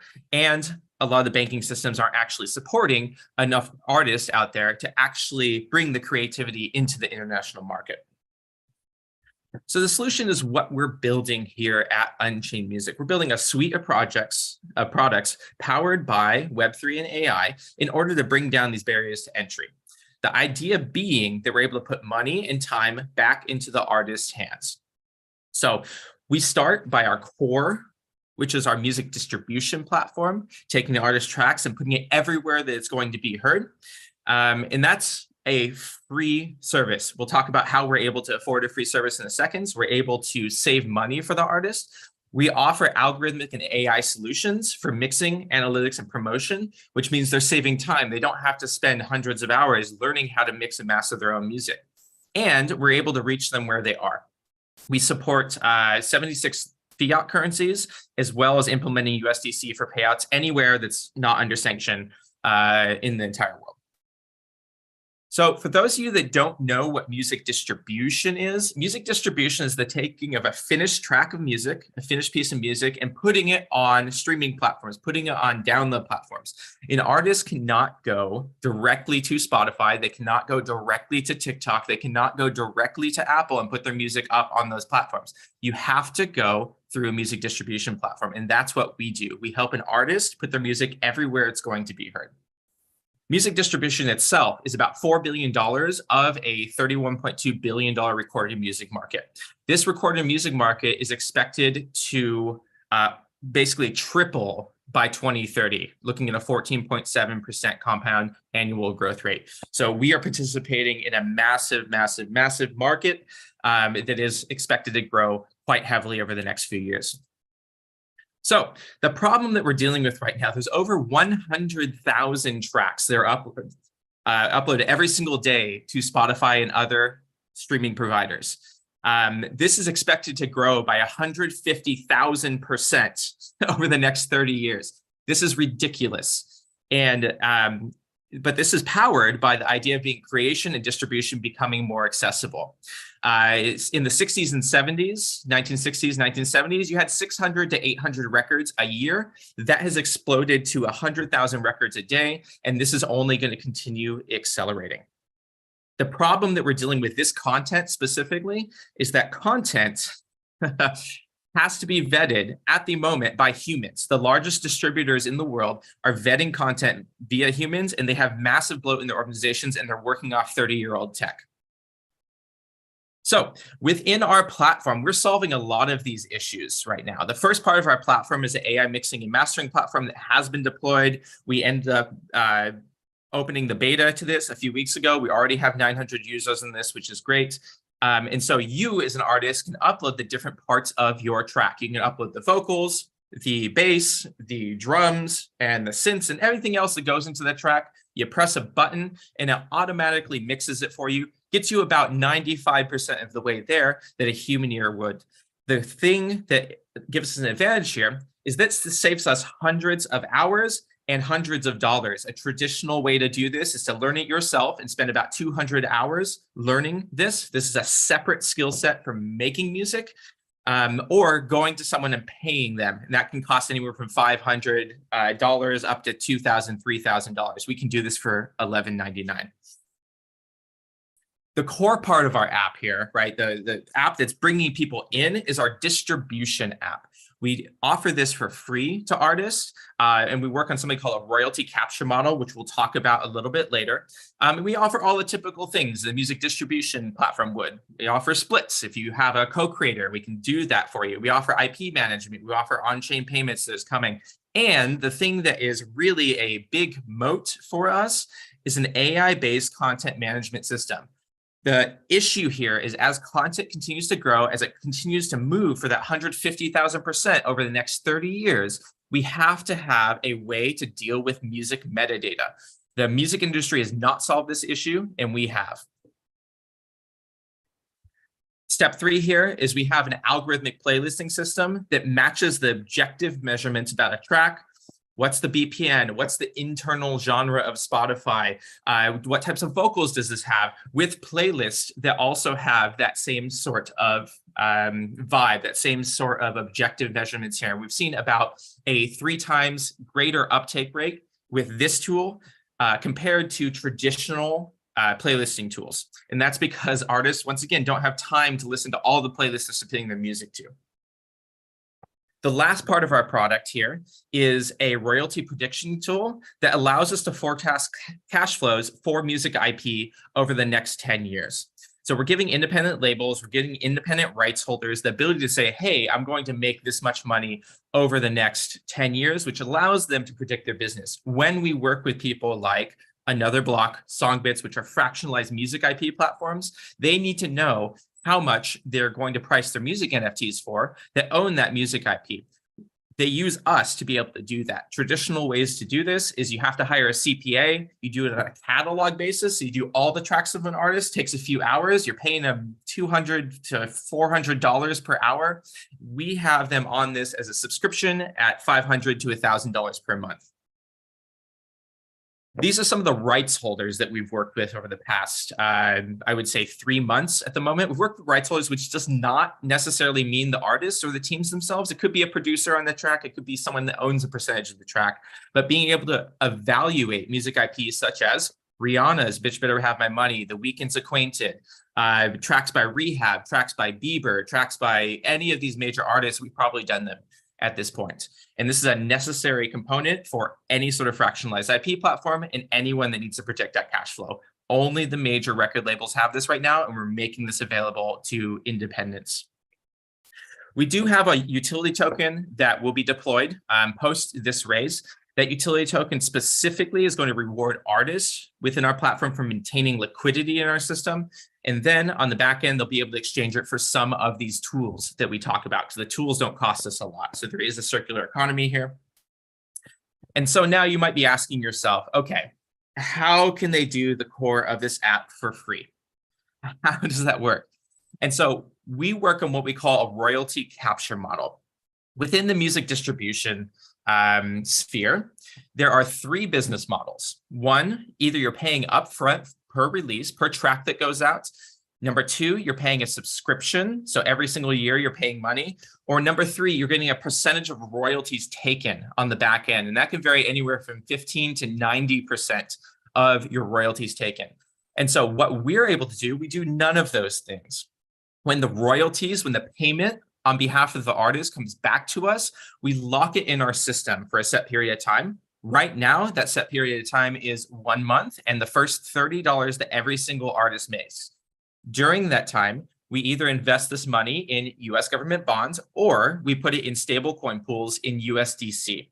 During this time, we gain money on the float, we gain money on the interest that comes here, we keep that, and then after that lock period, the artist keeps 100% of the principal. That allows the artist to keep 100% of the money and pay in time, not in money. So when we're working with artists in emerging markets, they can come and they can be put on the same field as everyone else in the world. The next step of this is we actually can help some of these artists and some of these music labels discover talent through the royalty tool, because we have first-party data about per stream rates, right? How much an artist is paying per streaming platform, per country across the world, how much they're going to make over the next 10 years, and then being able to analyze social chatter around that to say, is this artist actually breaking right now? So we work with label partners to identify talent, and we're able to make money that way by taking a percentage of those deals. Our go-to-market at the moment has been absolutely smashing it. We're using our label services, our artist advances right now. We've closed a few artist advances at the moment to attract established artists and labels. That has been super successful. We have multiple large labels that are coming on at the moment that are in diligence. And we're accelerating our user growth through advertising once we raise this round. Right now, our user growth is completely organic, which has been great. Our PR campaigns have been doing really well. We've been in NASDAQ, Yahoo Finance, CoinDesk, things like that. But the next step for us is to attract the billboards, the Rolling Stones. So hopefully by the end of this year, we'll be able to be there. To deploy a white label solution. So anyone that is doing music distribution, which is everyone in the entire music industry, can use our system within their brand environment. And then focusing on label catalog acquisition. So starting in a position where we're working with catalogs where they can bring in productive assets to us. These are just some of the artists that we worked with. Collectively, we have artists that have billions of streams that are coming through right now. And people are quite excited about what we're doing. Our inboxes are blowing up right now. And it's just day after day after day of people on our team answering them, getting them on our platform. Things are just happening one thing after another. Our traction has been fantastic at the moment. As of last week, we have 11,000 artists and labels on the platform. We have 3,000 more on the wait list waiting for supported payouts. We have deployed our AM mixing and mastering platform about a few weeks ago, and we already have 900 users on that. We have larger artist catalogs secured, like I was saying, in the billions of streams collectively, and we're able to transfer those without any issues on the music platforms. We have revenue coming through. We have multiple paying business customers on the royalty tool, and we're working with other major IP platforms that are in the sales pipeline right now. They're actively demoing what we're doing, and we're sustainable at the moment. We only have a super low burn rate of $3,500 a month. So we're kind of building right now. We're hoping to bring the rest of the team on salary within the next 12 months, and that should be achievable within our revenue goals. Our releases have started to smash it. We had a mass influx of users in March because we did open up the platform. Everything in April is completely organic, right? So if we're able to achieve this organically, what happens when we're able to turn on ads? What happens when we have the money to turn up the volume, right? This is going to explode. The royalties similarly have actually continued to grow super heavily. But what you don't see here is you don't see the users that came on at that big spike in February and March, because in the music industry, it takes 3 to 4 months for these royalties to be reflected. So another 2 months, you see this stopping in February here on the bottom. Another 2 months, we're going to see probably a 6 to 9 times increase in the royalties that we're collecting right now. And so these are really great metrics for what we're doing at the moment.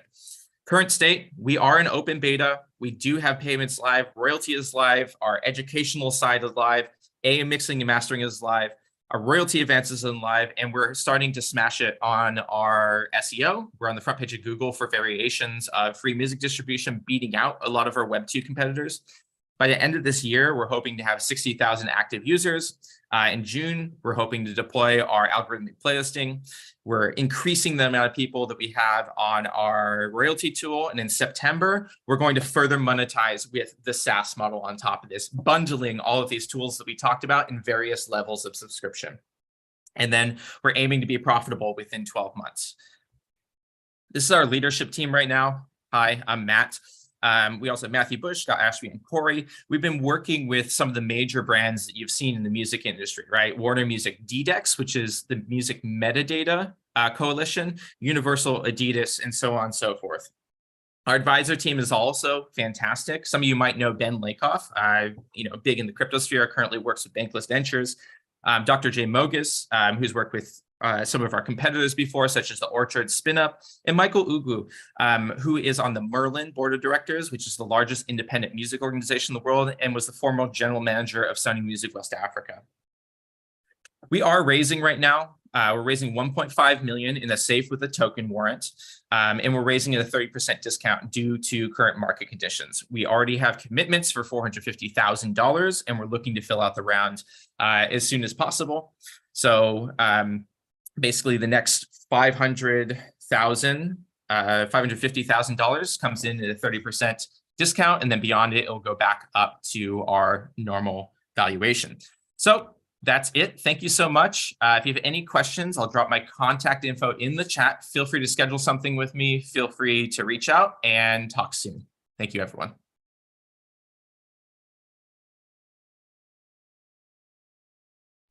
Yeah, so any investors who have any questions?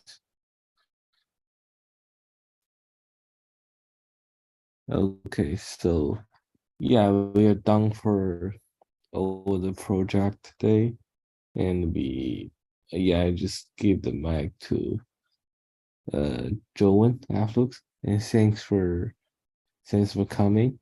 Yeah, thanks And everybody for coming, and I hope you guys have a good luck for your future, and thanks for choosing Afflux platform. Have a good night, everyone. Thanks for popping in.